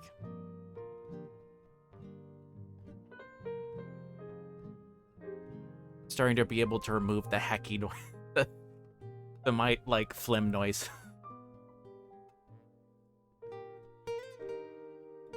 At like 2 seconds, like split second of kind of phlegm thing. Yeah. All right. Chapter 22. The Old Lady and Curdy. Up the stairs they went, and the next, and through the long rows of empty rooms, and up the little stair, Irene growing happier and happier as she ascended. There was no answer when she knocked at length at the door of the workroom, nor could she hear any sound of the spinning wheel. Once more her heart sank within her, but only for a moment, as she turned and knocked at the other door. "Come in," entered the sweet voice of her grandmother, and Irene opened the door and entered, followed by Curdy. "You darling!" cried the lady, who was seated by a fire of red roses mingled with white. "I've been waiting for you, and indeed getting a little anxious about you, and beginning to think whether I had not better go and fetch you myself." As she spoke, she took the little princess in her arms and placed her upon her lap. She was dressed in white now, and looking, if possible, more lovely than ever. "I brought Curdy, grandmother. Wouldn't believe what I told him, so I've brought him." "Yes, I see him. He is a good boy, Curdy, and a brave boy. Aren't you glad you've got him out?" "Yes, grandmother. It wasn't very good of him not to believe me when I was telling him the truth. People must believe what they can, and those who believe more must not be hard upon those who believe less. I doubt if you would have believed it all yourself if you hadn't seen some of it." "Ah, yes, grandmother. Dare say. Sure you are right. But he'll believe now." I don't know that," replied her grandmother. "Won't you, Curdy?" said Irene, looking round at him as she asked the question. He was standing in the middle of the floor, staring and looking strangely bewildered. This, she thought, came of his astonishment at the beauty of the lady. Make a bow to my grandmother, Curdy," she said. "I don't see any grandmother," answered Curdy rather gruffly. "Don't see my grandmother when I'm sitting in her lap?" exclaimed the princess. "No, I don't," reiterated Curdy in an offended tone. "Don't you see the lovely fire of roses, white ones amongst them this time?" asked Irene, almost as bewildered as he. "No, I don't," answered Curdy almost sulkingly. "Nor the blue bed, nor the rose-colored counterpane, nor the beautiful light like the moon hanging from the roof?" "You're making game of me, Your Royal Highness, and after what we have come through together this day, I don't think it is kind of you," said Curdy, feeling very much hurt. "Then what do you see?" asked Irene, who perceived at once that for her not to believe him was at least as bad as for him not to believe her. "I see a big bare garret room, like the one in my mother's cottage, only big enough to take the cottage itself in and leave a good margin all round," answered Curdy. "And what more do you see?" "I see a tub and a heap of musty straw, and a withered apple, and a ray of sunlight coming through a hole in the middle of the roof, and shining on your head, making all the place look a curious dusky brown. I think you had better drop it, princess, and go down to the nursery like a good girl." "But you don't hear my grandmother talking to me?" asked Irene, almost crying. "No, I hear the cooing of a lot of pigeons. you won't come down, I will go without you. I think that will be better anyhow, for I'm sure nobody who meet us would believe a word we said to them. They would think we made it all up. I don't expect anybody but my own father and mother to believe me. They know I wouldn't tell a story. And yet you won't believe me, Curdy, expostulated the princess, now fairly crying with vexation and sorrow at the gulf between her and Curdy. No, I can't, and I can't help it, said Curdy, turning to leave the room. What shall I do, grandmother? Sobbed the princess, turning her face round upon the lady's bosom and shaking with suppressed sobs. You must give him time, said her grandmother, and you must be content not to be believed for a while. It's very hard to bear. I've had to bear it, and shall have to bear it many a time yet. I will take care of what Curdy thinks of you in the end. You must let him go now. You're not coming, are you? Asked Curdy. No, Curdy. My grandmother says I must let you go. Turn to the right when you get to the bottom of the stairs. That will take you to the hall where the great door is. Oh, I don't doubt I can find my way. Without you, princess, or your granny's thread either, said Curdy quite rudely. Oh, Curdy! I wish I'd have got home at once. I'm very much obliged to you, Irene, for getting me out of that hole, but I wish you hadn't made a fool of me afterwards. He said this as he opened the door, which he left open. Without another word, he went down the stair. Irene listened with dismay to his departing footsteps, then turning again to the lady. What does all this mean, grandmother? She sobbed and burst into fresh tears. It means, my love, that I did not mean to show myself. Curdy is not yet able to believe some things. Seeing is not believing, it is only seeing. You remember I told you that if Ludi were to see me, she would rub her eyes, forget the half she saw, and call the other half nonsense. Yes, but I should have thought Curdy. You are right. Curdy is much farther on that than Ludi, and we'll see what will come of it. But in the meantime, you must be content.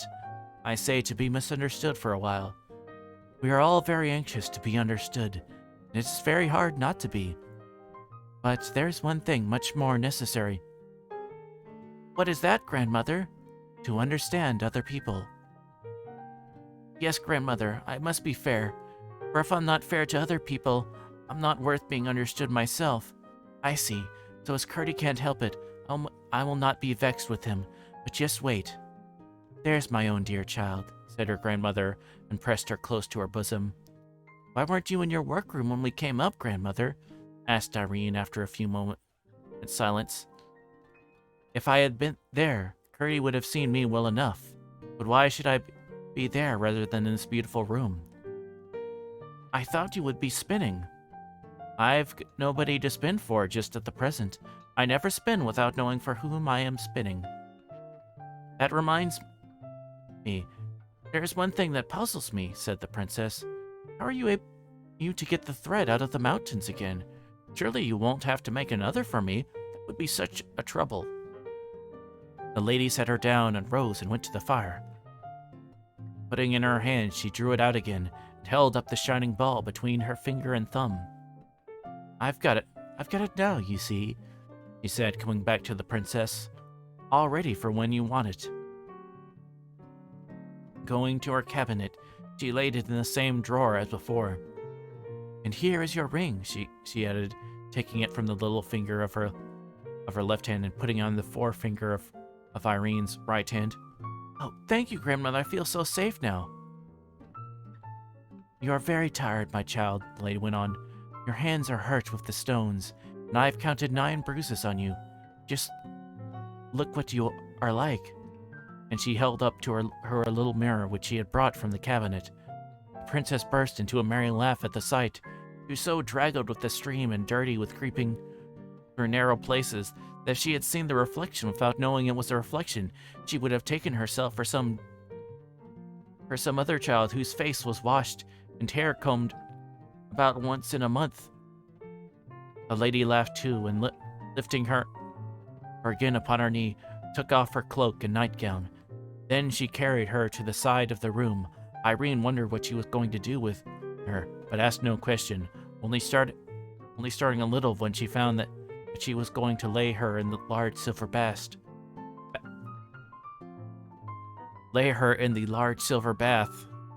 For as she looked into it again, she saw no bottom, but the stars shining miles away, as it seemed, in a great blue gulf. Her hands closed involuntarily on the beautiful arms that held her, and that was all. The lady pressed her once more to her bosom, saying, "Do not be afraid, my child." "No, grandmother," the princess with a little gasp. The next instant she sank in the clear, cool water. When she opened her eyes, she saw nothing but a strange, lovely blue over and beneath, and all about her. The lady in the beautiful room had vanished from her sight, and she seemed perfectly alone, but instead of being afraid, she felt more than happy, perfectly blissful. From somewhere came the voice of the lady, singing a strange, sweet song, of which she could distinguish every word. But of the scent she had only a feeling, no understanding, nor could she remember a single line after it was gone. It vanished like poetry in a dream, as fast as it came. In after years, however, she would sometimes fancy that snatches of melody suddenly rising in her brain must be little phrases and fragments of the air of that song, and the very fancy would make her happier and abler to do her duty. How long she lay in the water she did not know. It seemed a long time, not from weariness but from pleasure.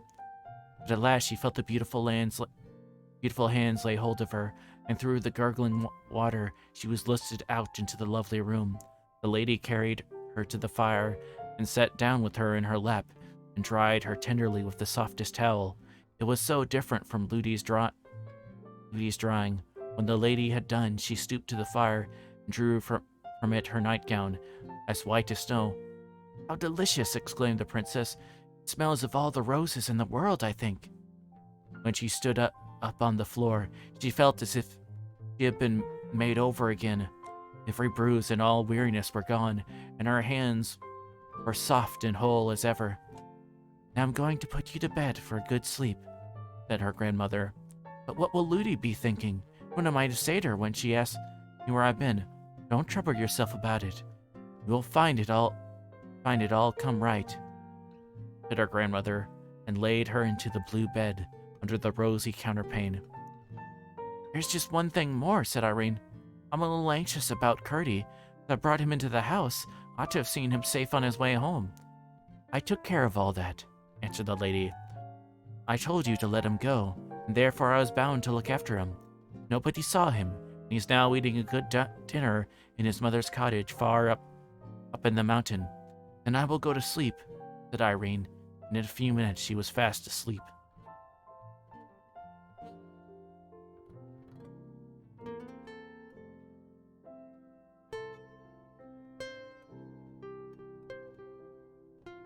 Chapter 23. Curdy and his mother.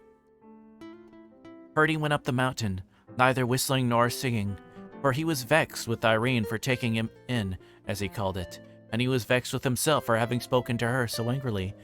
Mother gave a cry of joy when she saw him, and at once set about getting him something to eat, asking him questions all the time, which he did not answer so cheerfully as usual.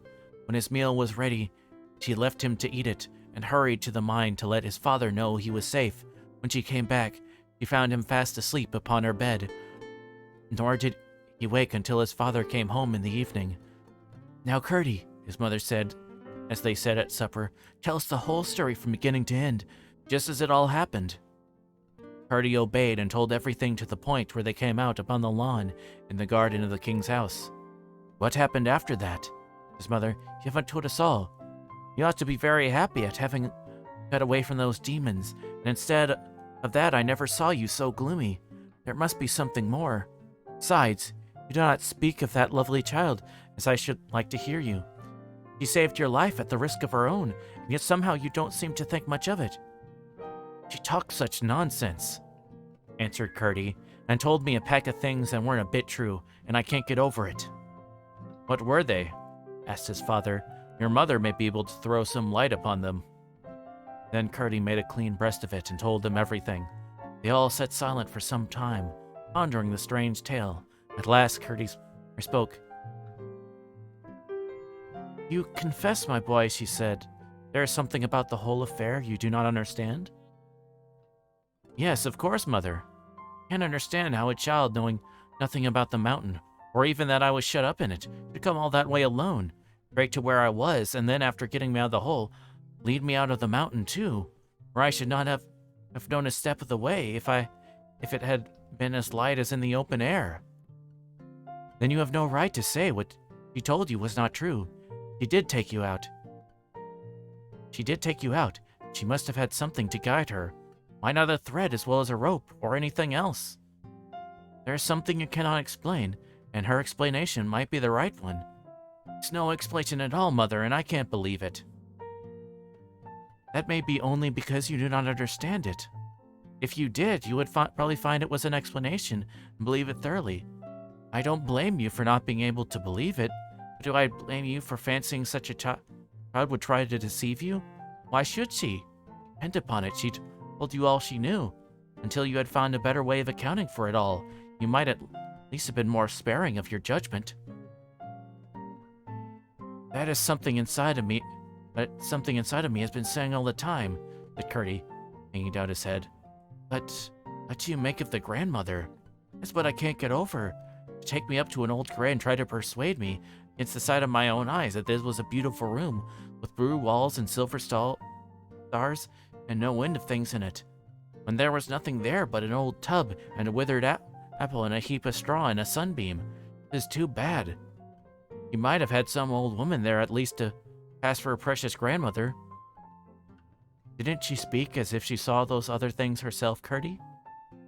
Yes, that's what bothers me. She would have thought she really meant and believed that she saw every one of the things she talked about, and not one of them there. Too bad, I say. Perhaps some people can see things other people can't see, Curdy, said his mother very gravely. I think I will tell you something I saw myself once. Only perhaps you won't believe me either. Mother, Mother, cried Curdy, bursting in tears. I don't deserve that, surely. But what I'm going to tell you is very strange, persisted his mother, and having heard it, you were to say I must have been dreaming. I don't know that I should have any right to be vexed with you, though I know at least that I was not asleep. Do tell me, Mother. Perhaps it will help me to think better of the princess. That's why I am tempted to tell you, replied his mother. But first I may as well mention that, according to old whispers, there is something more than common about the king's family, and the queen was of the same blood, for they were cousins of some degree. There were strange stories told concerning them, all good stories, but strange, very strange.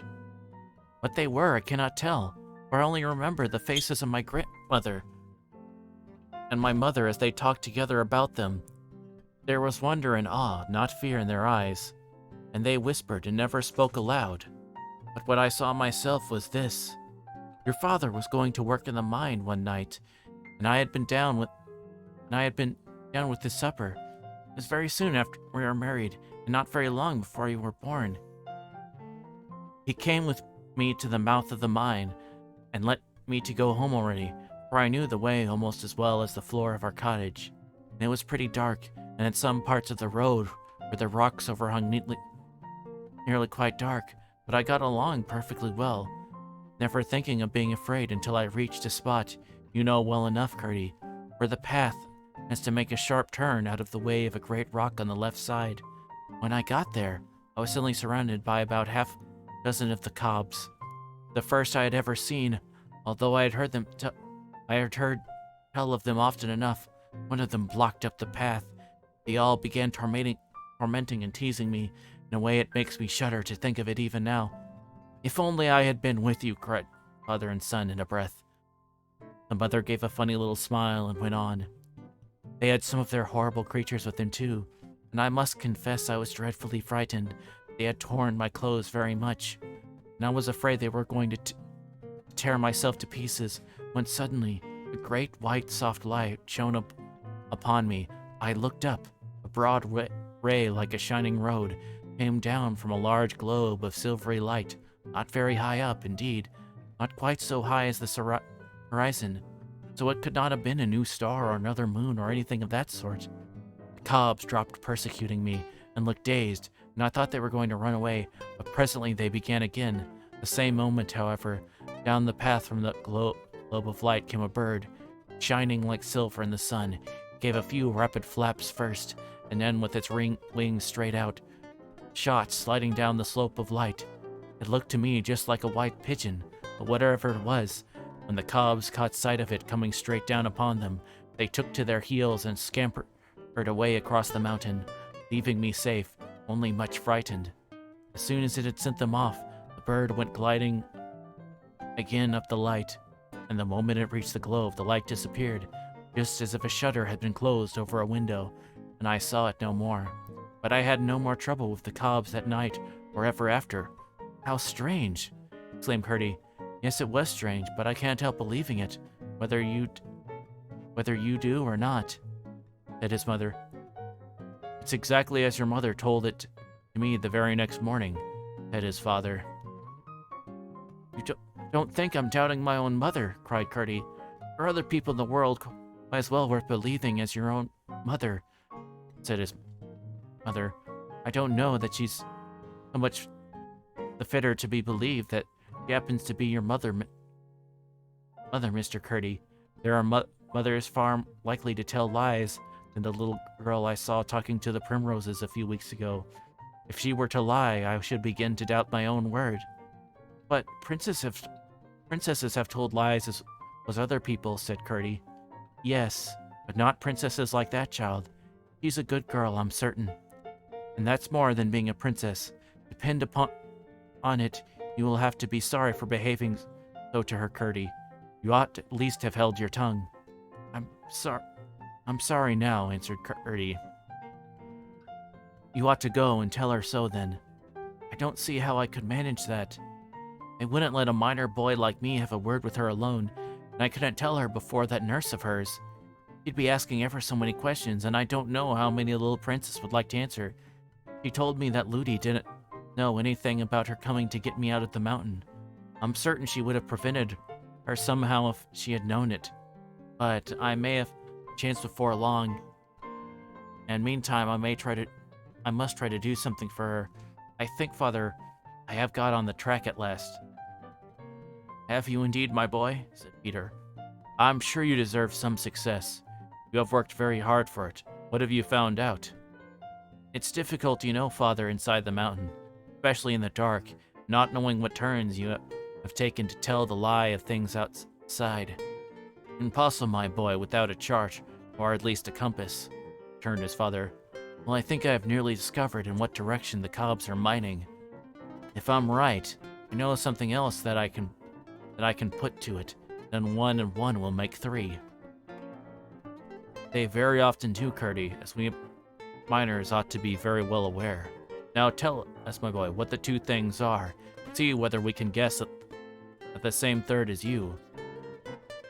I don't see what it has to do with the princess, interposed his mother. I will soon let you see that, Mother. Perhaps you may think me foolish, but till I'm sure there, it's nothing in my present fancy. I'm more determined than ever to go on with my observations. Just as we came to the channel by which we got out, I heard the miners at work somewhere near, I think, down below us. Not since I began to watch them, they have mined a good half-mile in a straight line. And so far as I'm aware, they are working in no other part of the mountain.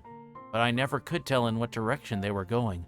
When we came out of the king's garden, however, I thought at once whether it was impossible they were working towards the king's house. And what I want to do tonight is to make sure whether they are or not. I'll take a light with me. Gertie, cried his mother, they will see you. I'm no more afraid of them now than I was before, rejoined Gertie. Now that I've got this precious shoe, they can't make another in such in a hurry, and 1 bare foot will do for my purpose.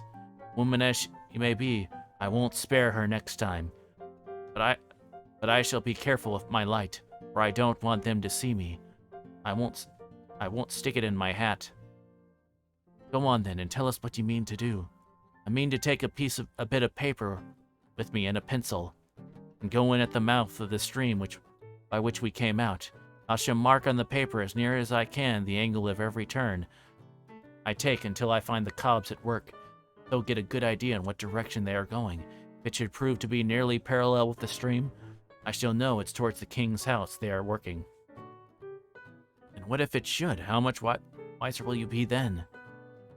Wait a minute, mother dear. I told you that when I came upon the royal family in the cave, they were talking of their prince, Hairlip they called him, marrying a sun woman. That means one of us, one with toes to her feet.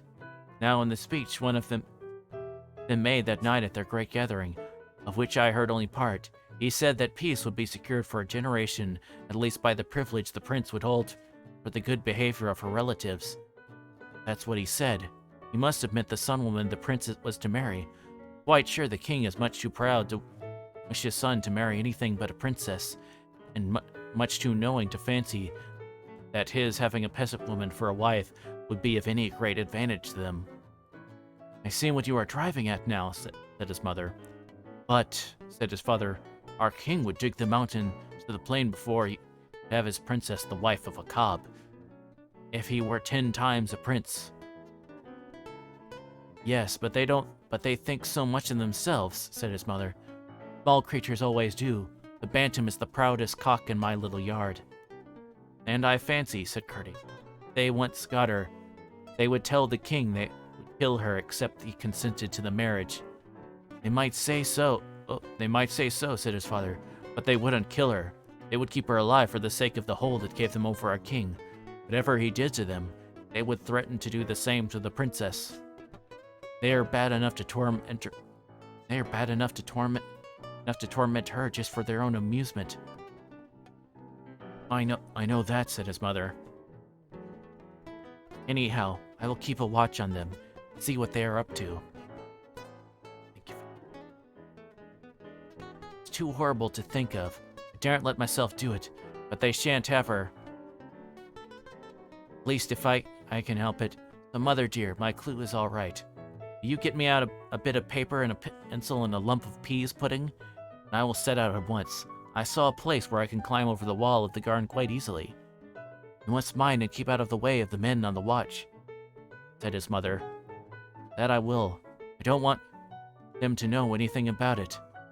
They would spoil it all. The cobs would only There's a dragon in my wagon, and I don't mean to be bragging about the best surprise me. dragon in a wagon you could Thank you so very much for the follow, Sticks 69 Big Boy Daddy. XXX 69. like the username. Oh. Help. Free to sit back and relax and enjoy the rest of the stream. His mother got what he had asked for, and Curdie set out. Close beside the door by which the princess left the garden for the mountain is a great rock, and by climbing it, Curdie got over the wall. He tied his clue to a stone just inside the channel of the stream, and took his pickaxe with him. He had not gone far from where he encountered a horrid creature coming towards the mouth. The spot was too narrow for the two of almost any size or shape. Besides, Curdie had no wish to let the creature pass. Not being able to use his pickaxe, however, he had a severe struggle with him, and it was only after receiving any bites.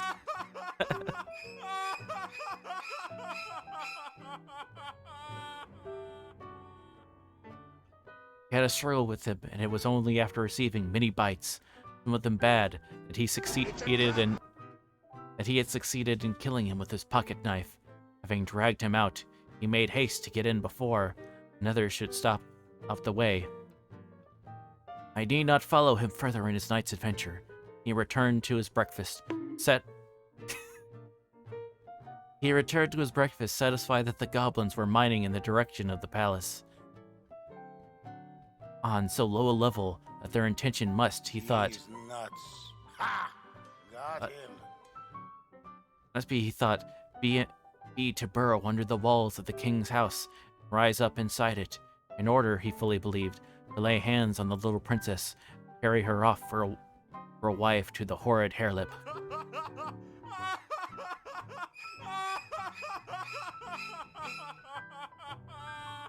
Need a drink of water. Second. Lit.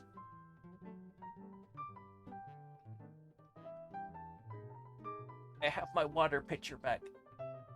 Ah. Well, boats don't bend this way.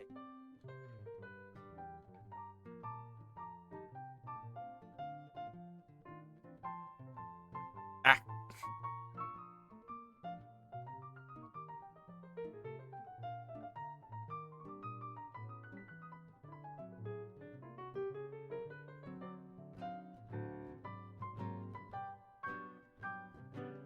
Chapter 24.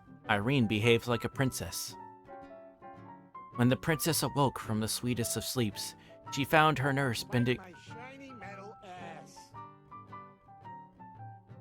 She found her nurse bending over her. The housekeeper looking over the nurse's shoulder, and the laundry maid looking over the housekeeper. The room was full of women servants and the gentlemen at arms. The long column of servants behind them were peeping or trying to peep in at the door of the nursery.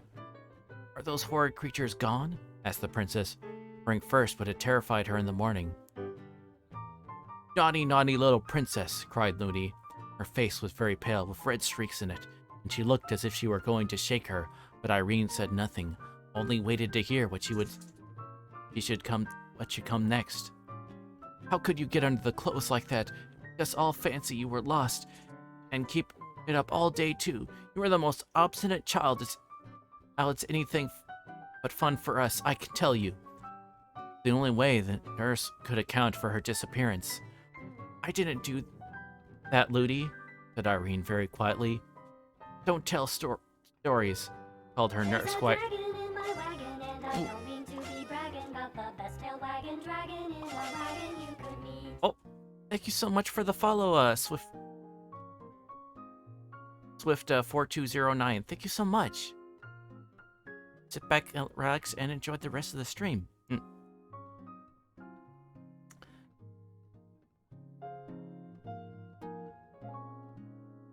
Emotional damage.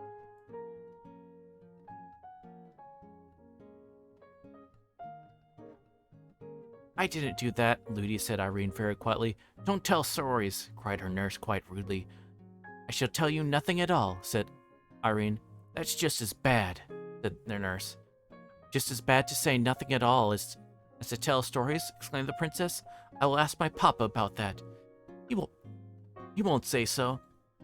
And I don't think he will like you to say so. Tell me directly what you mean by that, screamed the nurse, half wild with anger at the princess, right at the possible consequences to herself. When I tell you the truth, Ludi, said the princess, who somehow did not feel at all angry, you say to me, don't believe stories. It seems I must tell stories before you will believe me. You are very rude, princess, said the nurse. Swift 4209 says shut yo skin tone chicken bone Google Chrome no home flip phone disowned ice cream cone garden gnome extra chromosome metronome dimetome genome full blown monochrome student loan Indiana Jones overgrown Flintstone X and Y hormone friend zone Sylvester Stallone Sierra Leone AutoZone professionally seen silver patron butt up. That was a lot of words.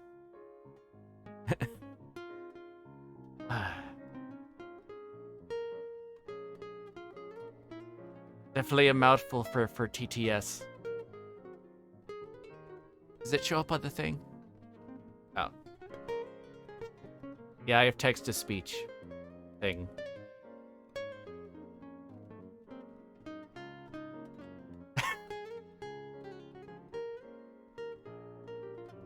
I think so. Now that I think about that. Yeah, well, some of those. I think the last half of it.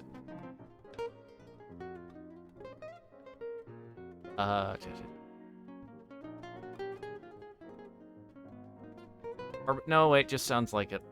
Or there were certain lyrics I thought, certain words that were part of the song. We didn't start the fire, if I remember right.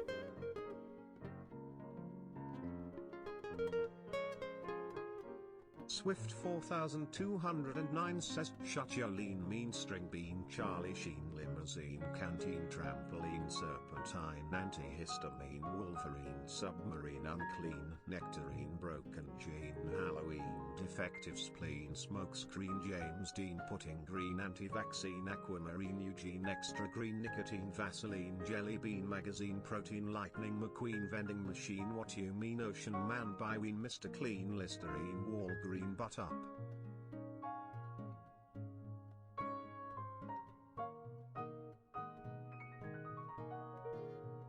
I think we'll pause the text-to-speech for tonight.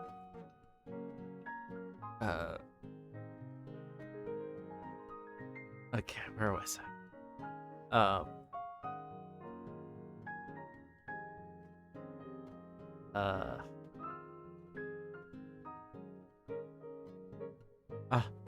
If I finish the story, I'll re-enable it. I promise.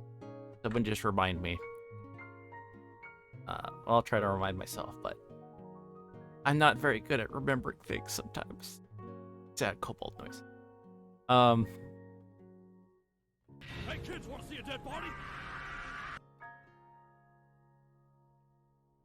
You are the most provoking child, cried her nurse. You deserve to be well punished for your wicked behavior. Please, Mrs. Housekeeper, said the princess, will you take me to your room and keep me till my King Papa comes? Remind me.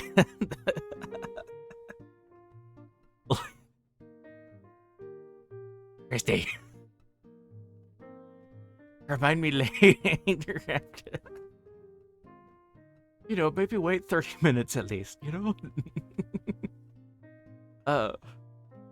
Everyone stared at these words. Up to this moment, they had all regarded her as little more than a baby, but the housekeeper was afraid of the nurse and sought to patch matters up, saying, Crap, man.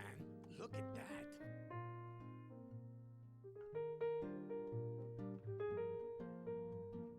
Sure, Princess, Nursey did not mean to be rude to you.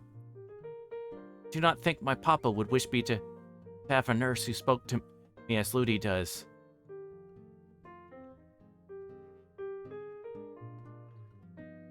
Forget how to do elements reminders.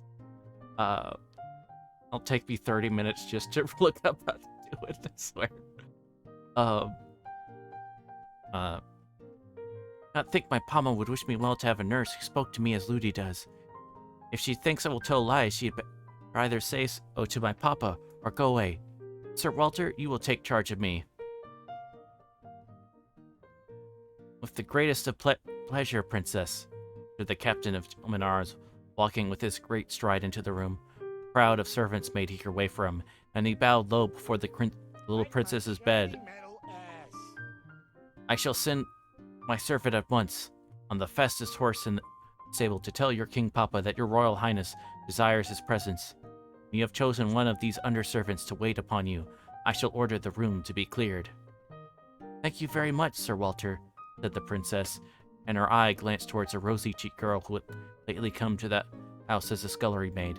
But when Ludi saw the eye of her dear prince going in search of another instead of her, she fell upon her knees by the bedside and burst into a cry of great distress.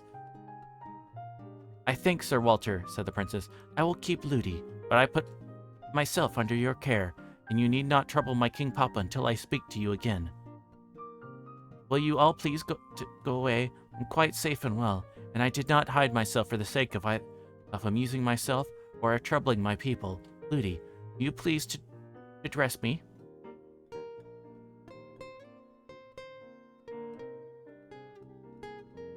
Chapter 25. Herdy comes to grief. Everything was for some time quiet above ground. The king was still away in the distant part of his dominions. The men-at-arms kept watching about the house. They had been considerably astonished by finding at the foot of the rock in the garden the hideous body of the goblin creature killed by Curdy, but they came to the conclusion that it had been slain in the mines and had crept out there to die. Except an occasional glimpse of a live one, they saw nothing to cause alarm. Curdy kept watching in the mountain, and the goblins kept burrowing deeper into the earth. As long as they went deeper, there was Purdy judged no immediate danger. To Irene, the summer was full of pleasure as ever for a long time, although she often thought of her grandmother during the day and often dreamed about her at night. She did not see her. The kids and the flowers were as much her delight as ever, and she made as much friendship with the miners' children she met on the mountain as Ludi would permit. But Ludi had very foolish notions concerning the dignity of children. My wagon, and I don't mean to be bragging about the best tail wagon dragon in a wagon you could meet. Thank you very much, 222 miles per hour. Thank you so much for the follow. And enjoy the rest of the stream.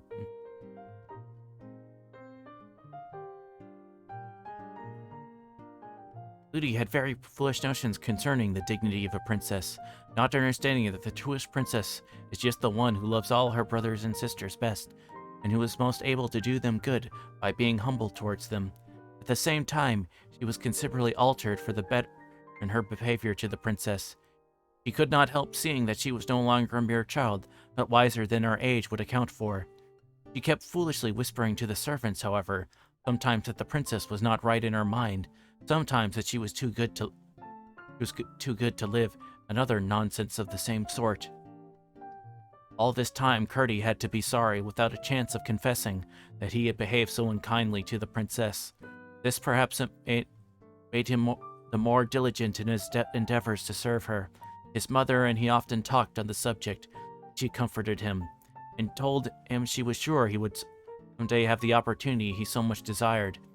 Here I should like to remark, for the sake of princes and princesses in general, that it is a low and contemptible thing to refuse to confess a fault, or even an error. If a true princess has done wrong, she is always uneasy until she has had an opportunity of throwing the wrongness away from her by saying, "I did it, and I wish I had not, and I'm sorry for having done it." So you see, there is some good ground for supposing that Curdy was not a minor only, but a prince as well. Many such instances have been known in the world's history. At length, however, he began to see signs of a change in the proceedings of the Goblin excavators. They were going no deeper, but had commenced running on a level, and he watched them therefore more closely than ever. All at once one night, coming to a slope of very hard rock, they began to ascend along the inclined plane of its surface.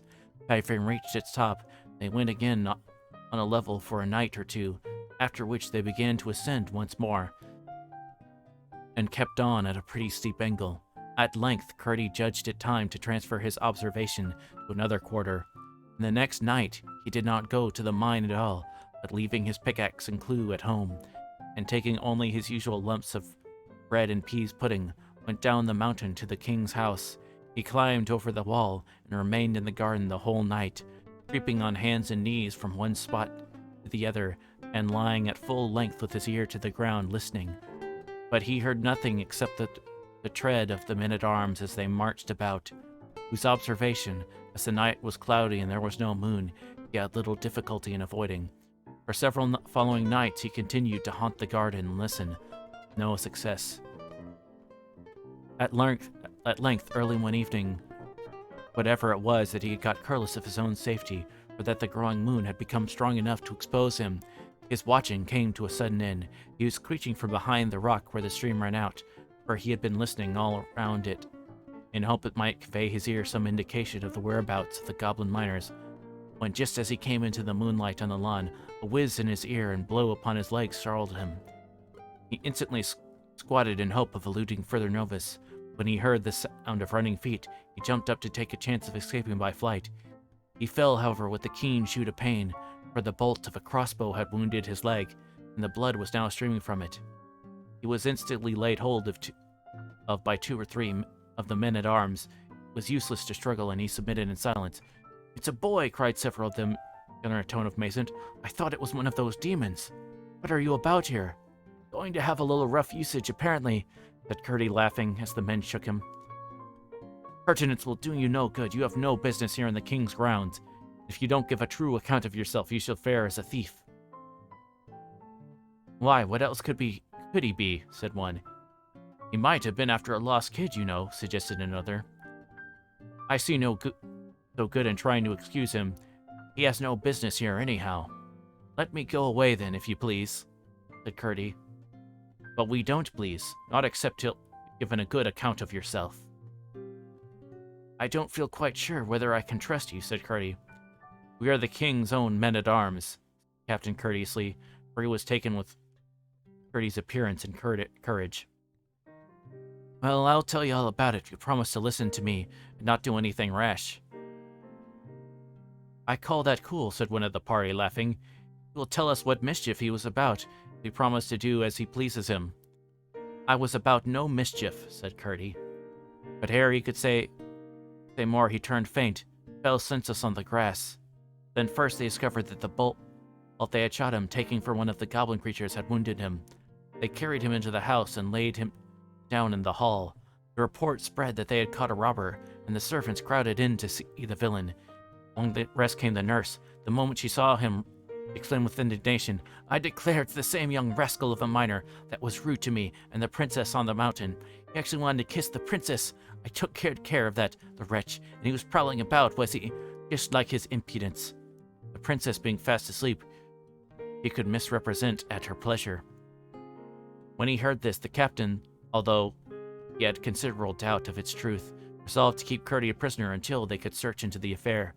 But after they had brought him round a little and attended to his wound, which was rather a bad one, they laid him, still exhausted from the loss of blood, upon a mattress in a disused room, one of those already so often mentioned, and locked the door and left him.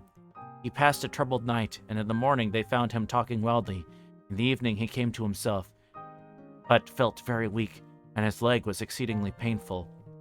Wondering where he was, and seeing one of the men-at-arms in the room, he began to question him, and soon recalled the events of the preceding night. As he was himself unable to watch any more, he told the soldier all he knew about the goblins, and begged him to tell his companions, stir them up to watch with tenfold vigilance. Whether it was that he did not talk quite coherently, or that the whole thing appeared incredible, certainly the man concluded that Curdie was only raving still, and tried to coax him into holding his tongue. This, of course, annoyed Curdie dreadfully, who now felt in his turn what it was not to be believed. Consequences was as his fever returned, and by the time when, as his persistent entreaties, the captain was called, there could be no doubt that he was raving. They did for him what they could, and promised everything he wanted, no intention of fulfillment. At last he went to sleep. When at length his sleep grew profound and peaceful, they left him, locked the door again, and withdrew, intending to revisit him early in the morning.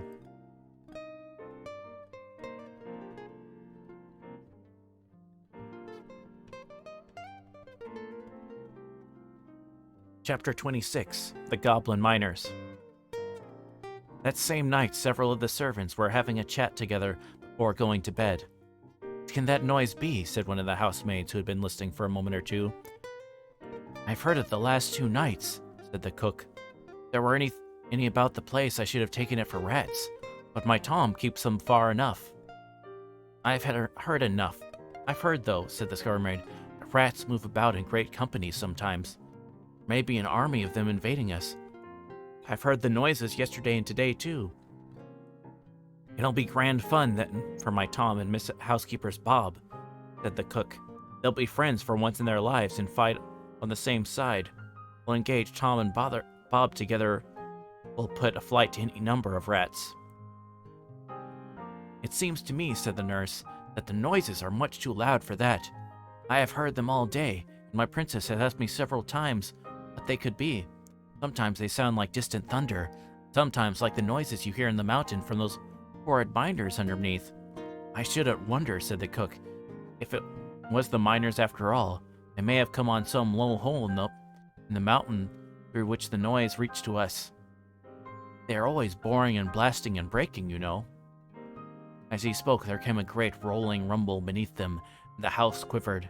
They all started up in affright, and rushing to the hall, found the gentlemen-at-arms in consternation also. They had sent to wake their captain, who said from their description it must have been an earthquake, an occurrence which, although very rare in that country, had taken place almost within the century, then went to bed again, strange to say, and fell fast asleep without once thinking of Curdie, or associating the noises they had heard with what he had told them. He had not believed Curdie. If he had, he would at once have thought of what he had said and would have taken precautions. As they heard nothing more, they concluded that Sir Walter was right, and that the danger was over for perhaps another 100 years.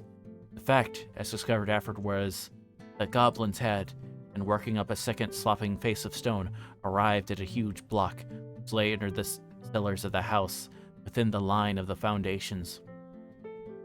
It was so round that when they succeeded, after hard work in dislodging it without blasting, it rolled thundering down the slope. The bounding, jarring roll shook the foundations of the house. The goblins were themselves dismayed at the noise, for they knew by careful spying and measuring they must now be very near, not under the king's house. They feared giving an alarm. They therefore remained quiet for a while, and when they began to work again, they no doubt thought themselves very fortunate in coming upon a vein of sand which filled a winding fissure in the rock where the house was built. By scooping this way, they came out in the king's wine cellar. No sooner did they find that they scurried back again like rats into their holes, and running at full speed to the Goblin Palace, announced their success to the king and queen with shouts of triumph. In a moment, the Goblin royal family and the whole Goblin people were on their way in hot haste to the king's house, each eager to have a share in the glory of carrying off that same night the Princess Irene. Queens went stumping along in one shoe of stone and one of skin. This could not have been pleasant. Many and my readers may wonder that such skillful workmen around here, she had not replaced the shoe carried off by Curdie. As the king, however, had more than one ground of objection to her stone shoes, he no doubt took advantage of the discovery of her toes and threatened to expose her deformity if she had another made. I presume he insisted on her being content with skin shoes and allowed her to wear the remaining granite on the present occasion only because she was going out to war. They soon arrived in the king's wine cellar, and regardless of its huge vessels, which they did not know the use, proceeded at once, but as quietly as they could, to force the door that led upwards.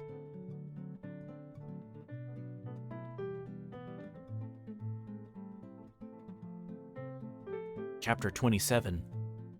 The Goblins in the King's House. When Curdie fell asleep, he began at once to dream. He thought he was ascending the mountainside from the... Oh! A raid! We have a raid! Hello! Hello, raiders! Hello, hello, hello! Thank you all so much for coming. It's from Spooky Tooth. Chapter 27. The Goblins in the King's House. When Curdie fell asleep, he began at once to dream. He thought he was ascending the mountainside from the mouth of the mine, whistling and singing Ring Dod Bang, when he came upon a woman and child who had lost their way. And from that point he went on dreaming everything that had happened to him since he thus met the princess and Ludi, how he had watched the goblins, how he had been taken by them, how he had been rescued by the princess, everything indeed, till he was wounded, captured, and imprisoned by the men-at-arms. And now he thought he was lying wide awake where they had laid him, when suddenly he heard a great thundering sound. "The cobs are coming," he said. "They didn't believe a word. I told them. The cobs will be carrying off the princess from under their stupid noises. But they shan't. That they shan't." He jumped as he thought, and began to dress, but to his dismay found that he was still lying in bed. "Now then, I will," he said. "Here goes. I am up now." But yet again he found himself snug in bed. 20 times he tried, and 20 times he failed. For in fact he was not awake, only dreaming that he was. At length, in an agony of despair, fancying he heard the goblins all over the house, he gave a great cry. Then there came, as he thought, a hand upon the lock of his door. It opened, and looking up, he saw a lady with white hair, carrying a silver box in her hand, into the room. She came to his bed, he thought, broke his head and face with cool, soft hands, took the dressing from his leg, rubbed it with something that smelt like roses, and then waved her hands over it 3 times. At the last wave of her hands, everything vanished. He felt himself sinking into the profoundest slumber, and remembered nothing more until he awoke in earnest. The setting moon was throwing a feeble light through the casement, and the house was full of uproar. There was soft, heavy, multitudinous stamping. A a clashing and dangling of weapons, the voices of men and the cries of women, mixed with a hideous bellowing, sounded victorious. The cops were in the house. He sprang from his bed, hurried on some of his clothes, not forgetting his shoes, which were armed with nails. Then, spying an old hunting knife or short sword hanging on the wall, he caught it and rushed down the stairs, guided by the sounds of strife, grew louder and louder. When he reached the ground floor, he found the whole place swarming. All the goblins of the mountain seemed gathered here. He rushed amongst them, shouting, 1, 2, hit and hew, 3, 4, blast and bore. With every rhyme, he came down a great stamp upon a foot, cutting at the same time their faces indeed. A sword dance of the wildest description, away scattering the goblins in every direction, into closets, upstairs, into chimneys, up on rafters, and down to the cellars. Purdy went on stomping and slashing and singing, but saw nothing of the people of the house until he came to the great hall, in which the moment he entered it arose a great goblin shout. The last of the men-at-arms, the captain himself, was on the floor, buried beneath a wallowing crowd of goblins. For while each knight was busy defending himself as well as he could, by stabs in the thick bodies of the goblins, where he had soon found their heads all but invulnerable, the queen had attacked his legs and feet with her horrible granite shoe, and he was soon down. But the captain had got back his back to the wall and stood out longer. The goblins would have torn them all to pieces, but the king had given them orders to carry them away alive, and over each of them, in 12 groups, was standing a knot of goblins, while as many as could find were sitting upon their prostrate bodies. Purdy burst in, dancing and gyrating and stamping and singing like a small incarnate whirlwind. Where 'tis a hole, sir, never can be holes. Why should their shoes have soles, sir, when they've got no soles? But she upon her foot, sir, has a granite shoe, the strongest leather boot, sir. 6 would soon be through. The queen gave a howl of rage and dismay, and before she recovered her presence of mind, Purdy, having begun with the group nearest him, had 11 of the knights on their legs again. Stamp on their feet, he cried as each man rose, and in a few minutes the hall was nearly empty, the goblins running as fast as they could, howling and shrieking and limping, and cowering every now and then as they ran to cuddle their wounded feet in their hard hands, or to protect them from the frightful stamp of the armed men. And now Purdy approached the group which, in trusting in the queen and her shoe, kept their guard over the prostrate captain. The king sat on the captain's head, but the queen stood in front like an infuriated cat, her perpendicular eyes gleaming green, and her hair standing half up from her horrid head. Her heart was quaking, however, and she kept moving about her skin-shod foot with nervous apprehension. When Purdy was within a few paces, she rushed at him and made one tremendous stamp at his opposing foot, which happily he withdrew in time, and caught him round the waist to dash him on the marble floor. But just as she caught him, he came down with all of his weight of his iron-shod shoe upon her skin-shod foot, and with a hideous howl she dropped him, squatted on the floor, and took her foot in both her hands. Meanwhile the rest rushed on the king and bodyguard, sent them flying, and lifted the prostrate captain, who was all but pressed to death. It was some moments before he recovered breath and consciousness. "Where's the princess?" cried Purdy again and again. No one knew, and off they all rushed in search of her. Through every room in the house they went, but nowhere was she seen to be found. Neither was one of the servants to be seen. But Purdy, who had kept to the lower part of the house, which was now quiet enough, began to hear confused sounds as of a distant hubbub, set out to find where it came from. The noise grew as his sharp ears guided him to the stair, so to the wine cellar. It was full of goblins, whom the butler was supplying with wine as fast as he could draw it. While the queen and her party had encountered the men-at-arms, Harelip with another company had gone off to search the house. They captured everyone they met, and when they found no more, they hurried away to carry them safe to the caverns below. When the butler, who was amongst them, found that their path lay through the wine cellar, he bethought himself of persuading them to taste the wine, and as he had hoped, they no sooner tasted than they wanted more. The routed goblins on their way below joined them, and when Purdy entered, they were all with outstretched hands, which were vessels of every description, from saucepan to silver cup, pressing around the butler, who sat at the tap of a huge cask, filling and filling. Purdy cast one glance around the place before commencing his attack. He saw in the farthest corner a terrified group of domestics unwatched, but cowering without courage to attempt their escape. Amongst them was the terror-stricken face of Ludi, but nowhere could he see the princess. Seized with the horrible conviction that Pearlip had already carried her off, he rushed among them, unable for Raph to sing any more, but stump-bamping and cutting with greater fury than ever. "Stamp on their feet! Stamp on their feet!" he shouted, and in a moment the goblins were disappearing through the hole in the floor like rats and mice. They could not vanish so fast, however, but that many more goblin feet had to go limping back over the underground ways of the mountain that morning.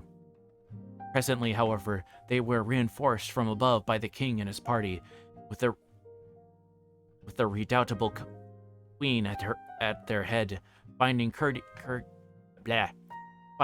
again busy amongst her unfortunate subjects. She arrested him once more with the rage of despair, and this time gave him a bad bruise on the foot. Then a regular stamp fight got up between them, Curdy with the point of his hunting knife, keeping her from clasping her mighty arms about him, as he watched his opportunity of getting once more a good stamp at her skin-shod foot. But the queen was more wary as well as more agile than here too. The rest, meantime, finding their adversary thus matched for the moment, paused in their headlong hurry, and turned to the shivering group of women in the corner, as if determined to emulate his father and have a son-woman of some sort to share his future throne. Pearlip rushed at them, caught up Ludi, and sped with her to the hole. She gave a great shriek, and Curdy heard her, and saw the plight she was in. Gathering all his strength, he gave the queen a sudden cut across the face with his weapon, came down as she started back, with all his weight on the proper foot, sprung to Ludi's rescue. The prince had 2 defenseless feet, and on both of them Curdy stamped just as he reached the hole. He dropped his burden and rolled shrieking into the earth. Curdy made one stab at him as he disappeared, caught hold of the senseless Ludi, having dragged her back to the corner. There mounted guard over her, preparing once more to encounter the queen, her face streaming with blood, and her eyes flashing green lightning through it. She came on with her mouth open, and her teeth grinning like a tiger's, followed by the king and her bodyguard of the thickest goblins. At the same moment in rushed the captain and his men, and ran at them, stamping furiously. They dared not encounter such an onset. Away they scurried, the queen foremost, of course. The right thing would have been to take the king and queen prisoners, and hold them hostages for the princess, but they were so anxious to find her that no one thought of detaining them until it was too late. Having thus rescued the servants, they set about searching the house once more. None of them could give the least information concerning the princess. Lucy was almost silly with terror, and although scarcely able to walk, would not leave Curdy's side for a single moment.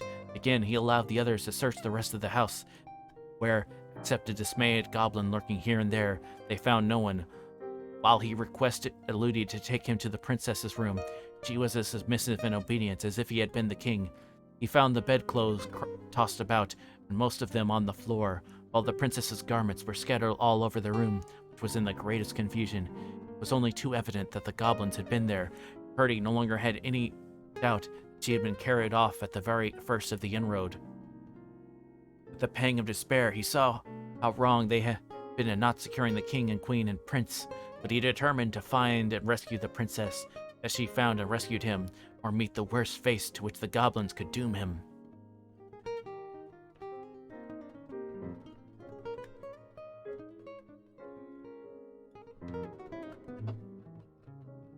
Chapter 28, Curdy's Guide.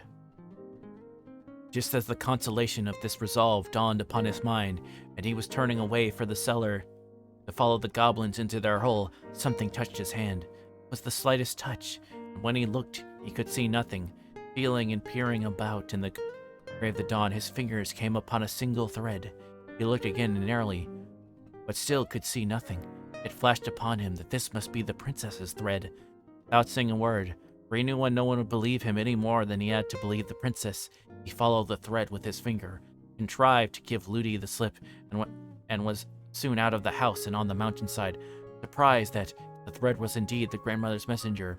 It should have led the princess as he supposed it must into the mountain, where she would be certain to meet the goblins rushing back in rage from their defeat.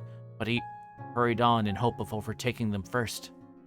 When he arrived, however, at the place where the path turned off for the mine, he found that the thread did not turn with it. It went straight up the mountain. Could it be that the thread was leaving it home to his mother's cottage? Could the princess be there? He bounded up the mountain like one of his goats, and before the sun was up, the thread had brought him indeed to his mother's door. There it vanished from his fingers. He could not find it, search as he might. The door was on the latch, and he entered. There sat his mother by the fire, and in her arms lay the princess, fast asleep. "Hush, Curdie," said his mother. "Do not work her. I'm so glad you've come. I thought the cobs must have got you again." With a heart full of delight, Curdie sat down at a corner of the hearth, on a stool opposite his mother's chair, and gazed at the princess, who slept as peacefully as if she had been in her own bed. All at once she opened her eyes and fixed them on him. "Oh, Curdie, you've come," he said quietly. "I thought you would." Curdie rose and stood before her with downcast eyes. "Irene," he said, "I'm very sorry I did not believe you." "Oh, never mind, Curdie," answered the princess. "You couldn't, you know. You do believe me now, don't you?" "I can't help it now. I ought to have helped before." Why can't you help it now?" "Because just as I was going into the mountain to look for you, I got a hold of your thread, and it brought me here."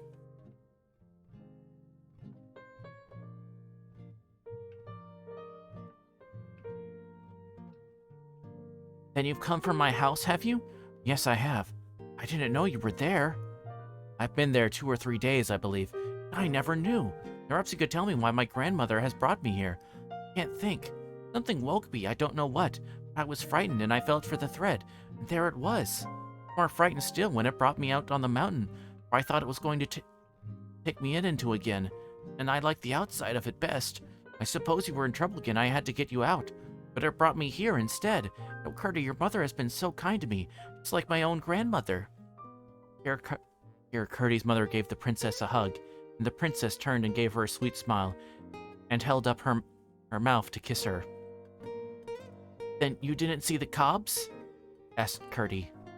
"No, I haven't been into the mountain, I told you, Curdie." "But the cobs have been into your house, all over it and into your bedroom, making such a row." "What did they want there? It was very rude of them." They wanted you to carry you off into the mountain with them, for a wife to their Prince Harelip." "Oh, how dreadful!" cried the princess, shuddering.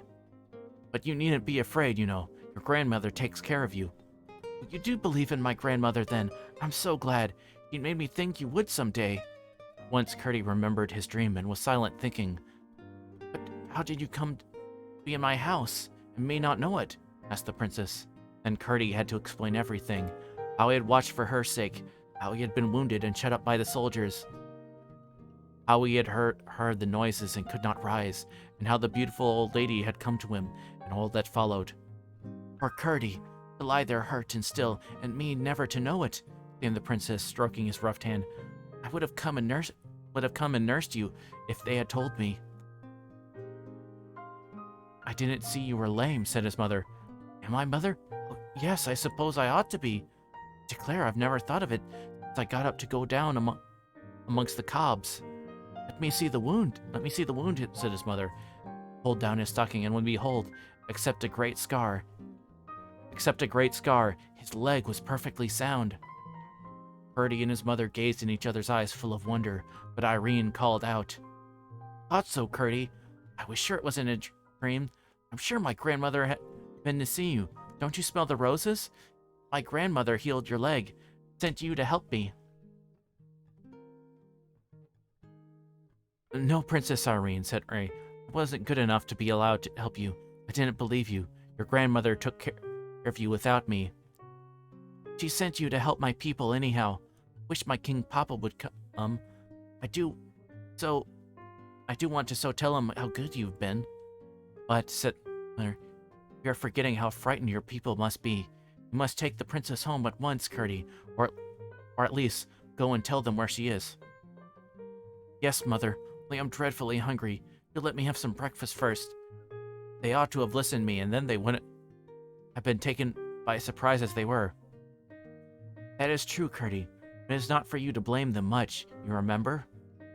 Yes, Mother, I do. Only I must really have something to eat. You shall, my boy, as fast as I can get it, said his mother, rising and setting the princess on her chair. Before his breakfast was ready, Curdy jumped up so suddenly as to hurl both his companions. Mother, mother, he cried. Forgetting, you must take the princess home yourself. I must go and wake my father. Without a word of explanation, he rushed to the place where his father was sleeping. Having thoroughly roused him what he told him, he darted out of the cottage.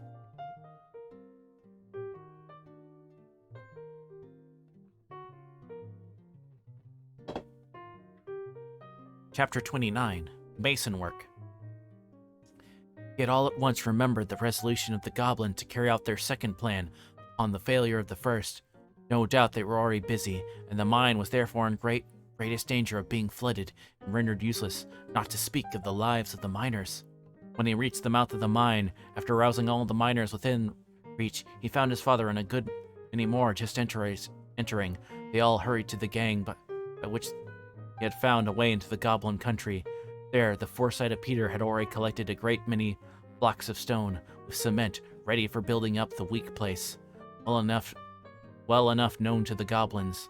Although there was not room for more than two to be actually building at once, they managed by setting all the rest to work and preparing the cement and passing the stones, finish in the course of the day in a huge buttress filling the whole gang, supporting everywhere by the live rock. For the hour they usually dropped work, they were satisfied the mine was secure. They had heard goblin hammers and pickaxes busy all the time, and at length fancied they heard sounds of water they had never heard before. That was otherwise accounted for when they left the mine, for they stepped out into a tremendous storm which was raging all over the mountain. The thunder was bellowing, and the lightning lancing out of a huge black cloud which lay above it and hung down its edges of thick mist over its sides. The lightning was breaking out of the mountain too, and flashing up into the cloud. From the state of the brooks, now swollen into raging torrents, it was evident that the storm had been storming all day. The wind was blowing as if it would blow him off the mountains, but anxious about his mother and the princess, Curdy darted up through the thick of the tempest. Even if they had not set out before the storm came in, he did not judge them safe, for in such a storm even their poor little house was in danger.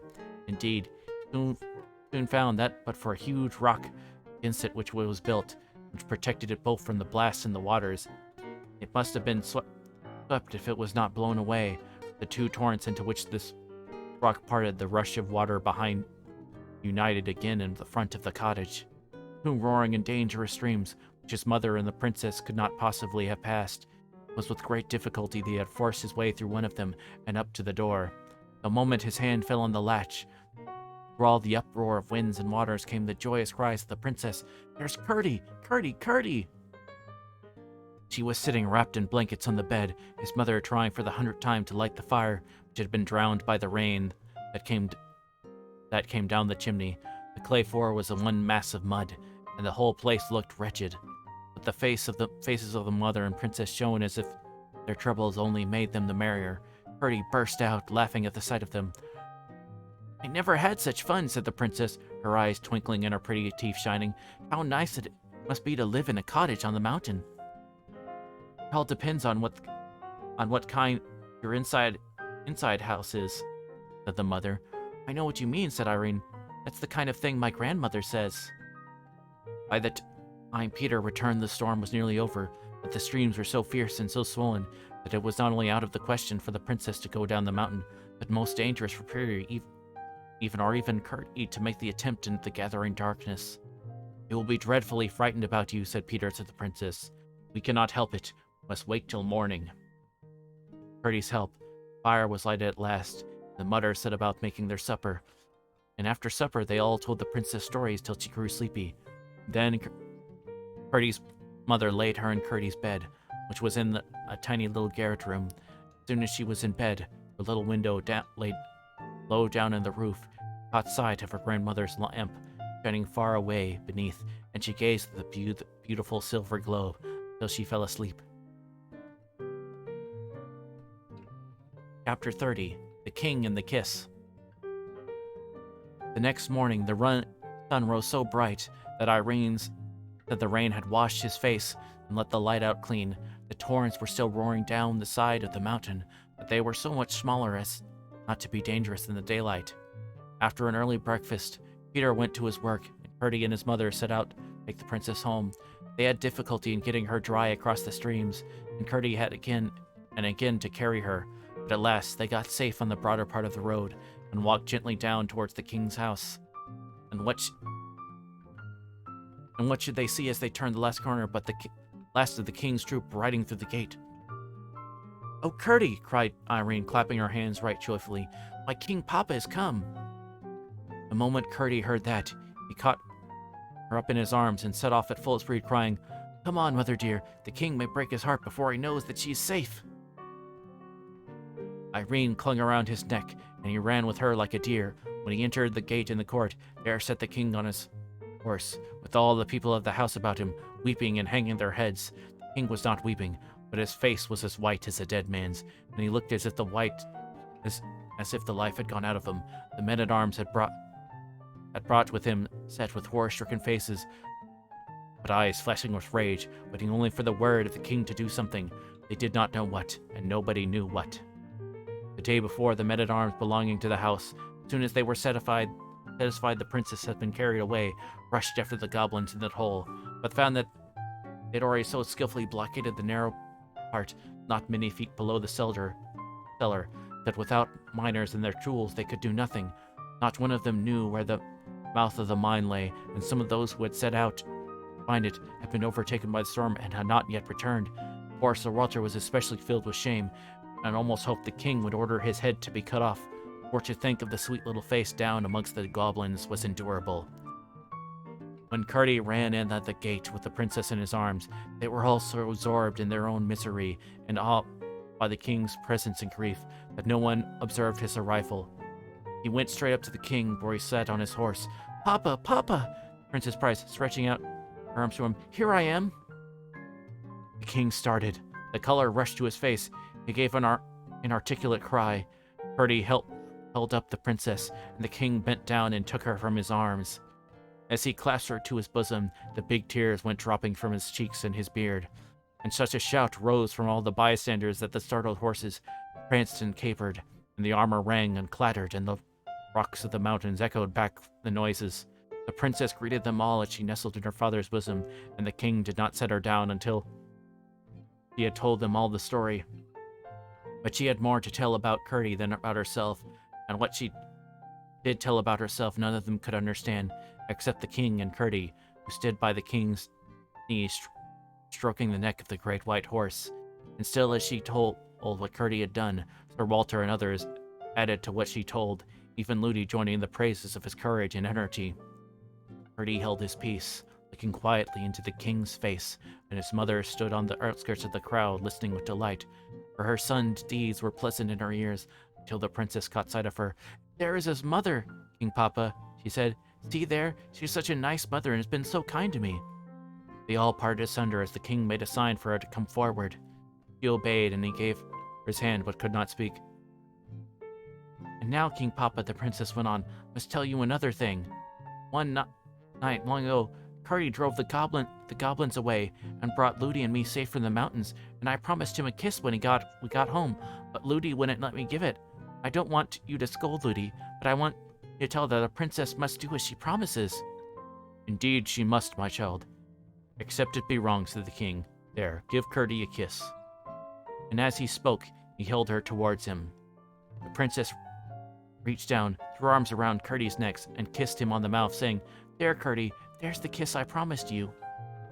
Then they all went into the house, and the cook rushed to the kitchen, and the servants to their work. Ludi dressed Irene in her shiniest clothes, and the king put off his armor and put on purple and gold.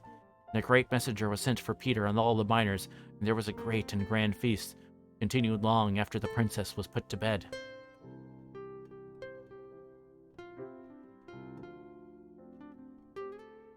Chapter 31. The Subterranean Waters.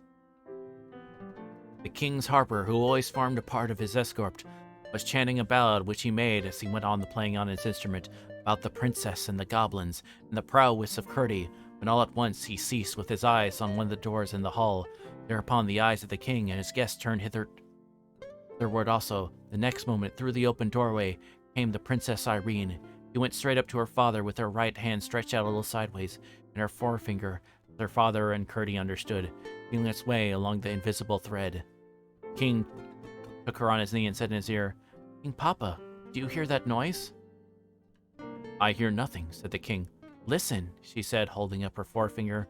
The king listened. A great stillness fell upon the company. Each man, seeing that the king listened also, and the harper sat with his harp between his arms, his finger silent upon the strings. "You hear a noise," said the king at length. A noise as of distant thunder. It is coming nearer and nearer. What can it be?" They all heard it now, and each seemed to start to his feet as he listened. It all sat perfectly still. The noise came rapidly nearer. "What can it be?" said the king again. "I think it must be another storm coming over the mountain," said Sir Walter. Then Curdie, who at the first word the king had slipped from his seat, and laid his ear to the ground, rose up quickly, and approaching the king, said, speaking up very fast, "Please, your majesty, I think I know what it is. I have no time to explain, for that might make too late for some of us. Your majesty give orders that everybody leave the house as quickly as possible and get up the mountain." The king, who was the wisest man in the kingdom, knew well there was a time when things must be done, and questions left till afterwards. He had faith in Curdie, and rose instantly with Irene in his arms. "Every man and woman follow me," he said, and strode out into the darkness. Before he had reached the gate, the noise had begun to a great thundering roar, and the ground trembled beneath their feet. Before the last of them had rushed the court, out after them from the great door came a huge rush of turbid water, and almost swept them away, but they got safe out of the gate and up the mountain, while the torrent went roaring down the road into the valley beneath.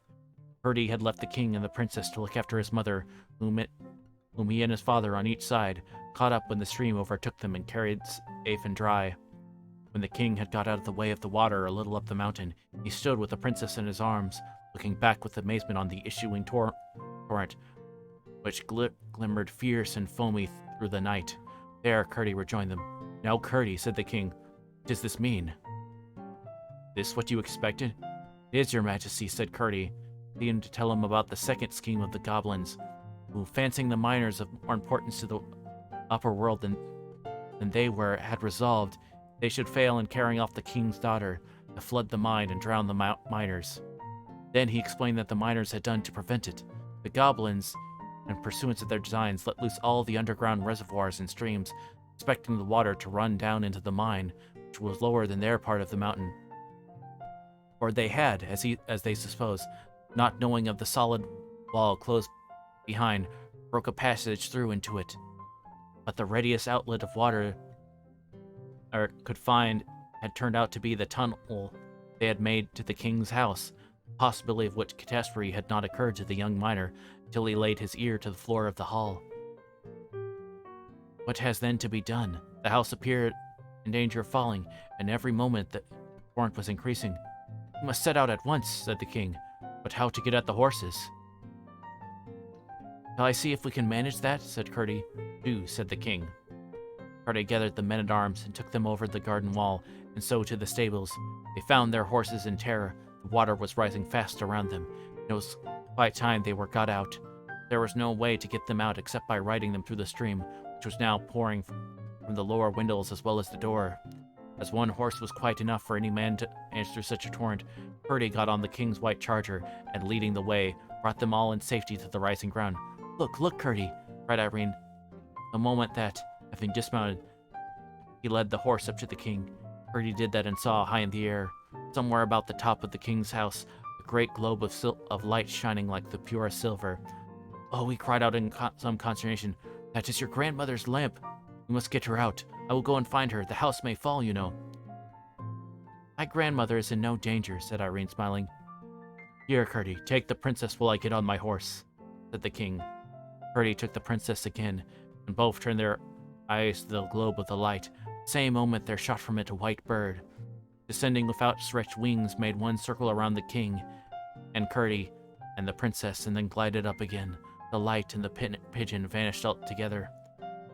"Now, Curdie," said the princess as he lifted her father's arms, "you see my grandmother knows all about it and isn't frightened. I believe she could walk through that water and it wouldn't wet her a bit." "But my child," said the king, "you'll be cold if you haven't something more on. Run, Curdie, my boy, and fetch anything you can lay your hands on to keep the princess warm. We have a long ride before us." Curdie was gone in a moment, soon returned with a great rich fur, and the news that the dead goblins were tossing about in the torrent through the house. They had been caught in their own snare. Instead of the mine, they had flooded their own country, whence they were now swept up drowned. Irene shuddered, but the king held her close to his bosom. Then he turned to Sir Walter and said, "Bring Curdie's father and mother here." "I wish," said the king, when they stood before him, "to take your son with me. He shall enter my bodyguard at once, and wait further promotion." Peter and his wife, overcome, only murmured almost inaudible thanks, but Curdie spoke aloud.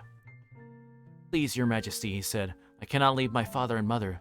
"It's right, Curdie," cried the princess. "I wouldn't if I was you." The king looked at the princess, and then at Curdie with a glow of satisfaction on his countenance. "I too think you are right, Curdie," he said, "and I will not ask you again, but I shall have a chance of doing something for you sometime." "Your majesty has already allowed me to serve you," said Curdie. "But," Curdie said his mother, "why shouldn't you go with the king? We can get on very well without you." "But I can't get on very well without you," said Curdie. "The king is very kind, but I could not be half the use to him that I am to you. Please, your majesty, if you wouldn't mind giving my mother a red petticoat. I should have got her one long ago, but for the goblins." "As soon as we get home," said the king, "Irene and I will search out the warmest one to be found, and send it by one of the gentlemen." "Yes, that we will, Curdie," said the princess, "and next summer we'll come back and see you wear it." Curdie's mother said, "Can't we, King Papa?" "Yes, my love, I hope so," said the king. Then turning to the miters, he said, "Will you do the best you can for my servants tonight? I hope they will be able to return to the house tomorrow." The miners with one voice promised their hospitality. Then the king commanded his servants to mind whatever Curdie should say to them, and after shaking hands with him and his father and mother, the king and the princess and all their company rode away down the side of the new stream, which had already devoured half the road into the starry night.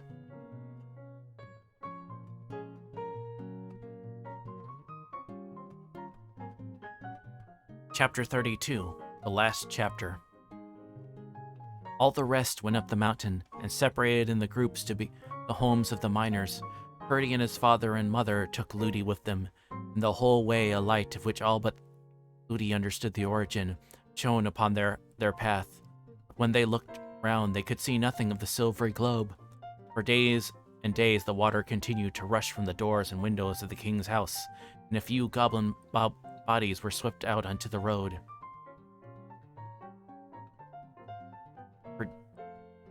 Curdie saw that something must be done. He spoke to his father and the rest of the miners. They at once proceeded to make another outlet for the waters. By setting all hands to work, tunneling here and building there, they soon succeeded, and having also made a little tunnel to drain the water away from the king's house, they were soon able to get into the wine cellar, where they found a multitude of dead goblins, among the rest the queen, the skin shoe gone, and the stone one fast to her ankle, for the water had swept away the barricade, which prevented the men-at-arms from following goblins, and had greatly widened the passage. They had built it securely up, and went back to their labors in the mine. A good many of the goblins, with their creatures, escaped from the inundation out upon the mountain, but most of them soon left that part of the country, and most of those who remained grew milder in character, and indeed became very much like the Scotch brownies. Their skulls became softer as well as their hearts, and their feet grew harder. By degrees they became friendly with the inhabitants of the mountain, and even with the miners. But the latter were merciless to any of the cob's creatures that came in their way, till at length they all but disappeared. The rest of the history of the princess and Curdie must be kept for another volume.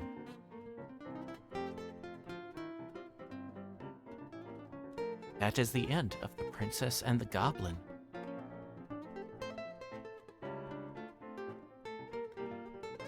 Which, if you're worried, don't worry. There is another book. There is be a bit before it, but it is The Princess and Curdie. There is a Princess and a Goblin 2 Electric Boogaloo, as it were. I'm glad y'all enjoyed this story. George MacDonald is a really good author.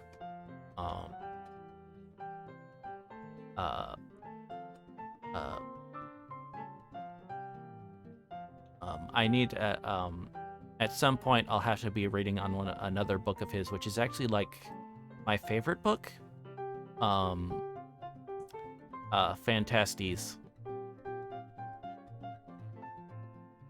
So I will do that at some point. It will have to wait after Spooktober, though. I think I'll be needing to read some spoopy stuff on stream, but yeah. But yeah, he wrote quite a bit of stuff too, so if you're wanting to look into some other stuff of mine, Important is a good one. Oh, you're very welcome. Yeah, I was reading up like on just sort of like on list of people that influenced him. No, wait, verse. People that were influenced by him, and it's just a whole bunch as far as like fantasy authors and stuff like that. One I knew for sure was C.S. Lewis, who adored his work. And even wrote an introduction for one of the republishing of one of his books.